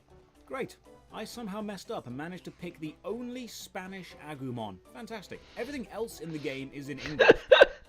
Sorry, the Digimon game, he's playing it in English, obviously, and he just got a random. Most of the game seems to be in English, but he got a random. All his Digimon tutorials for his starting Digimon Agumon are in Spanish, so he's like, I got the only Spanish Agumon in existence. Sorry, I can't communicate with my Digimon. Sad. That is Agumon incredibly himself is in strange. English whenever he's out of combat, but in combat. Oh, he speaks English when he's out of combat, but in combat it's all Spanish. Like, I understand if the Agumon's in Japanese, but Spanish? Dangerous because Yes, they have the of words course. about to mischief above their heads. Why? I'm not going to beat around the bush. This is bad. Everything Agumon about this feels about low to budget. We're in mischief. any town, Japan, with bad spelling and bad formatting and bad combat, and just listen to the instantly forgettable generic background music.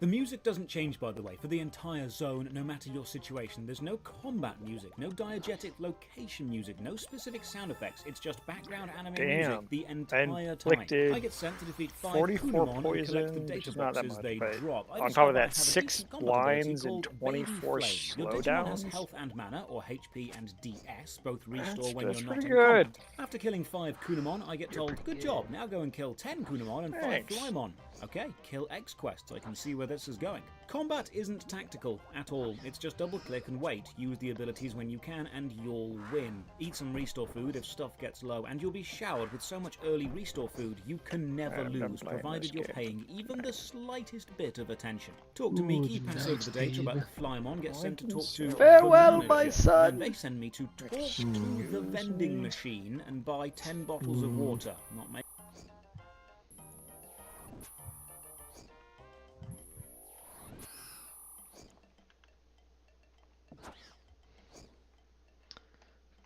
Can't wait for Talon to play Warcraft Rumble. Absolutely not.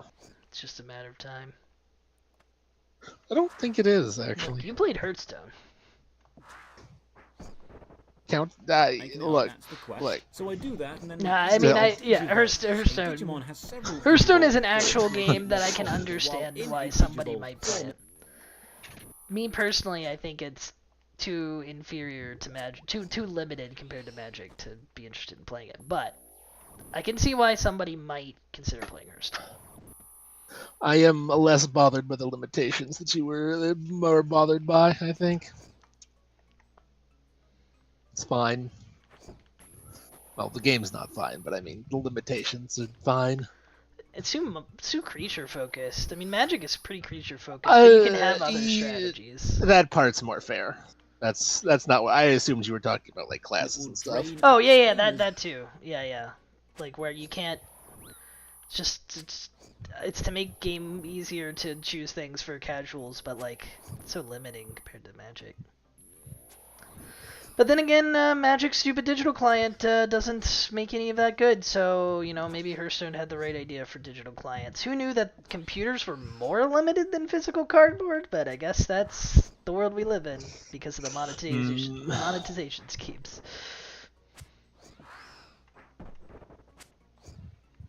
Again, if I could pay $60 today to have an infinite Magic draft thing, I would buy that faster than anything. Yeah, good thing you're not the target audience, because there's whales out there that will invest literal fortunes. Oh yeah. Of their parents' money. Well, and there's literal no-lifers who like, no, the monetization is fine because I spend 8 hours a day and I go infinite in drafts, so you know, I don't pay a cent. And it's like, yeah, but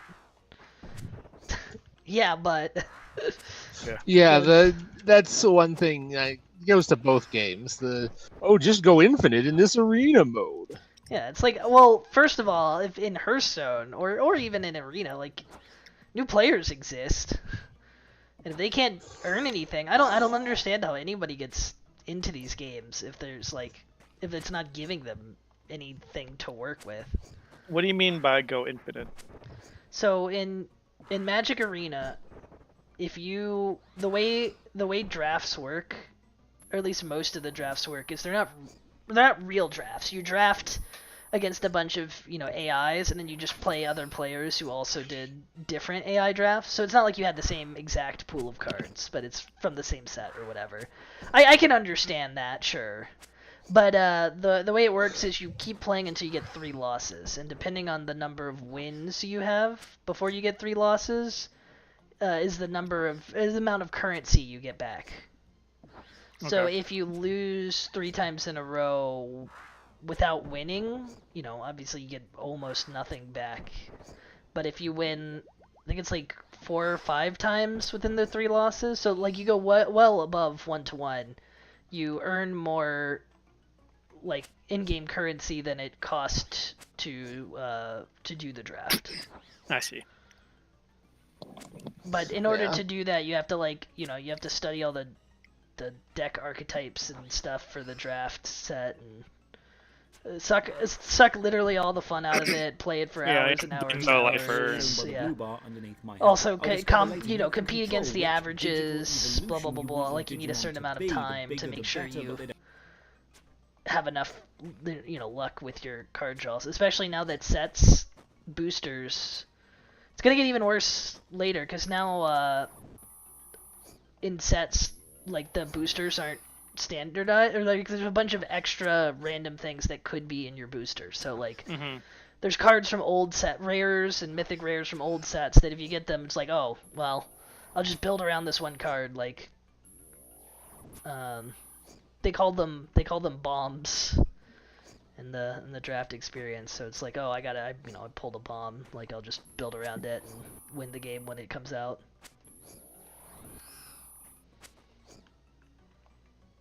And all that would be fine if, like, oh, you didn't have to grind for 4 weeks to do a draft for free.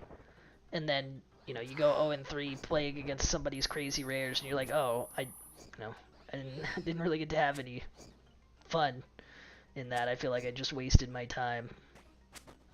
Well, yeah, also, if your set didn't include any bombs or you just got unlucky, and, it's like, well, fuck that. Yeah. And it's like, draft games are, it'd be fun to play even if you're losing, but the problem is for some reason, you're gambling. Like, they turned the draft into a gamble. Mm-hmm. It's not like, you paid a small amount of in-game premium currency just, like, to buy the packs. It's like, no, draft comes at a you're paying for the experience of going 0-3 against a bunch of people with crazy mythic rares. It's like,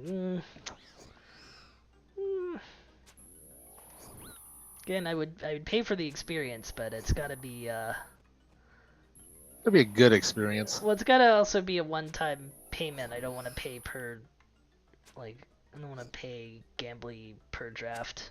Or if it was like a really small amount and like you don't get anything from it, but as a result they make it a really small price per draft because like spend 50 cents and you get to participate in a draft. It's like maybe that'd be good enough. I could see myself doing that some. Don't last as long. Get told to go and kill. It'd be hard to spend like $10 a month, on drafting, and 50 cents a draft. 20 draft. That's a lot. That's a lot of drafts. It's probably more than I would want to do for a set.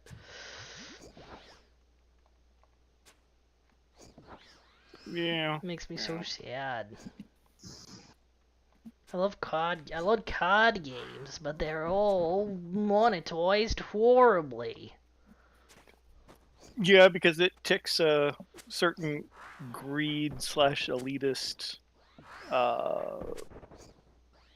pay-to-win kind of mentality. I just want to buy Jeff Goldblum cards. Is that so wrong? Do you? No, do you? No, I don't. I hate that aspect of Magic as well. Well, it's not enough to milk players for all their money. They have to get paid to milk players for all their money. Mm-hmm. Which makes total sense.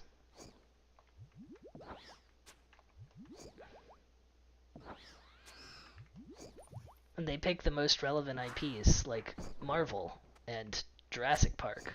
Very connected to Magic. Yeah.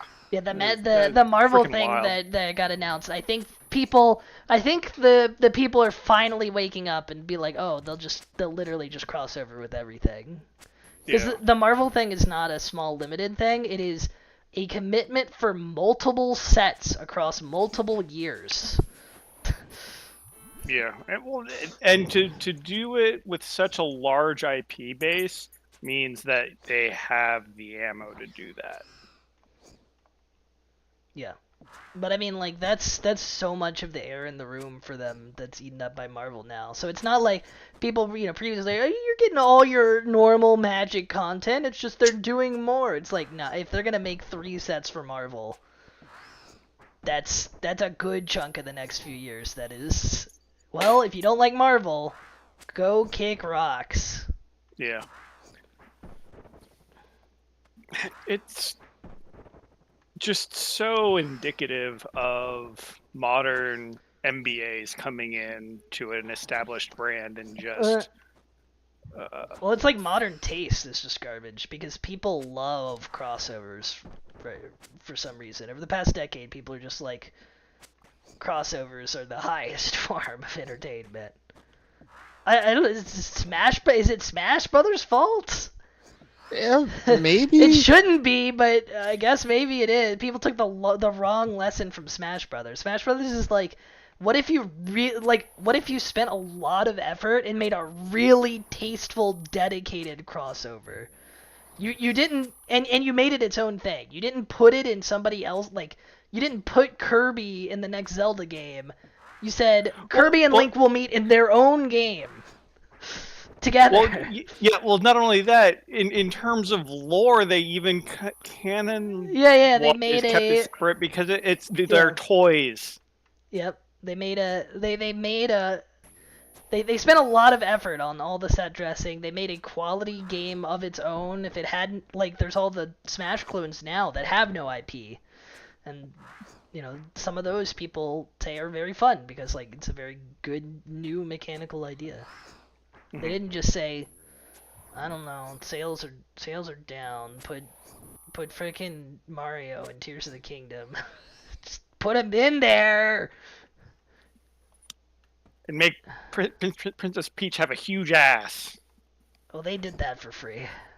to be perfectly honest, they did that for free. I thought I had to say it though, because it's like they added Zero Suit Samus. They knew what they were doing. Mm-hmm. And it's different in Smash because it's basically all Nintendo. Obviously, some of the later games included other things, but they're like loving gaming tributes rather than like feeling like somebody slipped money, Rare slipped money under the table to get Banjo and Kazooie. I'll be right back. If anything, you feel like Sakurai had to like beg and plead to get some of these things. My Digimon does talk in English. Yeah. Though I'm sure Sega begged and pleaded to get Sonic in the game. They're just like, please, we're having to eat. Can we be friends? We're having to eat dog food. All of our games are trash. Can you put Sonic in your game? People need to remember that Sonic exists, guys. Please. Do they? I mean, yeah, sure we can. Sakurai, you remember, right? We used to be cool. Sega used to be cool. What if we pretended we were cool? Still, it could happen.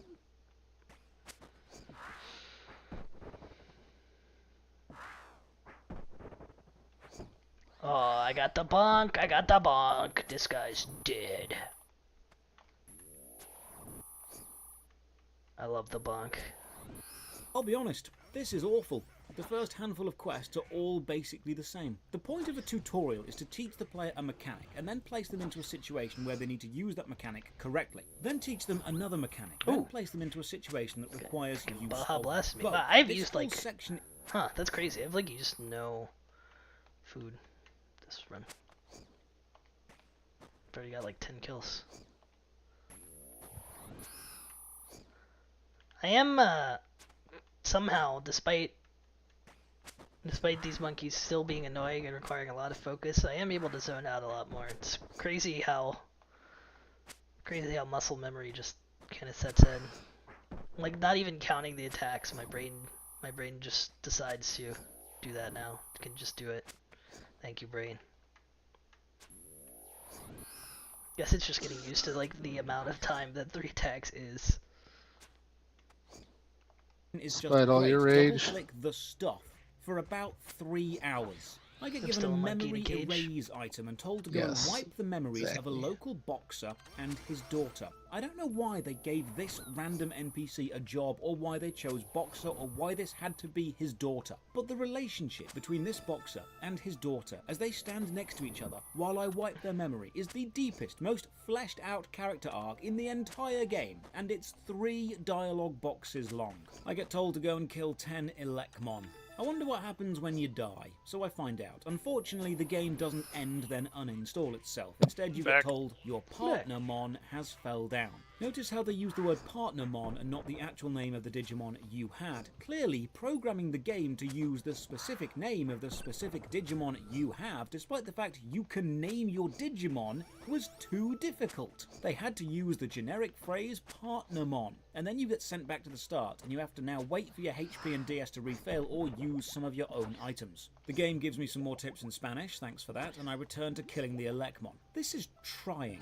Honestly, I've been bored before. I've been annoyed before, I've been unimpressed before, but this feels like I'm being pranked. This is every single bad design choice rolled into one. My inventory is full of junk items I've either not had explained or don't need to use. There's no real narrative structure to what we're doing or why we're here. There's no skill needed in combat beyond eat food, and that's the mechanic you're so focused on you've made it the main point of every quest. And the small mistakes are piling up, the music is slapped on like an afterthought. Digimon is not a small franchise, and yet this game feels cheap.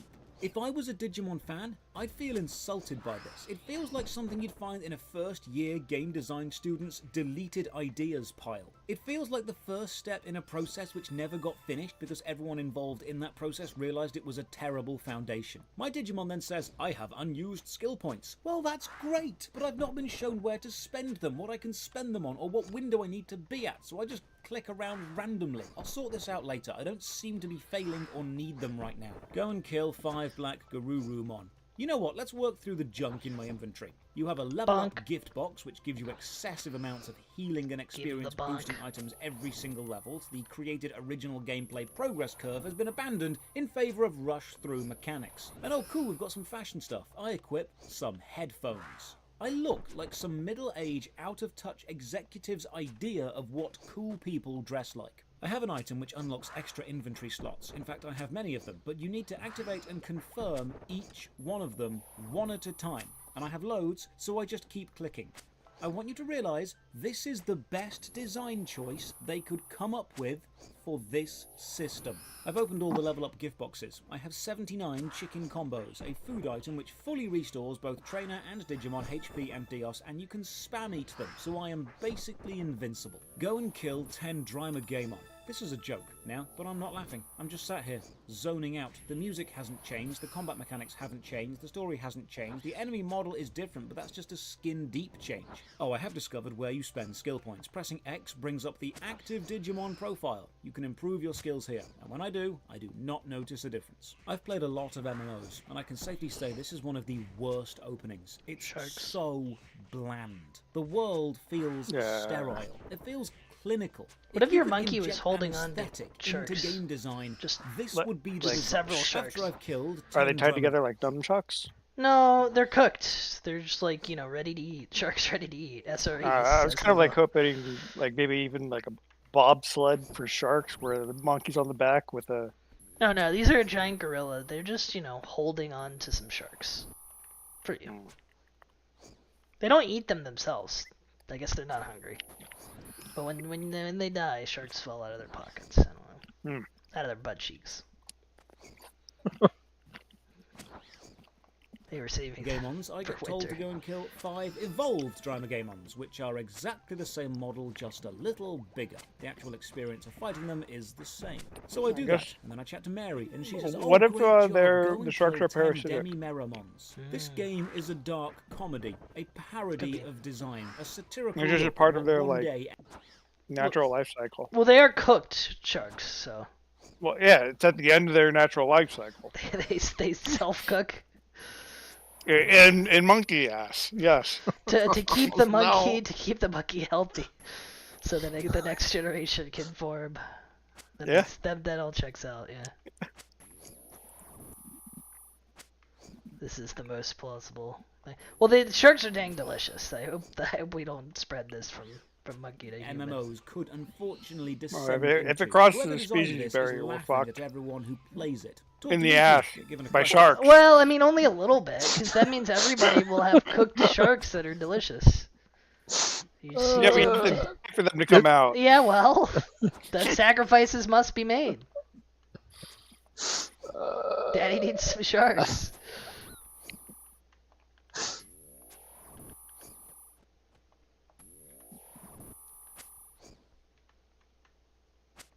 Should I greet another kill after this? Whatever you do, do not draw that.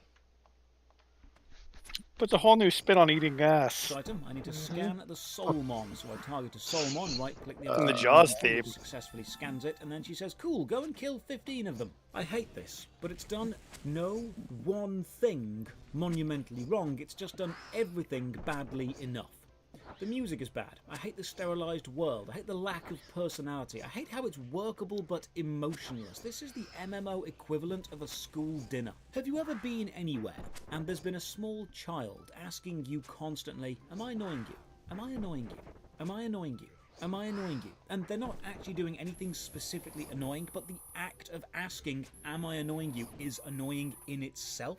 I feel the same way toward this game. It's not fundamentally broken, it's just giving me far too many reasons to dislike every individual aspect. Have you ever been invited to a wedding where you're too old to sit at the kids' table but not quite old enough to sit at the adults' table, so you're caught in this horrible who am I and what am I doing here existential bubble where you don't belong? I'm greeting This kill. game feels... Because I landed the bonk.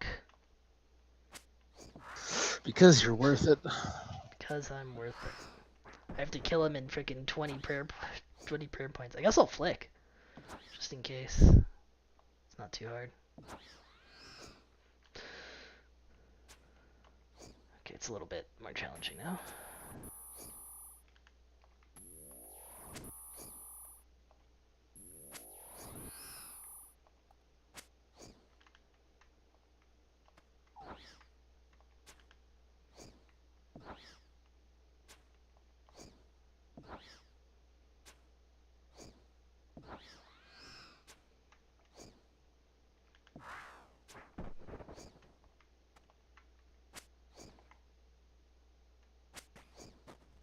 He says he's going to flick, lying.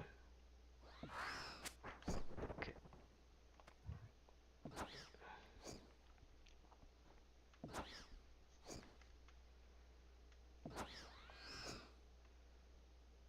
Minky almost did. Almost did, Minky. Dead Minky. Dragon Javelin Heads. Like that. Go back to Mary, get sent to talk to a singer, and then we complete 2 quests, almost an entire quest line, by talking to this NPC 4 times. You could have condensed all of this into one speech bubble, and then he eventually says, cool, go and kill 10 Karamon. Look, the enemy design isn't awful, and while the world itself is sterile and clearly fabricated and devoid of any personality or emotion, the enemies look fine. There's a decent colour palette, there's nice proportions, there's not terrible combat animations. And after killing 10 Karamon, do we finally get some new gameplay mechanics or some new reason to do stuff? No, we get told go and kill 5 Chrysalismon. This is a terrible tutorial. You've made the player do the same thing for the past 2 hours. They know this by now. You've not challenged them or surprised them or put them in any sort of struggle. You've actually done the opposite, with every NPC praising how amazing I am, despite the fact I've not done anything difficult. Maybe it's just a Japanese design thing. Maybe Digimon players never got praised enough as kids and need to live vicariously through this terrible game. Go and talk to the doctor and spot another very specific graphical issue. The quest NPCs have an icon above their heads. It looks like a small text box, but look at this. The icon overlaps some scenery, but underlaps others. The off-map road and grass and water skybox seem, for some reason, to take graphical priority and override the chat icon based on the angle you are looking at the NPC from. So unless you're approaching this NPC from the correct angle, you can't see the rather important icon above its head. How? Why? What do you need to do to fix this? The game released in 2009. It's been out for 13 years. Finally, finish every Kill X quest on the first map and get sent to the main hub. Digimon Online has many small maps. This is the first time I've killed monkeys since I got the extra ammo saving backpack, because I'm like way up on things.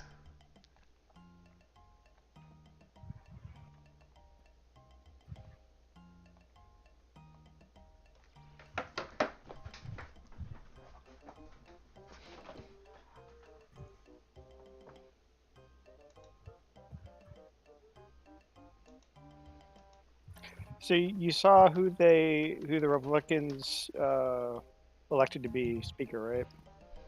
Yes. Wild. Yeah, I mean, they've got nothing. They've got nothing, and they've got nothing at all. Yeah. The MAGA super religious have taken over.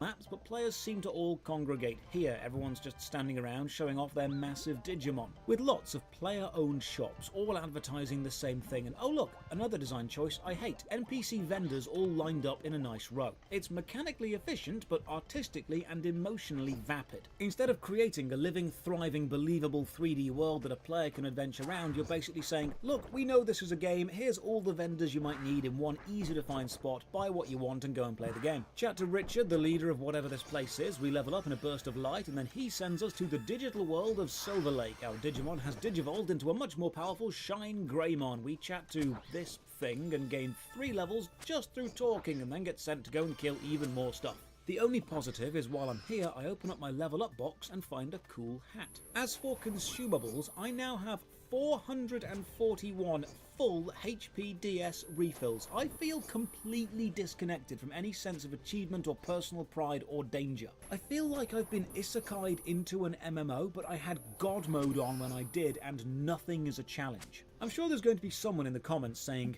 oh, it gets good at endgame. That's like saying, please eat 4 courses of shit because the dessert is acceptable. If it gets good there, then just start there. This isn't doing anything.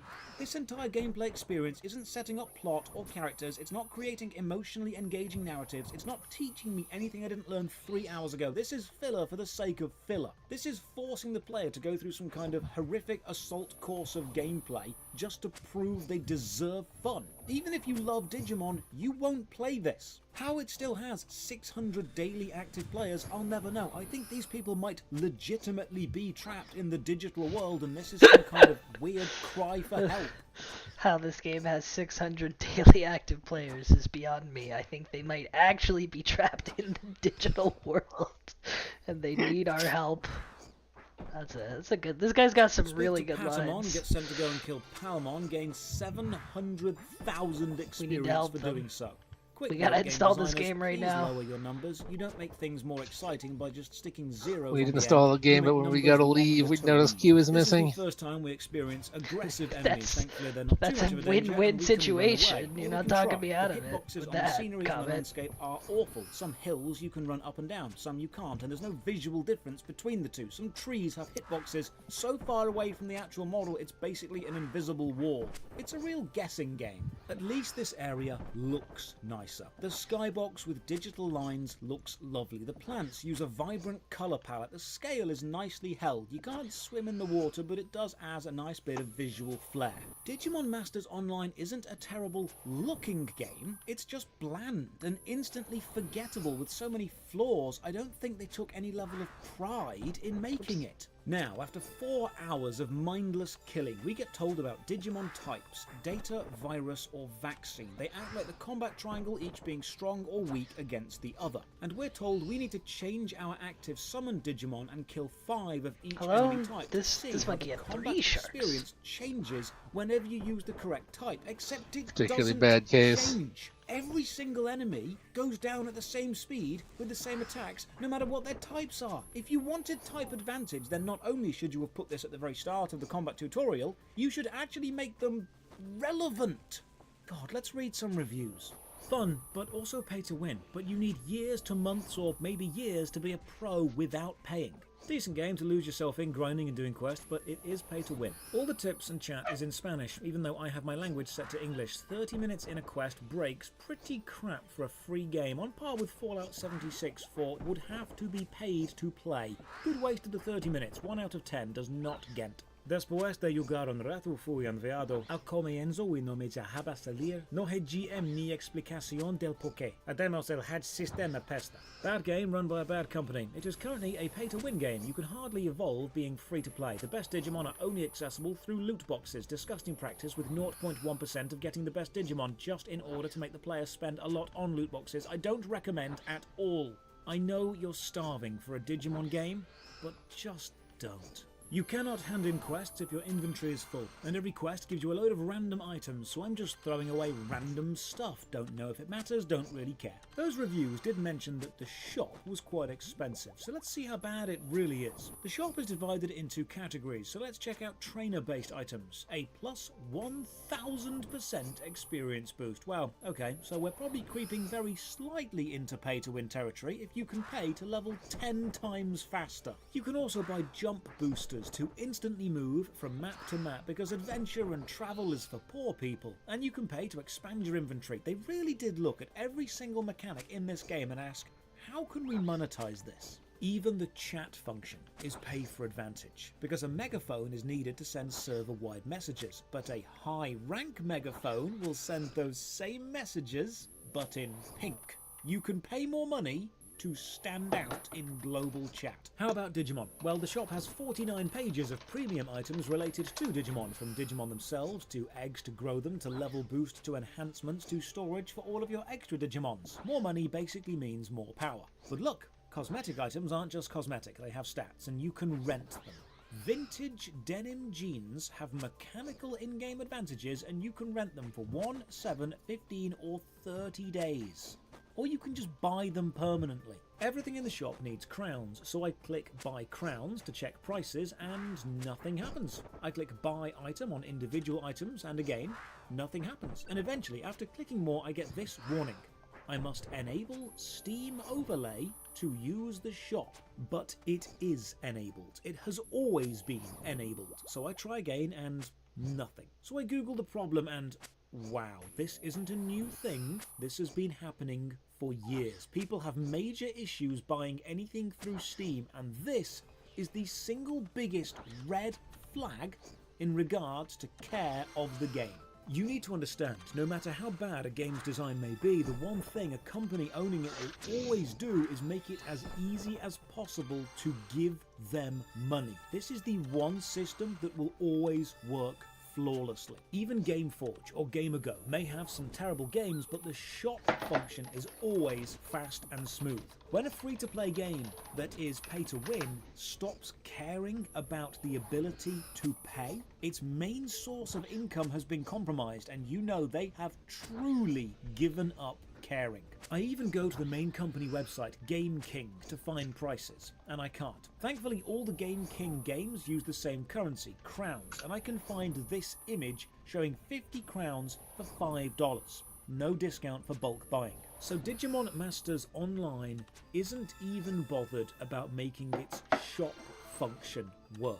If they can't keep the shop up to date, what chance do you think you have of anything else being up to date? By now, I'm playing mostly out of spite and morbid curiosity. I don't think it can get worse, but I want to see if they do somehow manage it. And yes, it can, with the map. If you're on a quest and you need to find someone, pressing M opens the map, but it opens the map they are on, not the map you are on. And the connections between the maps are not shown, so it's not actually that much use. Being told they are there means nothing if you have no connection between there and here. You need to manually reset the M key to stop showing your next quest NPC and instead start showing your current map and location. So onwards to the Silent Forest. It's basically a reskin of the main forest, but at night. Thanks, sign. I will indeed watch out for breasts. Everyone who just tabbed over from the second monitor now has to subscribe to the channel. I'm going to do this every video. Eventually I will get you all. Hand in the quests and then the main quest thread just ends. No signs on the map, no more NPCs marked, no more in the journal, Bonk. not even a next quest at this level sign. You Got just him. lose Ladies all and of the gentlemen, quest line. we got him. Wow. I use one of the free map jump items and return to the main hub, and I try to pick up something, anything, any kind of thread of adventure. Give me something to do. This big dude looks important, and talking to him starts this really awkward cutscene. Not only is it the first time the game has used this type of cutscene, but it's placed the avatars not quite in the corners. Was this designed for a different screen resolution and the resizing process has just moved everything inward? I was so distracted by the terrible graphical layout I completely missed the writing, and it is so bad I decided it needed dubbing over. Josh Strife, it's you. Good. I will deliver you a good news. Good news? That's right. If you're in charge of the security and protection of the digital world and the real world, you'll be very pleased with it. Time to sleep. I wonder. Good what it night. is. Good night. We finally found him. Who is he? Tell me. I really don't like the. We found where Gankumon is located. Who is Gankumon? Ha ha ha ha! Gankumon. There's still a long way to go. I can't believe there's someone who still doesn't know how to move around like that. Huh? What? So you need me to go and kill or find Gankumon, but how do I get to the correct map? I don't know where you want me to go, and I don't have that location saved in my map jump ability. So I just wander around for a while, and eventually I find a train station. The location links in this game are a complete mess. There is the digital world, the real world, and a bit in between, and nothing is arranged simply. Look, even more spelling mistakes, this time quite important ones. The quest wants me to go to the Sandy station, but on the map it lists the Dandy station. Eventually I just give up and Google it again. It seems you need a level 99 Digimon to even make the journey. The quest it will give any player requires you to have a high level Digimon. Okay, I've given you 5 hours Digimon Masters online and you've given me nothing worth remembering. The game loses focus here and it didn't even have that much to begin with. A new fan of the franchise would cry if this was the game they got. An MMORPG player would feel cheated and our standards are pretty damn low. What was the opening with killing Death Exmon? What was that city? Why was I in the forest? Why can't I keep exploring as a visual tourist? Why have you level locked the locations when they are quite nice to adventure around? I even checked the game's subreddit and a few of the most recent posts are people asking how to leave the first area because the NPC they need to talk to has spawned behind a locked gate, a gate which opens after you talk to that NPC. Digimon Masters Online is such a failure of a game on so many levels. It feels like one of those made in 24-hour challenges, but it's been made by people who hate games, MMOs, and Digimon. It feels like a first draft of a first draft. I don't personally like Digimon as a franchise, but the fans deserved better than this.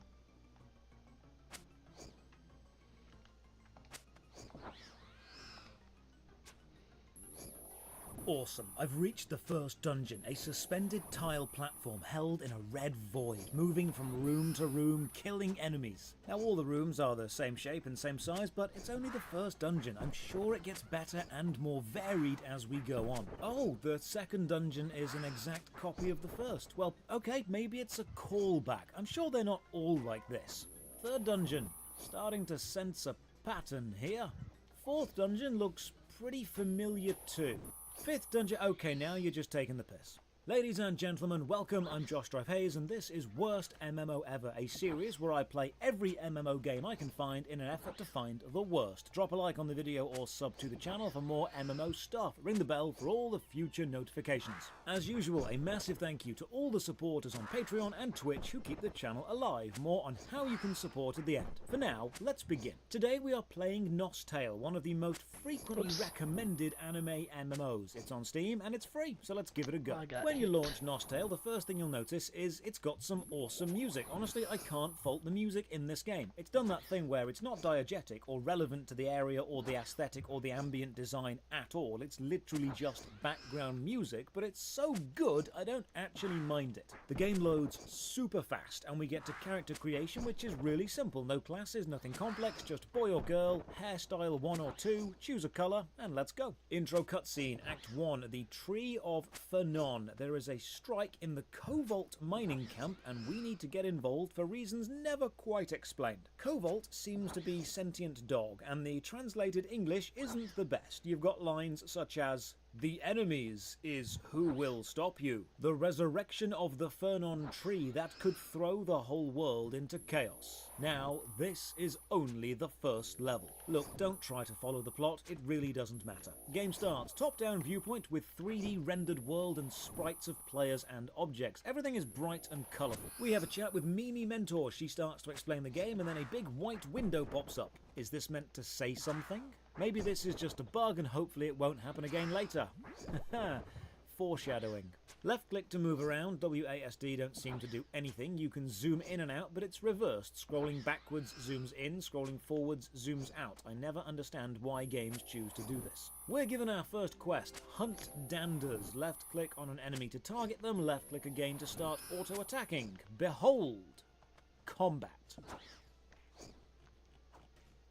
Now, Nostale is one of those games with huge packs of similar enemies all grouped together, and instead of left-clicking, you can just press spacebar twice to target the nearest and then attack the nearest. So it's a game you don't really need to pay too much attention to while you grind, and this is good because you'll be grinding a lot. Finishing quest brings up dialogue boxes. At the bottom, you've got these arrows, either back to the start, back 1 paragraph, forward 1 paragraph, or skip to the end. And when you reach the end, you need to click End Dialogue on the bottom of the box, which is a little clunky. Just have the final arrow end the box. Get the quest reward. Right, how do I equip this? I opens the inventory. Does C open the character sheet? Oh no, C sits down. Ah, P, there we go, P opens the profile. Unfortunately, the equipment system is overly clunky as well. Right-clicking on an item opens a window showing its stats, but you close this window by clicking the little X to the top right, because right-clicking again just opens the window again. There's also no way to see a direct comparison between what you're wearing and what's in your inventory. Holding Control or Alt doesn't do anything. Come on, guys. Comparing equipped and non-equipped should be standard by now. O opens the quest list. My current task is catch a chicken. In the quest journal, there's a Start Dialogue button. I assume this will replay the convo that gave you the quest so you can reread the context, but no, this button does nothing. These small touches already, broken window pop-ups, no item comparison, buttons not working, they're a common theme with Nostale. The foundation of the game, the actual core concept, is okay. I'll explain this more later. It's all the bells and whistles which are broken and weaken the game. Walk up to a big chicken, try to use the skill Capture. It's number 9 on the hotbar, and nothing happens. Not quite sure why. Maybe this is the wrong chicken. Games like this are sometimes really pedantic with enemy names, and yes, you can't capture big chicken, you must capture chicken. Totally different things. Enemies need to be at 50% or less health to be captured. First issue with gameplay, it is such a mess of items, enemies and my own avatar that clicking on any specific thing in a crowd is quite difficult. Everything overlaps everything else. And when in a bundle of stuff, the cursor seems to have a mind of its own for some reason. Capturing an enemy makes them your pet, or NOS mate, so now I have a chicken. And another white window pops up. That's 2. Are these meant to say something? Am I missing information? Graphically, the game is actually lovely. Vivid colours, great music, a nice blend of 3D rendered environments and sprite players and items. Nostale looks good. It can be a bit chaotic and messy when there's too much happening, but this is not an ugly game. The next quest has us fight alongside the chicken, and when we win, it asks, did you see your NOS mate in action? Well, no game, I didn't, because Sir Pluxalot got stuck behind a tree and didn't do anything for the whole fight. More quest rewards, and we go from using a wooden stick to a high-quality wooden stick. Thanks, I feel much better equipped. Chat to Coach Calvin. He says, allow me to explain, and then another white window. Oh no, are these meant to be tutorial boxes? Are they meant to have extremely important words or pictures on them? Has the tutorial broken? Because this makes things a little bit harder. I managed to figure out the systems by randomly clicking things, and now we're off to hunt 5 danders, which are mechanically the same as hunting chickens, just click and wait. The opening section is basically talk to everyone in town and then do a small task for them, chat to the coach, and another white window. Now unfortunately this window should be explaining the skill upgrade system, which is not self-explanatory, so I do not know how this is going to work. Back to Mimi, she sends me to Malcolm Mix the Alchemist. Another tutorial and, yep, another white window. Oh, I've just discovered the strange design that makes the cursor so annoying. There is a soft lock system whenever you hover the cursor near NPCs or items. It gently drags the cursor onto the thing and then just stays there. This is why precise clicking in a group is so hard. The cursor is constantly soft locking from one asset to the next. Next up, Top the Blacksmith. That's his name, not a command. He sends me to the market and even more white boxes pop up. I go on a lot about the importance of a hidden tutorial, a gameplay section where the players have to actually perform the important mechanics and see how they work in a real scenario. This is a perfect example of why that design is so important. This is a generic, here's how stuff works tutorial, and it's broken, and it's not going into my brain. I'm not learning anything. If the game opened with a section where upgrading was actually needed and took me through it step by step, and I could see the impact that was having on my gameplay, I would understand it. and I would care about it much more. I am amazed at how many people are hanging around though. Game clearly has a sizable player base still. And now we're introduced to what will essentially become the rest of the game. The time-space stones. Rips in reality with monsters in them. Time-space stones are level gated, and if you follow the main story, you'll always be at the right level, but not necessarily the right power to actually finish them. Each time-space stone has the word click above it, so we click and we go in. The first room is always the lobby. You can organise your team here, then you move through one of the 4 edges to advance to the next room. Each room is basically identical. The red wavy background, that's identical too. Sometimes enemies spawn and you kill them. You advance to the next room. Sometimes there are levers which open doors. Some rooms have you defending an NPC, and the whole thing is timed. You can see the countdown to the bottom left. You've got a 1-minute timer that counts down, and then next to that is a number of rocks. 1 minute uses up 1 rock. Run out of rocks and you die. Finish a time space, get a random reward. Return to the main village and get a tutorial about rarity, which means another white window. The village needs defending. This means go and do more time space things, so we head off. The minimap shows the local connections and exits to other maps. So we go to the meadows just north of the village, head to the next time stone, go in, and it's the same as the first. Right, I guess this is the game. Pull some more levers and... hang on, no, wait, go back. Why is that the activation animation? What is that? That's the dance that Joey from Friends does when he forgets the moves he's meant to be teaching to the other dancers. Finish the second time-space dungeon, hand it in and get told, awesome, go and kill 6 sheep. Well, okay then.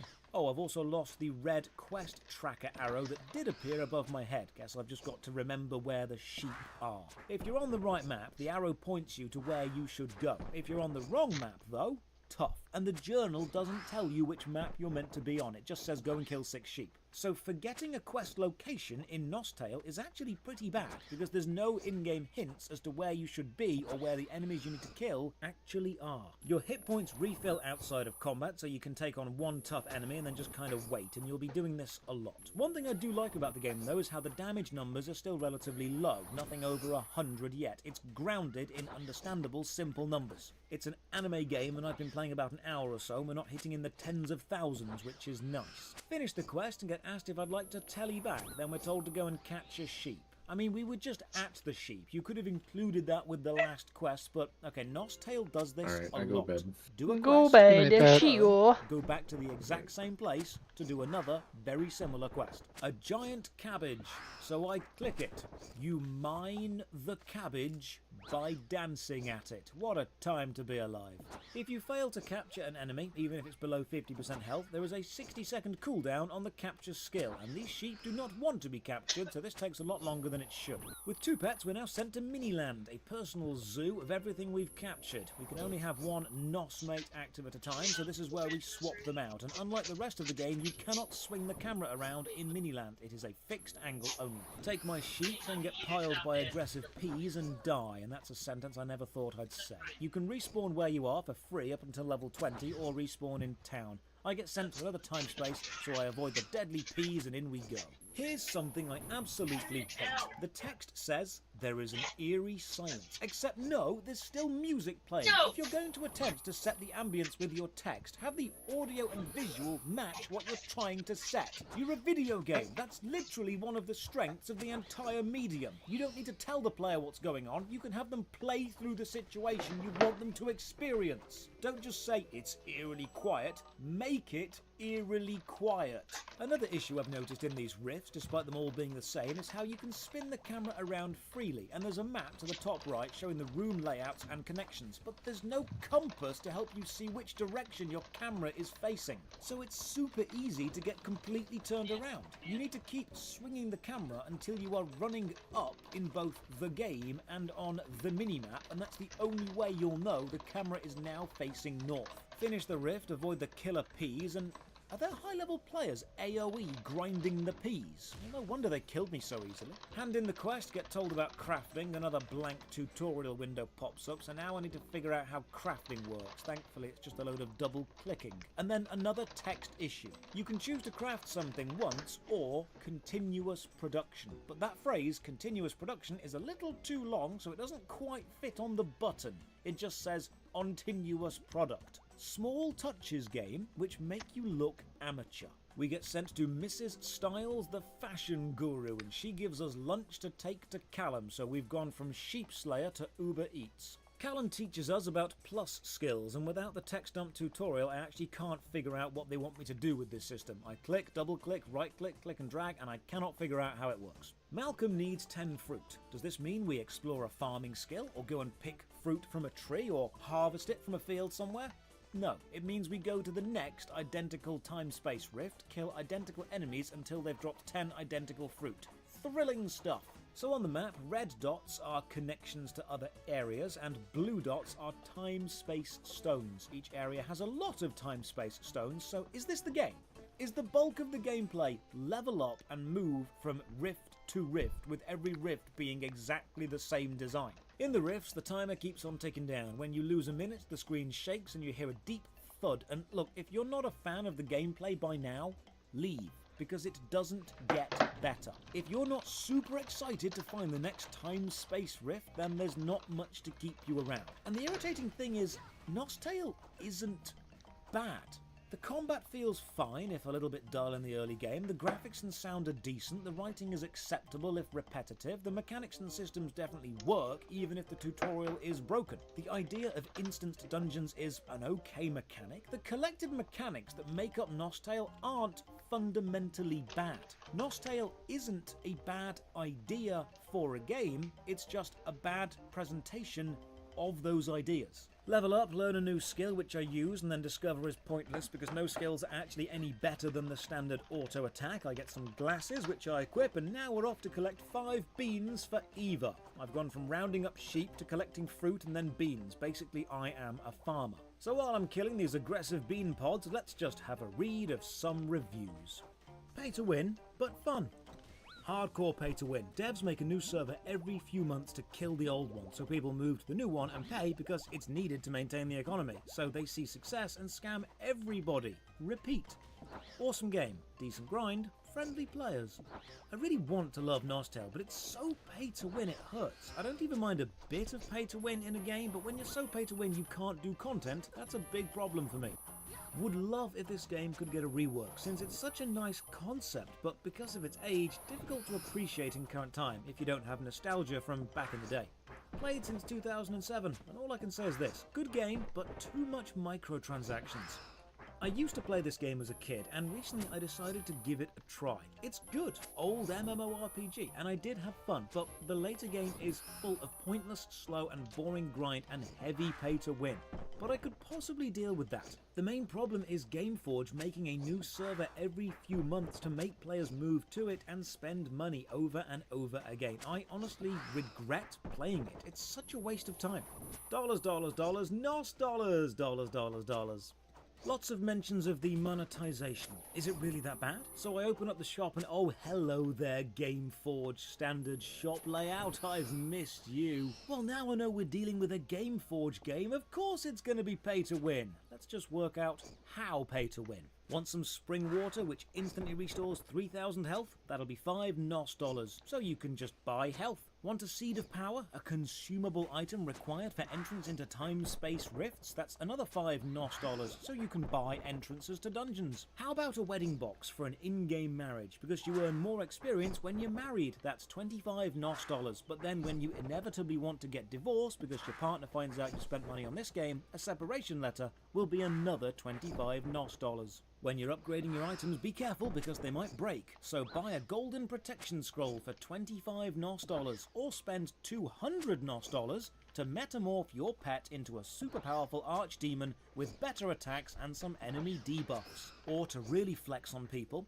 complete limited time events to earn jewels and then buy some onyx wings, but you best be quick because there are only 75 onyx wings per server. And they're powerful, so you'll want to make sure that you spend enough money to finish the events the fastest. So how do you get NOS dollars? Well, £5 gets you 70 NOS dollars, and £200 will get you 6,000 NOS dollars. Now, one thing Gameforge do very well, they've basically got it down to a science by now, is abusive pricing structures. Nothing lines up with the sizes of packs, so you're always buying too few or too many. See here, a Tiger Mount is 450 NOS dollars, but the packs you can buy, either 175 or 560, so you're either buying way under or way over what you need. Oh, Gameforge, you really do love money and hate players, don't you? So the shop is pretty much pay to win. No defending it, it just is. Next up, we're told there are some monsters in another time-space rift, and we need to help the trapped soldiers, so off we go. Going into a time-space, by the way, costs 1 seed of power. I wonder how long it'll be until I'm forced to buy some. I wonder if they'll get so difficult that I always keep failing and need to try again, which burns through my current seeds. Here's also why I hate this design of being told to go and kill enemies. We get told the village is in trouble. We get told the monsters are bad. We get told the time spaces must be closed. But we never get shown why. We're never actually worried the village is going to get attacked or destroyed. We never get told why the monsters are bad or shown why they're bad. In fact, we've only ever seen monsters just kind of chilling, minding their own business until we come along and kill them. So from an objective point of view, we are the bad guys here. You need to give the player personal motivation from the start of the game to hate something, a reason to hate. You can't just say, you should hate these things because you should. That's empty, there's no personality there. So I finish this time-space rift and then I get told to go straight to another time-space rift. This is the early game, 8 hours of time spaces. I really hope you love grinding on small platform-based maze puzzles with red glowing backgrounds, because it's what you're gonna be doing. Oh, there are also some emotes, so I have a play around. Some of the emotes are just emojis, and what the hell is that face? It's called Are You Kidding Me? This is the Are You Kidding Me face in Nostale. This is cursed. Now, this emoji needs a bit of explaining. Not from me, but from the company. Maybe this was just lost in translation. Maybe they didn't quite get this, but there's an emote called Gotcha. And when you use it, it shows a little animation of someone fishing with the letters KKK above it. I think you might need to speak to your localization team about this, because this isn't great.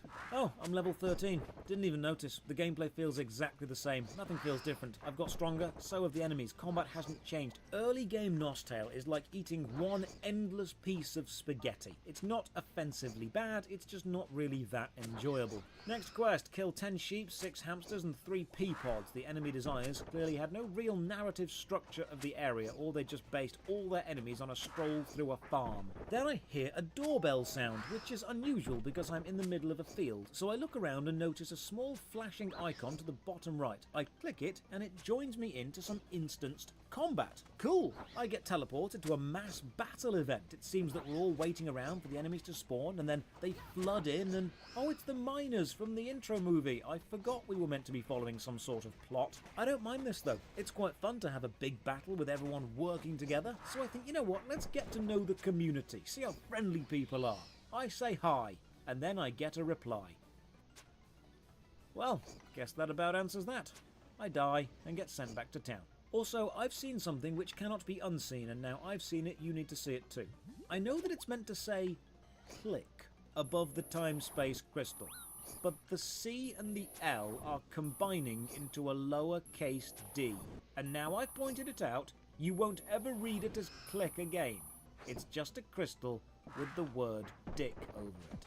Now a quest about killing hard pea pods, not soft pea pods, not regular pea pods, specifically hard pea pods. They all look identical and act identical, but they are in different places, so are clearly different types of pea pods. I get told I need a cobalt mask to investigate the cobalt, so I go and kill some weak toxic danders and then some light fire seeds. How does this help make a mask? Who knows, the game stopped making sense when the dick crystals appeared. By now I am 2 connecting maps away from the main village, and it's noticeably quieter. There are no other players around. That's quite telling. The village may be busy, but this seems like an instanced-based hub game. Outside of the main hubs, the world is somewhat dead. This is also the first quest area with a terrible drop rate. It takes me around 15 minutes to find the 6 items I need. Make the cobalt mask, get told some more soldiers haven't returned from another time space, so we need to go and save them. I'm getting real tired of the soldiers defending the village spending more time being in peril than actually doing anything useful. Also, I'm just sick of the time spaces by now. How is this such a repetitive game design?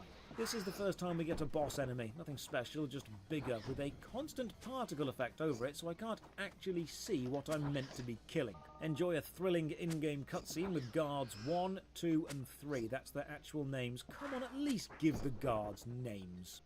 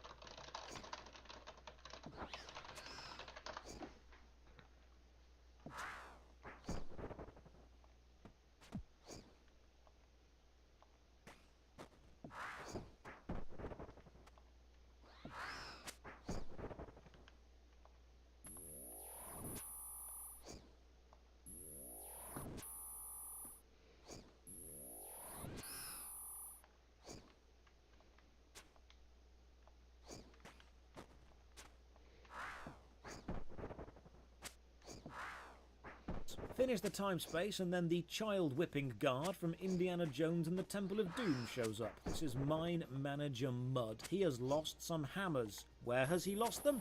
That's right, inside a local time space. So we go back to another one and kill enemies to find 3 hammers. If you wait for the timer to run out, you'll fail a mission, and as you can see from the bottom left, you'll get Dignity Reduced 15. There's a dignity stat. Now this time space is actually the first one I struggle on, because you've not got enough time to kill everything, and trying again costs another seed of power. And I failed twice because the enemies are now aggressive and I can't stand up to mobs. But look at this, if you fail a time space more than twice, you can try again in loser mode. It doubles your time and makes the enemies weaker. Thanks, game. Survive the rift, barely, hand the hammers to the mine guy, and he sends me all the way back to the main village to hand this in. There's a lot of running back and forth in Nostale, and nothing happens on the run. It's not an emergent adventure where people jump out and say hi, it's just filler. It's used repeatedly. Other games sometimes use repetitive journeys to teach you the lay of the land and the important landmarks you're going to need to remember to navigate in the future. But because Nostale is split up into smaller maps with clearly defined connection markers, you don't really need to remember that much. And now we've lost the quest arrow above the avatar's head, so we have to use a minimap to find where the important NPCs are. We explain how we met the miner, found the hammers and got sent back here, and guess what? We now get sent all the way back to the miner to see if they need any more help. Right, this is getting a bit gratuitous with the back and forth. Also, I've just realised Cobalt is super close to Kobold, and the plot of Kobolds in the Mine is basically the start of Baldur's Gate 1, which is one of the greatest RPG games ever made. So another design hint, be very careful when you reference better games, because you're going to invite comparisons, and unless you are the better game, a comparison will not work out in your favour. We equip the Cobalt mask and blend in, diving into the mines to spy on the workers, and yep, I knew it, this is a furry game. The rebelling Kobolds speak of a strange plan of action and we need to stop them. Hang on, are we stopping a revolt by the oppressed workers? Are we legitimately the bad guys? Am I union busting? So we stop their plans by completing another time-space rift, because what other mechanic is there? I really can't get over how lazy the design of the rift is. They are all identical. Oh god, another dumb rift that starts with such a strong wind. I can barely stand on my feet, and then nothing mechanical changes. If you're going to say there's a strong wind in your game, you need to program one. Have the player knocked around, have them move slowly, have a wind effect, both audio and visual. Don't tell me, show me. This is high school levels of storytelling. There is no mechanical difference between this rift and every other rift. Adding in the fluff of, ooh, it's so windy, doesn't matter. You're a video game. Just have wind. And while I'm being pedantic, why is the keyhole on the room padlock icon upside down? You can literally Google the word keyhole and get thousands of images showing you which way up a keyhole is. How did you get this wrong? Okay, this rift is much harder. I'm failing. Even with food, I can't kill the enemies fast enough, I can't heal fast enough, and I can't make it through in time. So I speed snack through chicken heads, and eventually, finally, I make it through. It seems the difficulty spike starts here. Finish the rift, let the miner dude know, then he sends me all the way back to the village to hand it in, and then they say, brilliant, go back to the miner and see what else he needs, and you know what? No. I just talked with some NPCs. Seems there's a job system where you can change your combat style, but you need to be level 20 before that opens up to you. It then says press F12 for the guide. So I press F12 and nothing happens. Great job, game. While I was editing this video, I actually discovered that I was wrong. Pressing F12 on the Nostale official client does indeed open the help menu. However, they haven't localized it correctly for Steam. Pressing F12 on the Steam version just takes a screenshot. So now my screenshot folder is full of Nostale. I explore the town and hop through some of the teleport bits, find the bazaar, lots of people buying and selling sticks it seems, find the nice hedgerow in the city centre, then take a teleporter to the Western Creme, a high level area I absolutely should not be in. But I do like how you can go there. I value freedom and exploration if the player so chooses. Here's my problem with Nostale. It's not a bad idea. It's not a bad concept, it's just presented in a less than stellar way. I get the feeling that there's areas of high quality. The game probably has raids and dungeons and team battles and nice late game areas and crafting and recipes, and I can sense there is depth here. But the opening few hours of the game don't play to that. The opening is a broken tutorial with a huge text dump which doesn't work. The windows are broken. There are repetitive kill X quests, there's way too much running, there's quests which don't always follow on from each other, and there's identical time-space rifts which get old after about an hour. It makes me sad because I don't dislike the feeling of playing Nostale. Yes, it's pay to win and broken and repetitive, but there is some level of quality that I know is there. It's built on the correct foundation. It sounds stupid, but I feel that Nostale has got the right stuff arranged in the wrong way. I don't feel Nostale.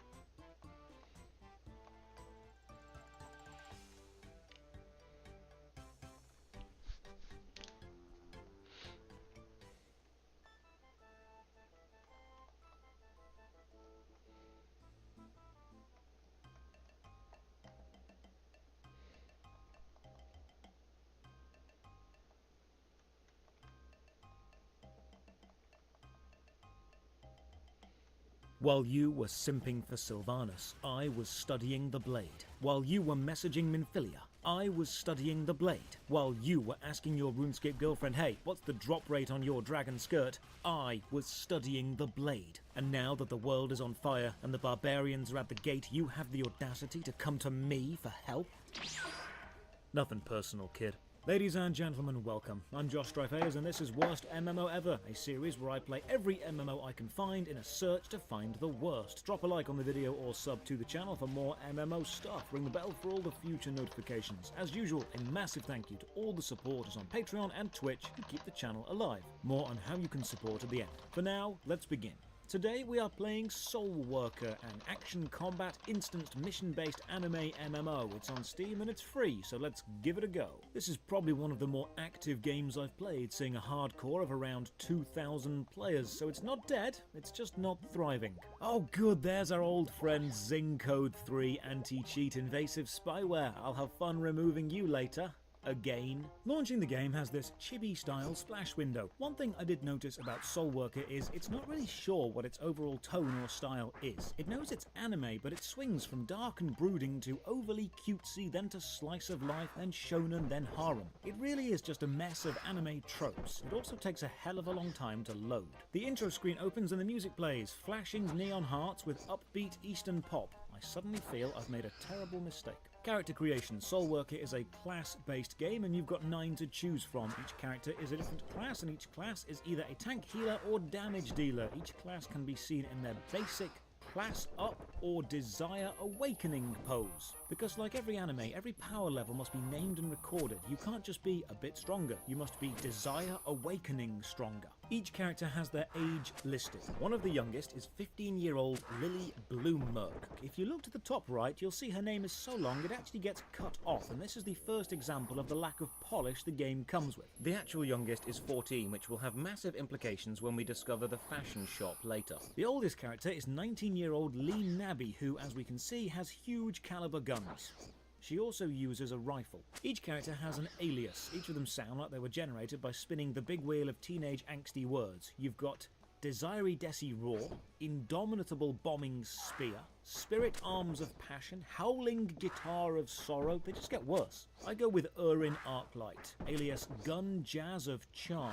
I get to customize him somewhat with new hairstyles and see how different outfits look on him, and I start the game and oh no, I've made Gun Kirito, haven't I? Intro cutscene. Erwin is an absolute genius and is so smart the world bores him and adores him. So when a massive city-destroying cosmic event called the Vacuum appears, essentially a massive black hole, he walks on down and jumps in just to see what's going on. If you're a teenager, you'd probably think he's the coolest guy ever, being all aloof and laissez-faire. If you're an adult, you'll know he's actually insufferably smug and his whole personality is I'm brilliant and bored. Inside the vacuum, we are isekai'd away to another dimension and told the world is impure and we are the judge, sent to deliver divine retribution and cleanse the lands of everything foul, and only we can save reality, and I'm sure this is going to do wonders for his narcissism. Game starts, WASD movement, space will be jump, but we can't use it yet. First question, why the hell is the camera so jerky? I'm moving the mouse smoothly and it's shifting around at different speeds. Now, if you use the arrow keys to move the camera, it's buttery smooth, but mouse move is awful. What the hell? So I go into the menu to mess with some settings, and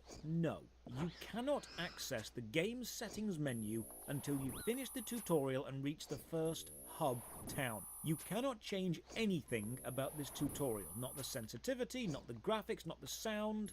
Nothing. So I Google it and right, the game comes with camera acceleration for controllers as standard. And this is a setting designed to smooth the camera when you are using an analog stick. Dead Space on PC had this problem as well. When you move the thumbstick on a controller, the camera moves at the same speed and slowly increases. This works for a controller, but acceleration mode when you use a mouse results in the camera moving slowly for the first split second, then speeding up all at once, then just jerking around. And even when we do reach the first town and access the menu, there is actually no way to turn this off. We follow some ghostly blue kid around this destroyed landscape and then get attacked by wolves. Thankfully, our magic powers kick in and we spawn some guns from thin air. To shoot, just hold left click and you'll start a combo. Combat is fun, it's flashy, it's smooth. Unfortunately, it's far too easy to actually be engaging. For my entire 8-hour playthrough, I didn't need to do anything other than hold left click to win. Wolves are dead, we're rescued by a girl on a truck. We drive away and a giant wolf chases us. The magic blue ghost says he is part of our spirit and then dives into the wolf to save us all. We fall unconscious and then we wake up in a hospital. Talk to the girl by pressing F and oh no, our character is insufferable.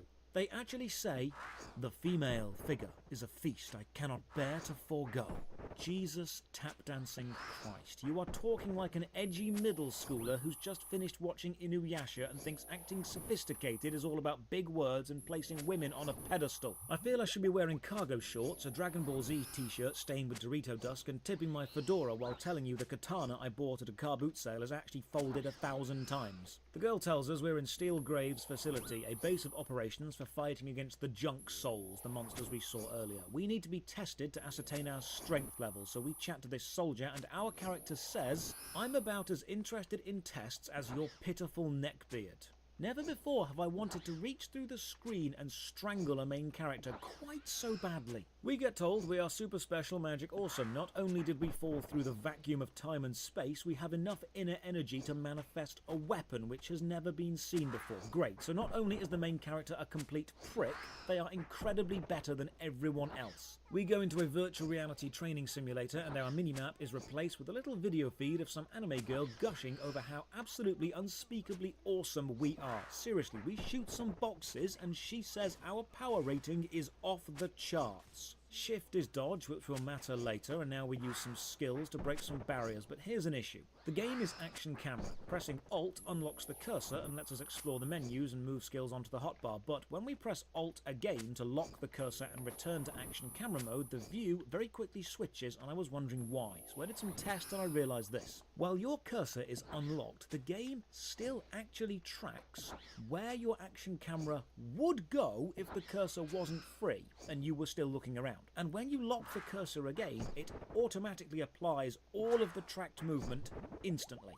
What an awful design choice. And now a pretty good choice. Skills have chains, so using one skill will instantly queue up the next on the same key. So pressing 1 repeatedly performs a powerful triple attack of 3 skills. The only problem with this is holding left click to do your basic attack is just as effective as all the skills. The boss appears, we hold left click and win. Then we get another arrogant as hell line, and I'm tempted to die just to humble the character a little bit. Back in the facility, and oh my god, I actually can't deal with this plot. We are told we did so incredibly amazingly well in the virtual simulation, we actually overloaded the VR circuits with our awesome power and have destroyed the facility. I'm not joking, that's actually the plot. They need to rebuild the entire VR training course because we were just too amazing.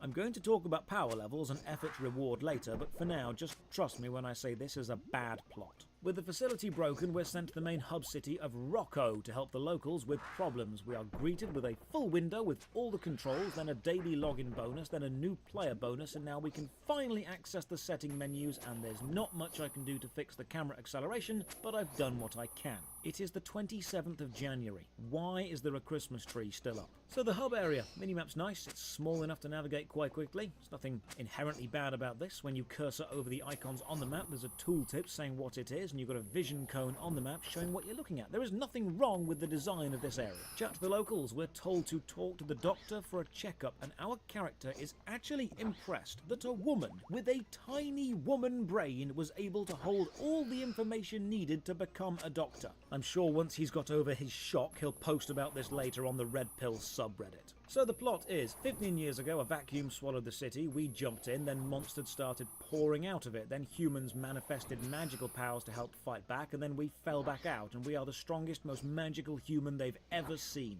Next up is the traditional talk to everyone in town quest, as they all stand around and tell us what service they provide. In one conversation, our character even says, quite literally, the world revolves around me. You know, I'd think this writing was satire, but satire has to go to unrealistic extremes and then make an actual point about what it's satirizing. And the point usually is the opposite of the overt statements that it uses, but this isn't extreme. There are people who act exactly like this, and it's not making a point, because it's actually correct in the game. You literally are the strongest and most amazing people, and the other people do need you to be here. This isn't parody, this is power fantasy. This city is the hub zone. You'll accept quests from here, then travel to the instanced mission zones by just running into these big glowing gates. The missions are all short, linear levels, broken into smaller maps leading to a boss, and each level takes about 2 to 3 minutes to complete. And when you do kill a boss, the game goes into cinematic slow-mo mode. This is just anime Vindictus, isn't it? Open the inventory, layout is fine, however equipping any item doesn't cause visual changes. Your stat-based equipment is just for the numbers. Your visuals are entirely cosmetic costumes. If you want to change your look,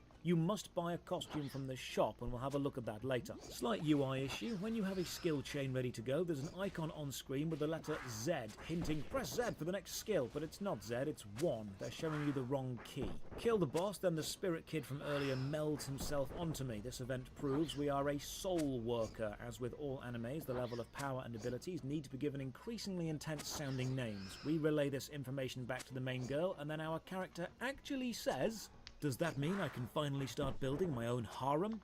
I get a feeling this game's writer probably owns a lot of graphic novel games on Steam. When you have a quest, you walk into the correct exit barrier and you're shown 4 possible mission areas. Some quests take you back to old areas and you can take them on solo or with a team, so I try the auto team feature and it doesn't find anyone else to pair me with.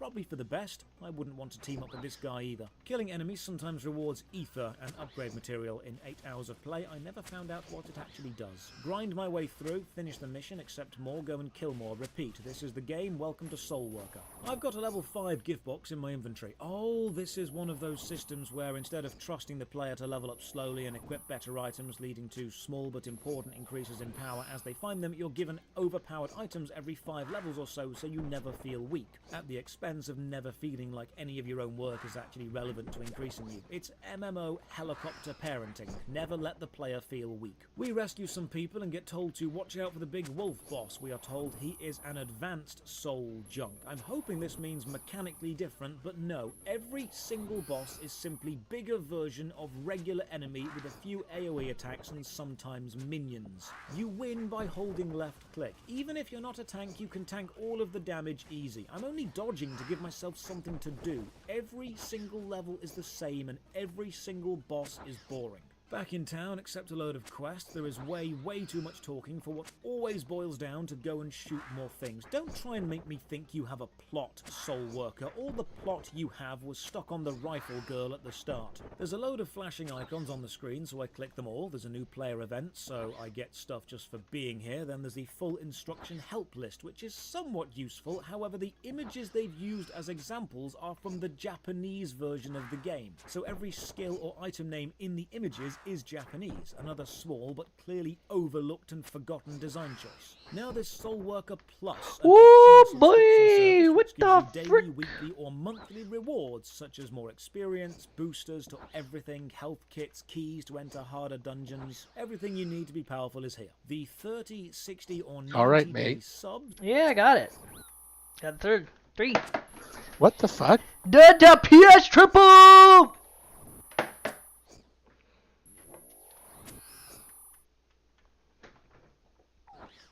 I'm having you arrested.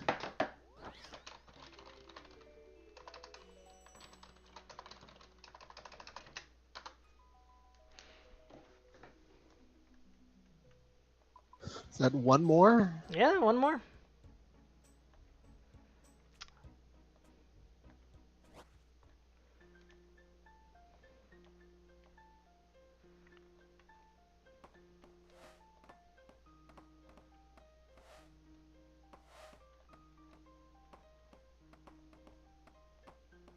Now I get to build a beehive. Exciting. 20 flax. Okay, that could have been a tiny lamp.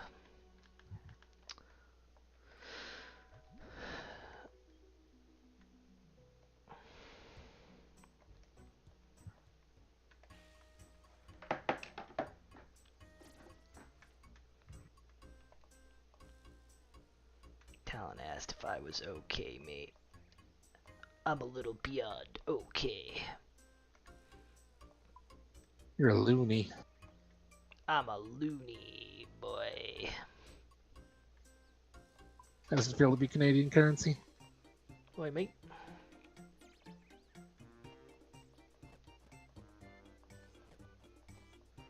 Now it's just me and one more drop.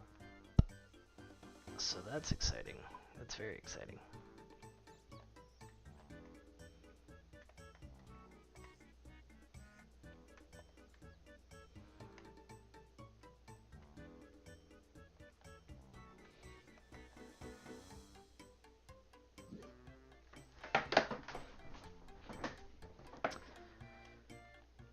Good God, though, man. That's like my So, over the course of this task, my demonic gorillas have gone from an effective value of like, I don't know, each of these Zenytes is basically worth 7.5 mil, so that's 22.5 mil. My total gorilla kill is 42 mil from like 1,000, so that's half the net worth is in those drops. Yeah, that is actually kind of surprising that it's that high. Gorillas are valuable creatures. Minky.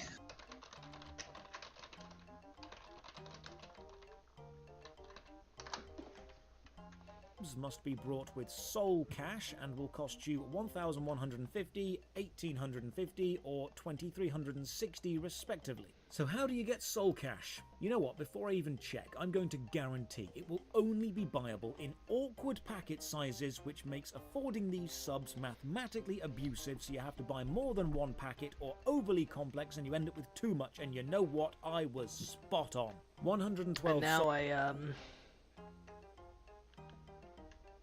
like really since I'm back at drop rate, it would be pretty reasonable if I needed like 300 more.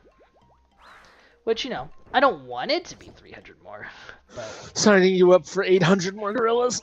That would be kind of rude. Don't do that. Ow, this first gorilla is freaking destroying me? Just smagged me for double 20s because he, like, changed his prayer. He hit me because I couldn't know his prayer because it was his first attack. So he hit me for 20, and then he changed his prayer immediately, hit me for 20 again. Freaking rude as heck. Cash costs $1, and there's no discount for bulk buying. So spending that, $10 gets you Yeah, that was a Shrek. 1,120, which is I was kind of hoping. shy of the 30-day sub. I was kind of hoping I could kill all 19 in this last trip, but I think I'll probably need to with losing a bunch of food during the right away. upgrade But process. you know, we'll see. Oh, I see. It's one of those you must upgrade your items, but if the upgrade fails, your items get worse games, so of course they sell you the safety net of not losing your best gear. I have a browse of the costumes because you tend to find most anime games are just advanced dress-up simulators with an MMO on the side, and what the hell? I mean, hey, maybe arrogant cocky dude really loves him some badminton, or loves big baggy pajamas for sleepovers. One of the nicer touches with the shop is you can browse the costume choice for every character on any character, so you can see what everyone looks like. Of course, you'll find out they've put far more effort into the girls' costumes, but hang on. I think I might need to remind people, this character is 15 years old. It said so at the start. Having her in a bunny costume with fishnet tights maybe isn't the most appropriate thing in the world. Maybe not the target demographic you really want to be going for. But okay, there's probably people in the comments or people watching this thinking, when I was 15 I went to a party dressed far worse than that. And okay, well remember that 14-year-old? You can customize her underwear. Yes, officer, this game right here.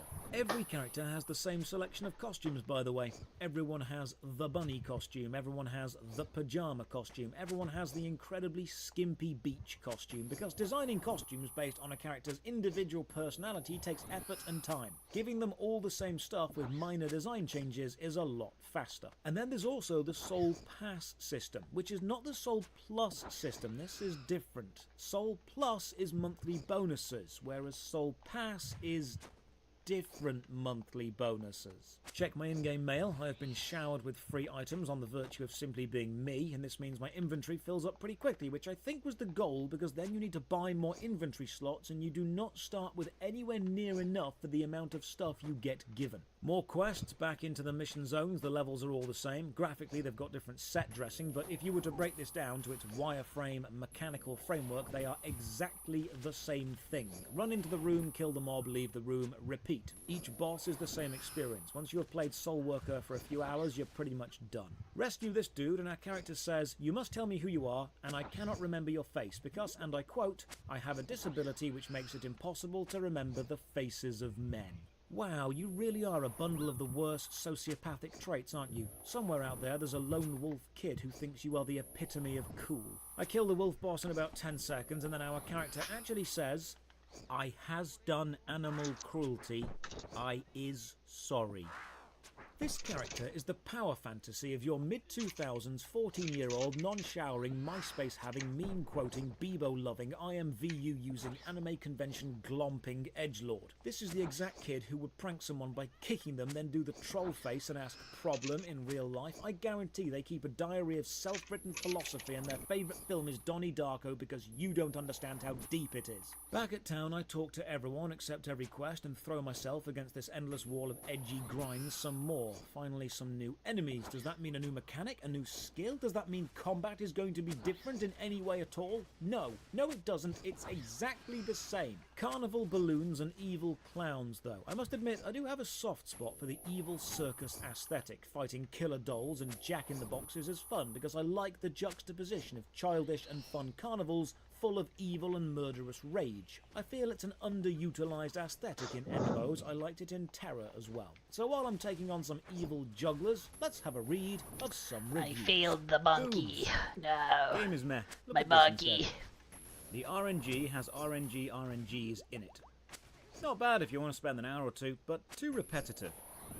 It's alright. Play the game casually. Forget the cash shop exists and it's a solid game. Something you can keep coming back to if you are bored. This installs malware without asking for permission. Zing code 3. This is to Vindictus what God Eater is to Monster Hunter, if you catch my drift.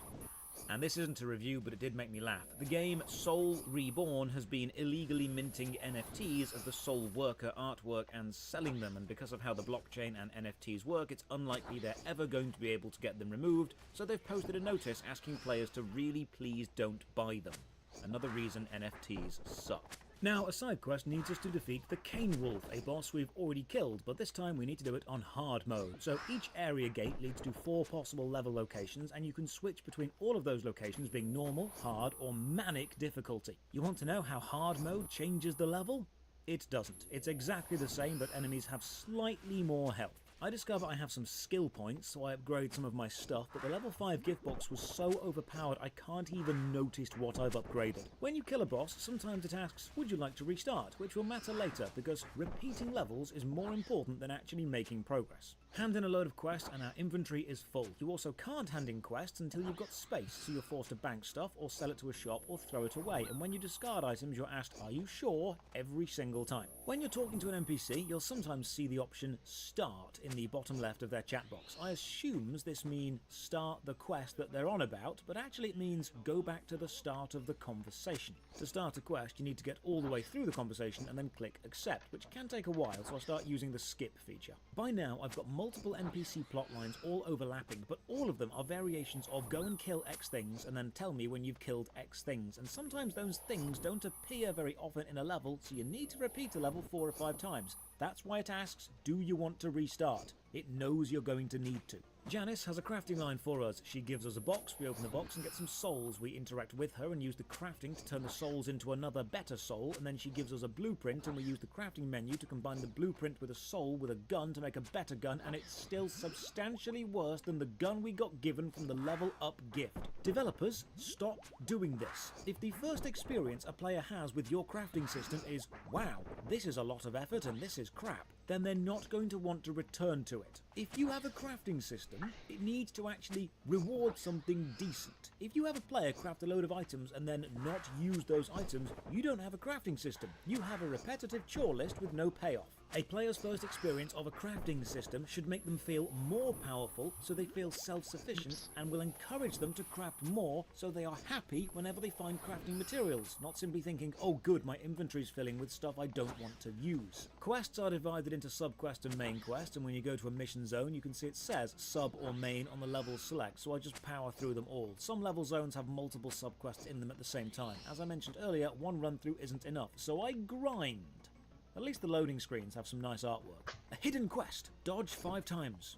Okay, not dodge in combat or dodge an attack, just press dodge 5 times. My god, what quest design. The costume override being permanent is quite disappointing. I like seeing each individual bit of my armour change as I gather more. Your weapon changes, but your costume takes full priority of everything equipped. Even if you remove the costume and run around in your underwear, you still don't see your equipped items as a visual override. Oh, there's a title system too, and the titles have passive buffs, because of course there is. And now an interesting conversation. One of the NPCs asks your character a question. Well, they ask if they can ask a question, and your character replies with, of course, ask me anything, m'lady.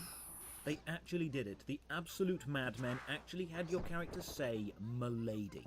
The question is, quite simply, what was the world like 15 years ago? And you reply, full of idiots chasing money. Which is bloody rich, coming from a heavily monetized anime MMO. You don't get to spout sanctimonious, self-righteous vitriol denouncing profit-seeking while hypocritically doing the exact same thing. By now I've realised the enemy design is just visual, it's not mechanical, doesn't matter what things look like, they all play out exactly the same. Oh, as for health, I've got 64 med kits bound to the Q key. I didn't buy any, you just slowly get given them. I had 65, but I wanted to use one to see what they do. They instantly restore your health. I cannot die. There's a cutscene of a big puppet strolling through the city, killing some soldiers, then we go and hunt for it, and some random clown dude shows up and talks at us and probably sets themselves up as a mini-boss for later. Hand in every single city quest and then accept more. Look, Soul Worker isn't bad, it's just repetitive. The combat is fine, it's just shallow, the world is pretty, but looks really don't matter. The gameplay is identical wherever you are. It's a roller coaster. It's fun once, and then you've seen what it has to offer, and then it's just more of the same. Fast, flashy, loud, and obnoxious. It's the type of game you'd play in small bursts when you don't want to think too much. Oh, there's player housing as well. Pressing H lets you buy one. They cost 5,000 Zeny, that's the name of the local currency, and then you can teleport there. Your house is a top-floor penthouse with a rooftop terrace garden. Because anything less than the absolute best, and your character would probably throw a strop and scream until they got their way. You can grow plants, but only if you've brought the correct trowel for each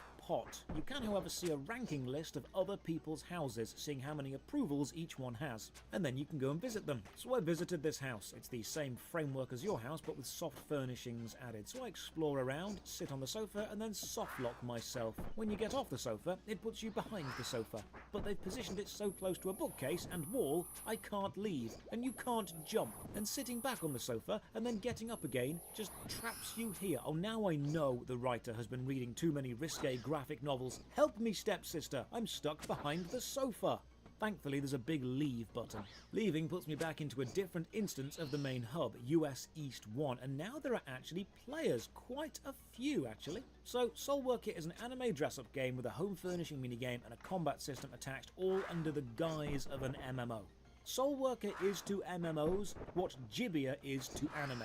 I just go and do a load more missions. I mentioned at the start I discussed the plot structure and player power levels. If a player has no challenge to overcome, there is no sense of progression, no moment of victory. Soul Worker was so afraid of the player feeling weak and leaving in the early minutes, they gave every player overpowered weapons up to level 65, which ironically means the entire game up to level 65 feels empty and pointless. I am not responsible for my victory if it's been handed to me on a silver platter.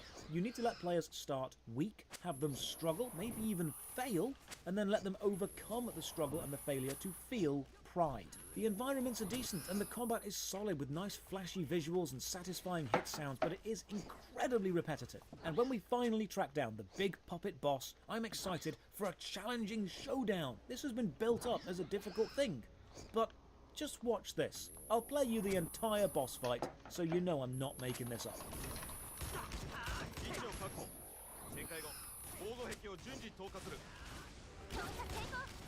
ビッグパペットを完全に閉じ込めるまで時間の制御に異常発生防護壁投下タイミングを制御できません作戦を中止します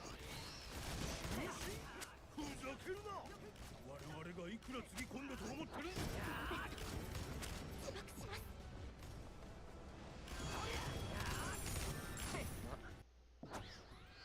こういう終わり方も悪くねえか How incredibly disappointing. Such an underwhelming moment. And if you want to know why it's underwhelming, just look at how powerful the free gift armor I've been given is.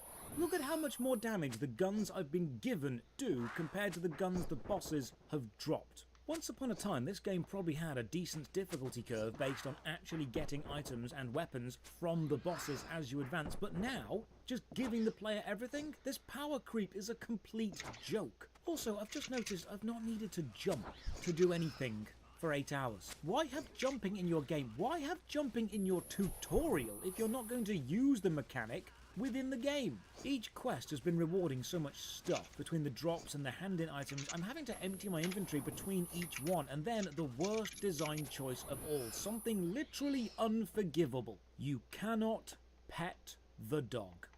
Soul Worker. It's a relatively competently made dress-up and homemaking simulator with a flashy combat system attached and an MMO on the side. The levels are short and linear and extremely similar. They're repetitive and there's no challenge at all in the early game. The main character is more repulsive than a basement shop room after an all-day Magic the Gathering tournament, and the monetization is classically abusive. It's the beach episode of an isekai anime made into an MMO, so to end the review I will award Soul Worker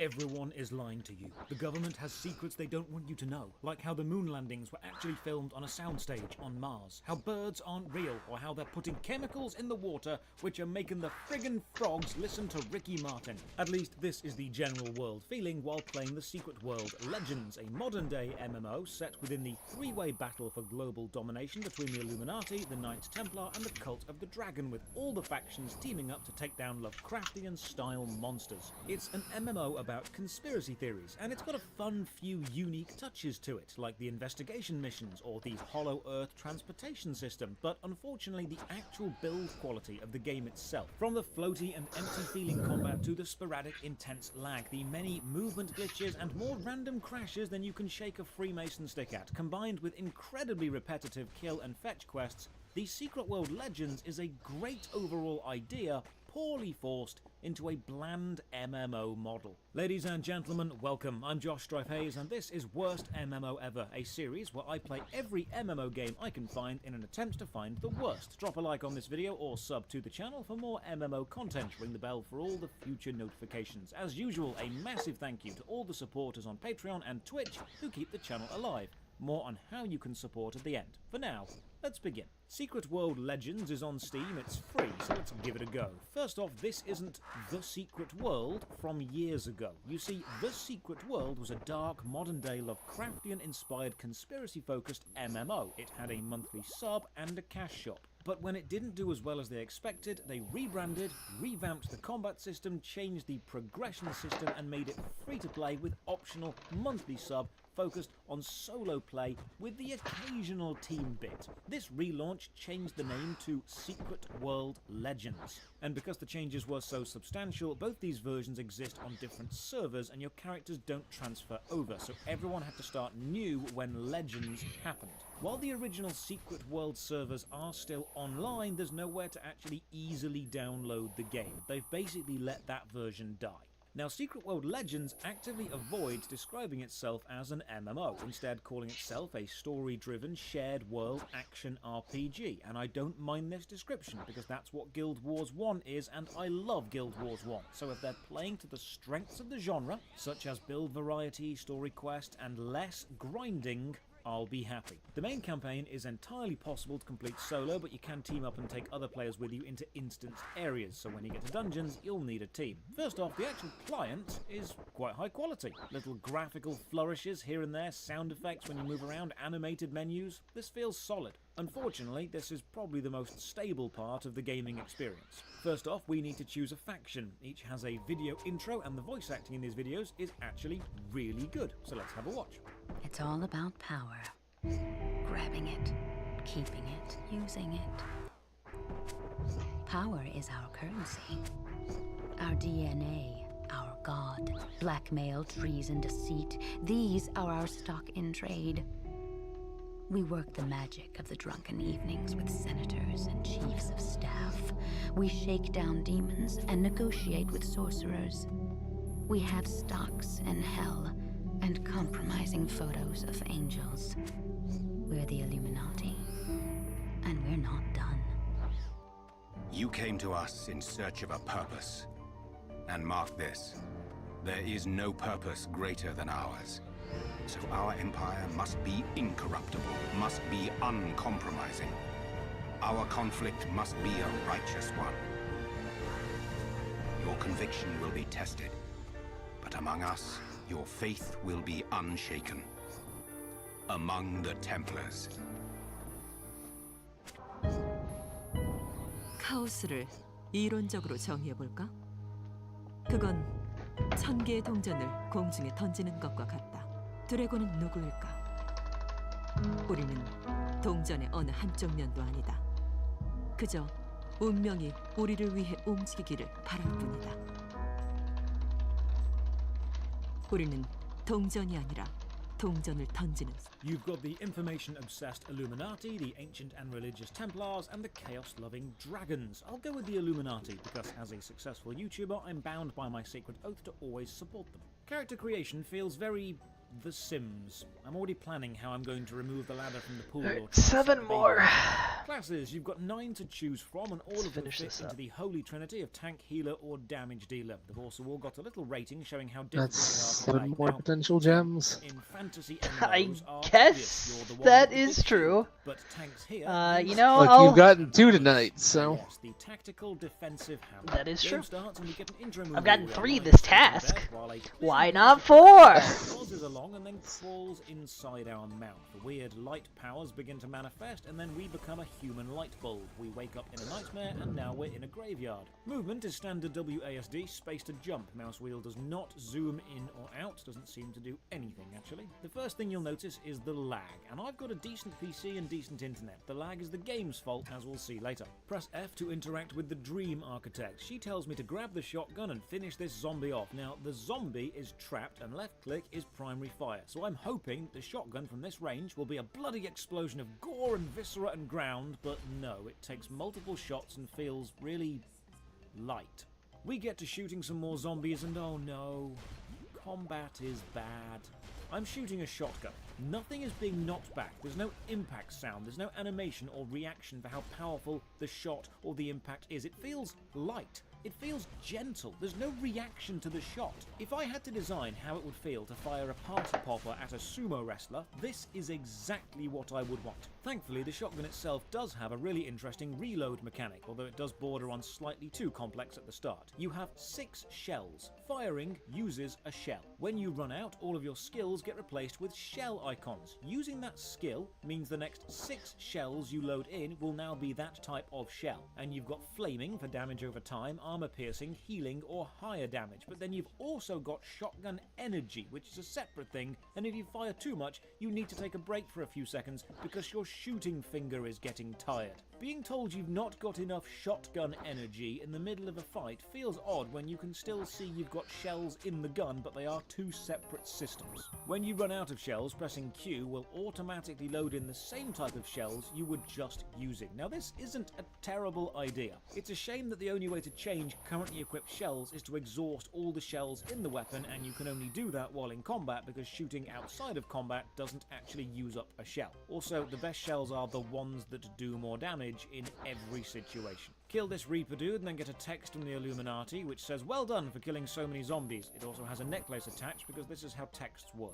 Deeper into the dream we go. I have a slight concern. This design will do what a lot of opening sections do, which is be short, concise and fun and then never be relevant again. And while I'm worrying about that, the game crashes.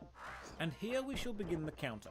Secret World Legends is so badly optimized it's like they don't want you to play the game, and we'll see how bad this gets later. In the tunnels we get a torch. While holding a torch we can't do combat. This is the only time in my 8-hour playthrough I ever had to use a torch. There's a tile puzzle on the floor, and pictures of a tile on the walls, so I walk on that tile and yeah, I'm safe. So let's talk about puzzles. The original The Secret World made a big song and dance of its puzzles. They were complex and cryptic and sometimes required real-world knowledge to solve, which is why there's a web browser in the game itself to Google for answers. We'll look at the issues with this later. The problem is puzzles are usually fun when they need to be solved, and with every MMO being data mined the moment it releases, the novelty of puzzles lasts until the wiki is made. For you to enjoy this system, you need to have the mental strength to not just Google the answers, which is difficult in an MMO as opposed to a single-player game, because everyone else is Googling the answers and advancing and you're being left behind. This is the exact issue I discussed in my Have Guides Ruined MMO Games video, link in the description. Solve the puzzle and the game crashes again.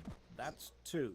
Next puzzle is 3 icons above a door and 6 buttons. Press the buttons in the correct order, open the door. And now the avoid traps bit. This tunnel is full of mines, and then full of lasers, and then we need to turn off the electric current to this water. And now a very nice touch. This section teaches us to avoid enemies' line of sight. And to kill this hulking beast, we have to turn the electricity for this water back on, which is a mirror of what we did in the previous room. That's quite smart design. Then we check the enemy corpse and see the serial number 3691, and this is the exact number you need to open the door to outside, which is really clever if you don't think about it too much, because if you do, it makes no sense. We arrive in the city streets. The three main factions are arguing over something, probably who dresses up the coolest, and then a massive 20-story tall tentacled creature bursts out from underground and we run into attack. What an awesome set piece. I really hope this battle goes on and has phases and has changes, and we can see the creature getting weaker, and maybe the environment gets involved, and oh no, it's a planned loss.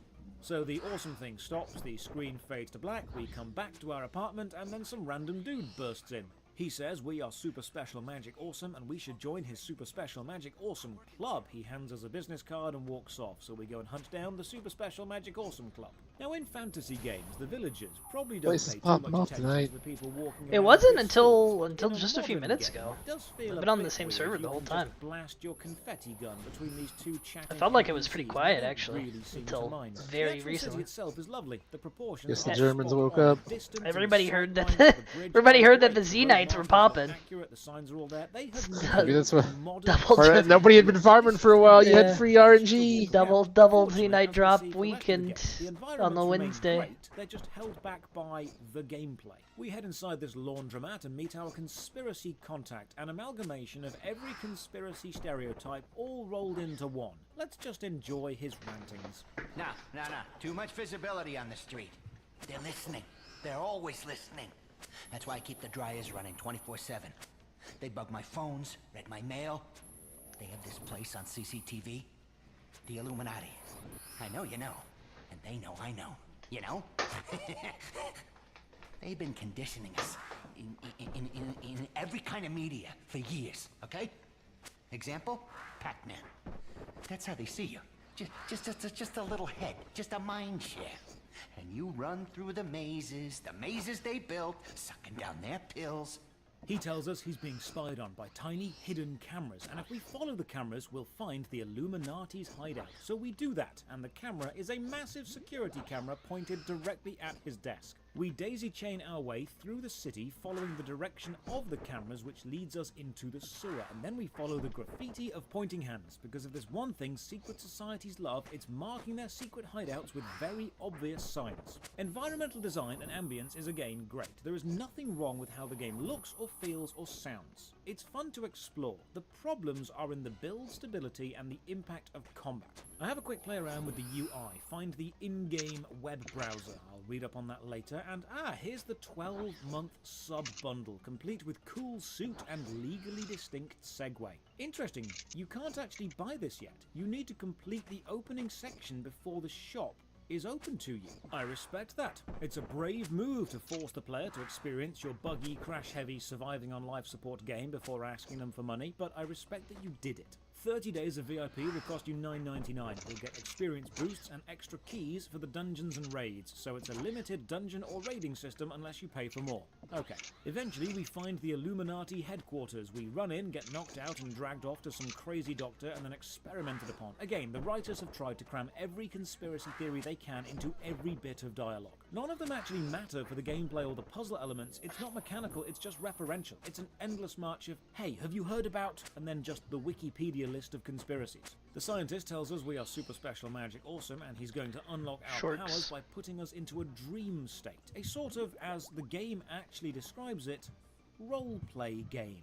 So we wake up in the body of some lady trapped in the Tokyo subway. It's a meeting of the important Illuminati and Templar people, and whoever made the design decision to put white text with no edging directly on the top UI layer with no block color behind it so it blends into the game environment needs to take a serious look at their graphic design decisions. This is awful to try and read.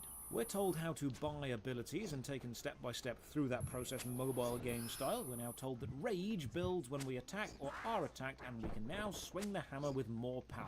So we fight our way through the subway with an AI team, and the hammer feels even less impactful than the shotgun. Combat is also extremely inconsistent. You can fire the shotgun whenever you want, but your range is limited and your spread hitbox doesn't seem to match up to the spread graphic.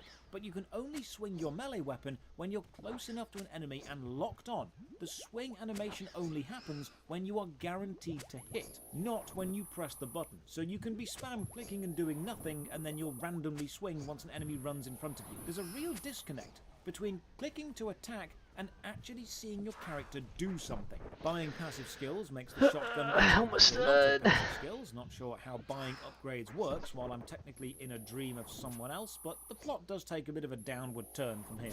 Fight a mini-boss, they drop a healing item. We can equip it and use it with C. There's a 30-second cooldown. I like this mechanic of having a rechargeable healing item. It means you can rely on others for dangerous fights, but yourself in any solo adventures. Take on a boss, and look, the problem with dream levels is, while I can appreciate the mechanics of the game, I don't have any emotional attachment to this event. It's already happened. It wasn't me Just ran up involved. to your monkey. My actions here won't change anything. I think he was trying to tag Nothing it. needs this to be me. It's the and then they woke up and it was all a dream ending, but we know it's going But to you had already clearly tagged it, hadn't you? Yeah, I did.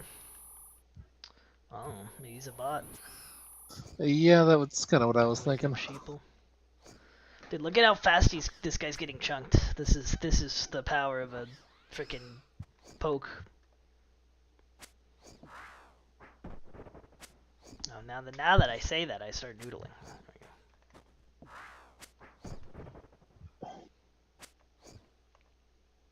Local man is a noodle. I like noodles.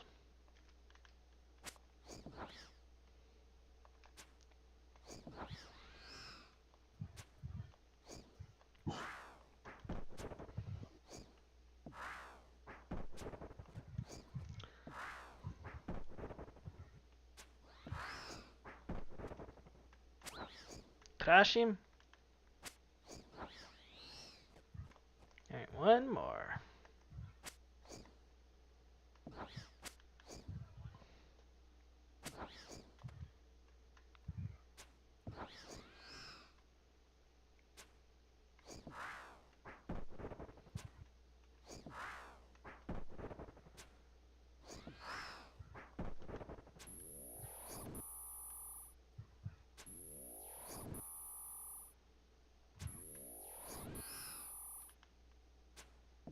I think the biggest impact on the hammer is like, because defense applies to ranged attacks too.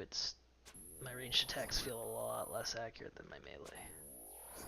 So speeding up those. Oh, I have 50 energy. Smack him. Got him.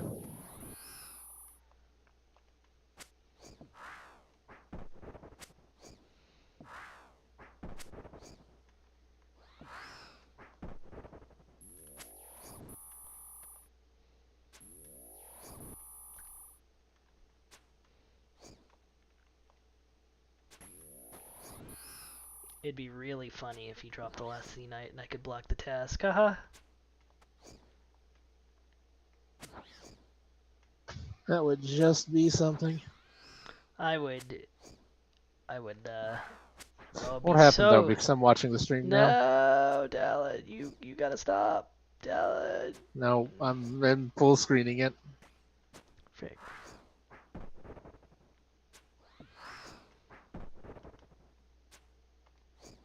Here to sap all of your luck away.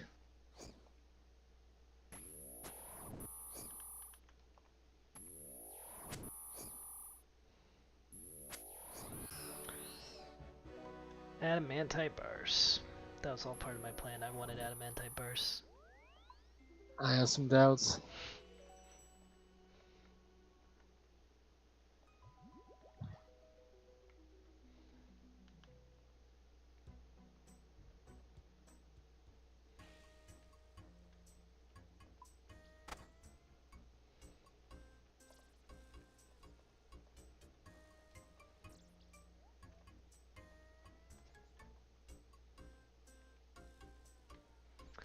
Alright. Let's go do a farming thingy. Whew, that took all night, but I think, in terms of effort to reward, not too bad. Now I gotta get all the way to crafting level 90 or 89, I guess.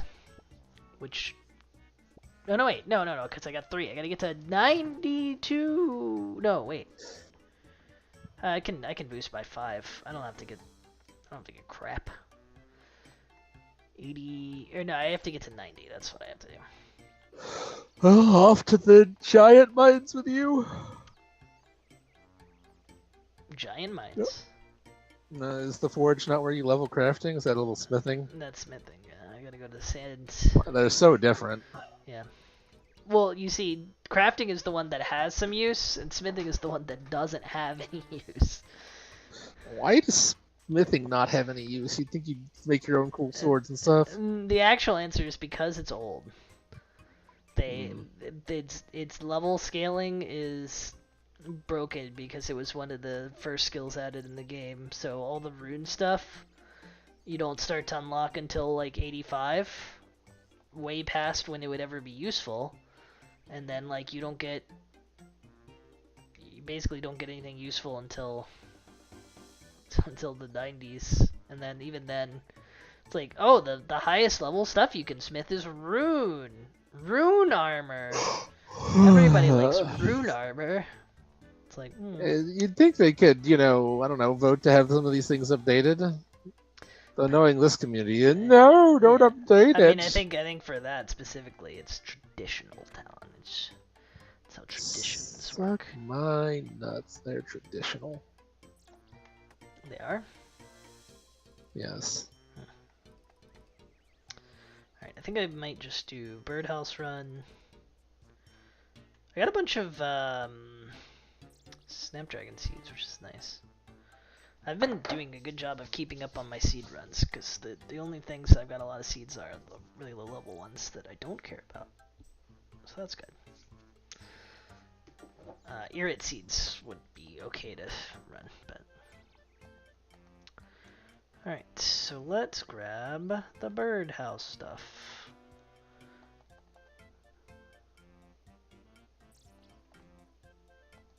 I put my potatoes away.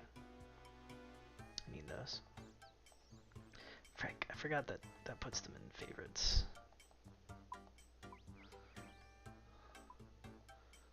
Remove favorite. I do not want my potatoes to be favorite. Did I put a seed in here? No, okay, I took it out. Good.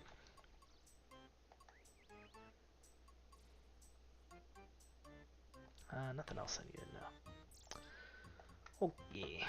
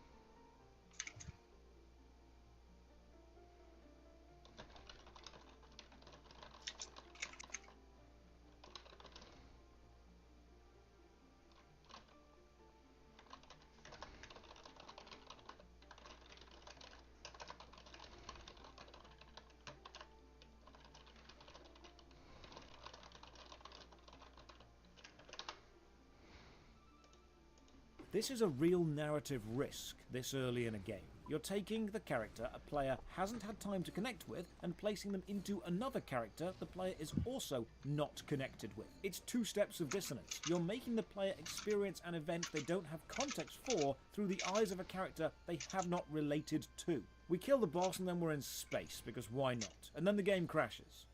That's 3.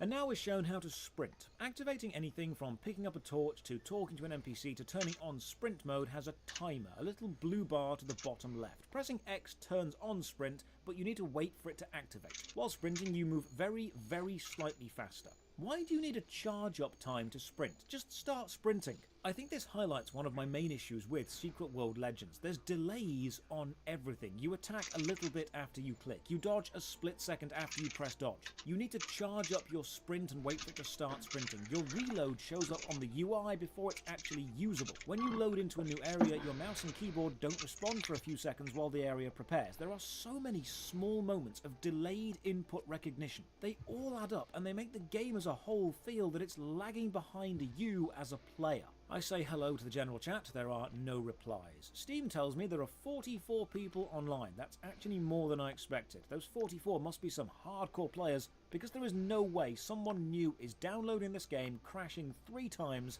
and not uninstalling. Pop into this test chamber, get given a cell phone, and shown the text message icon will pop up whenever our Illuminati handler wants to talk to us, and now we get the upgrading weapons tutorial. The inventory and upgrade UI is very clean, if slightly soulless. You place a weapon you want to upgrade into the box, then throw a load of crap weapons in as fodder, and they get destroyed to make the chosen one better. There's also some stats and numbers and stuff, but you don't really need to pay too much attention to this in the start. And now we're sent to meet our primary contact, and this scene is filled with so much cringe I almost imploded.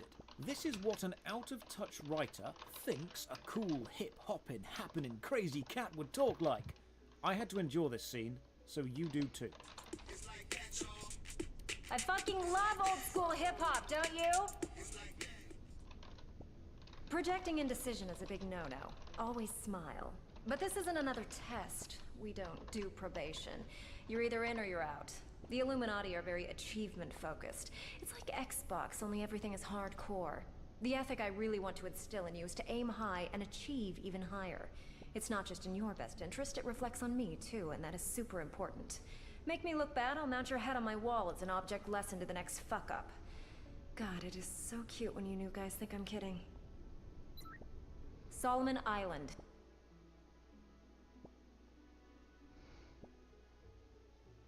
Yes, of course, a high-ranking Illuminati commander is just a young laissez-faire, chilled-out, hip-hop-loving rascal who's got no time for your silence and needs you to know they're sassy. I should have joined the Templars. Now here's a real conspiracy. I've had the pop-up notification to tell me the program has crashed again, but if I ignore it, the game seems to carry on working, sort of like a Schrodinger's crash. I'm going to deal with this the same way I deal with most problems in life. I'm going to ignore it and hope it kind of fixes itself. We're sent to the garage to find the entrance to the Agrartha, an underground travel network linked to a giant tree. So we pop on inside and hey look, it's the conductor from the Polar Express. This is your central travel network. Secret World Legends is a hub-based RPG, and this is the hub, the Hollow Earth Conspiracy combined with the Giant World Tree Conspiracy. The tree branches have portals on which will whisk you away to different occult places. With this being the main hub, I'm hoping I'll find some other players, but what I actually find is crash number 4.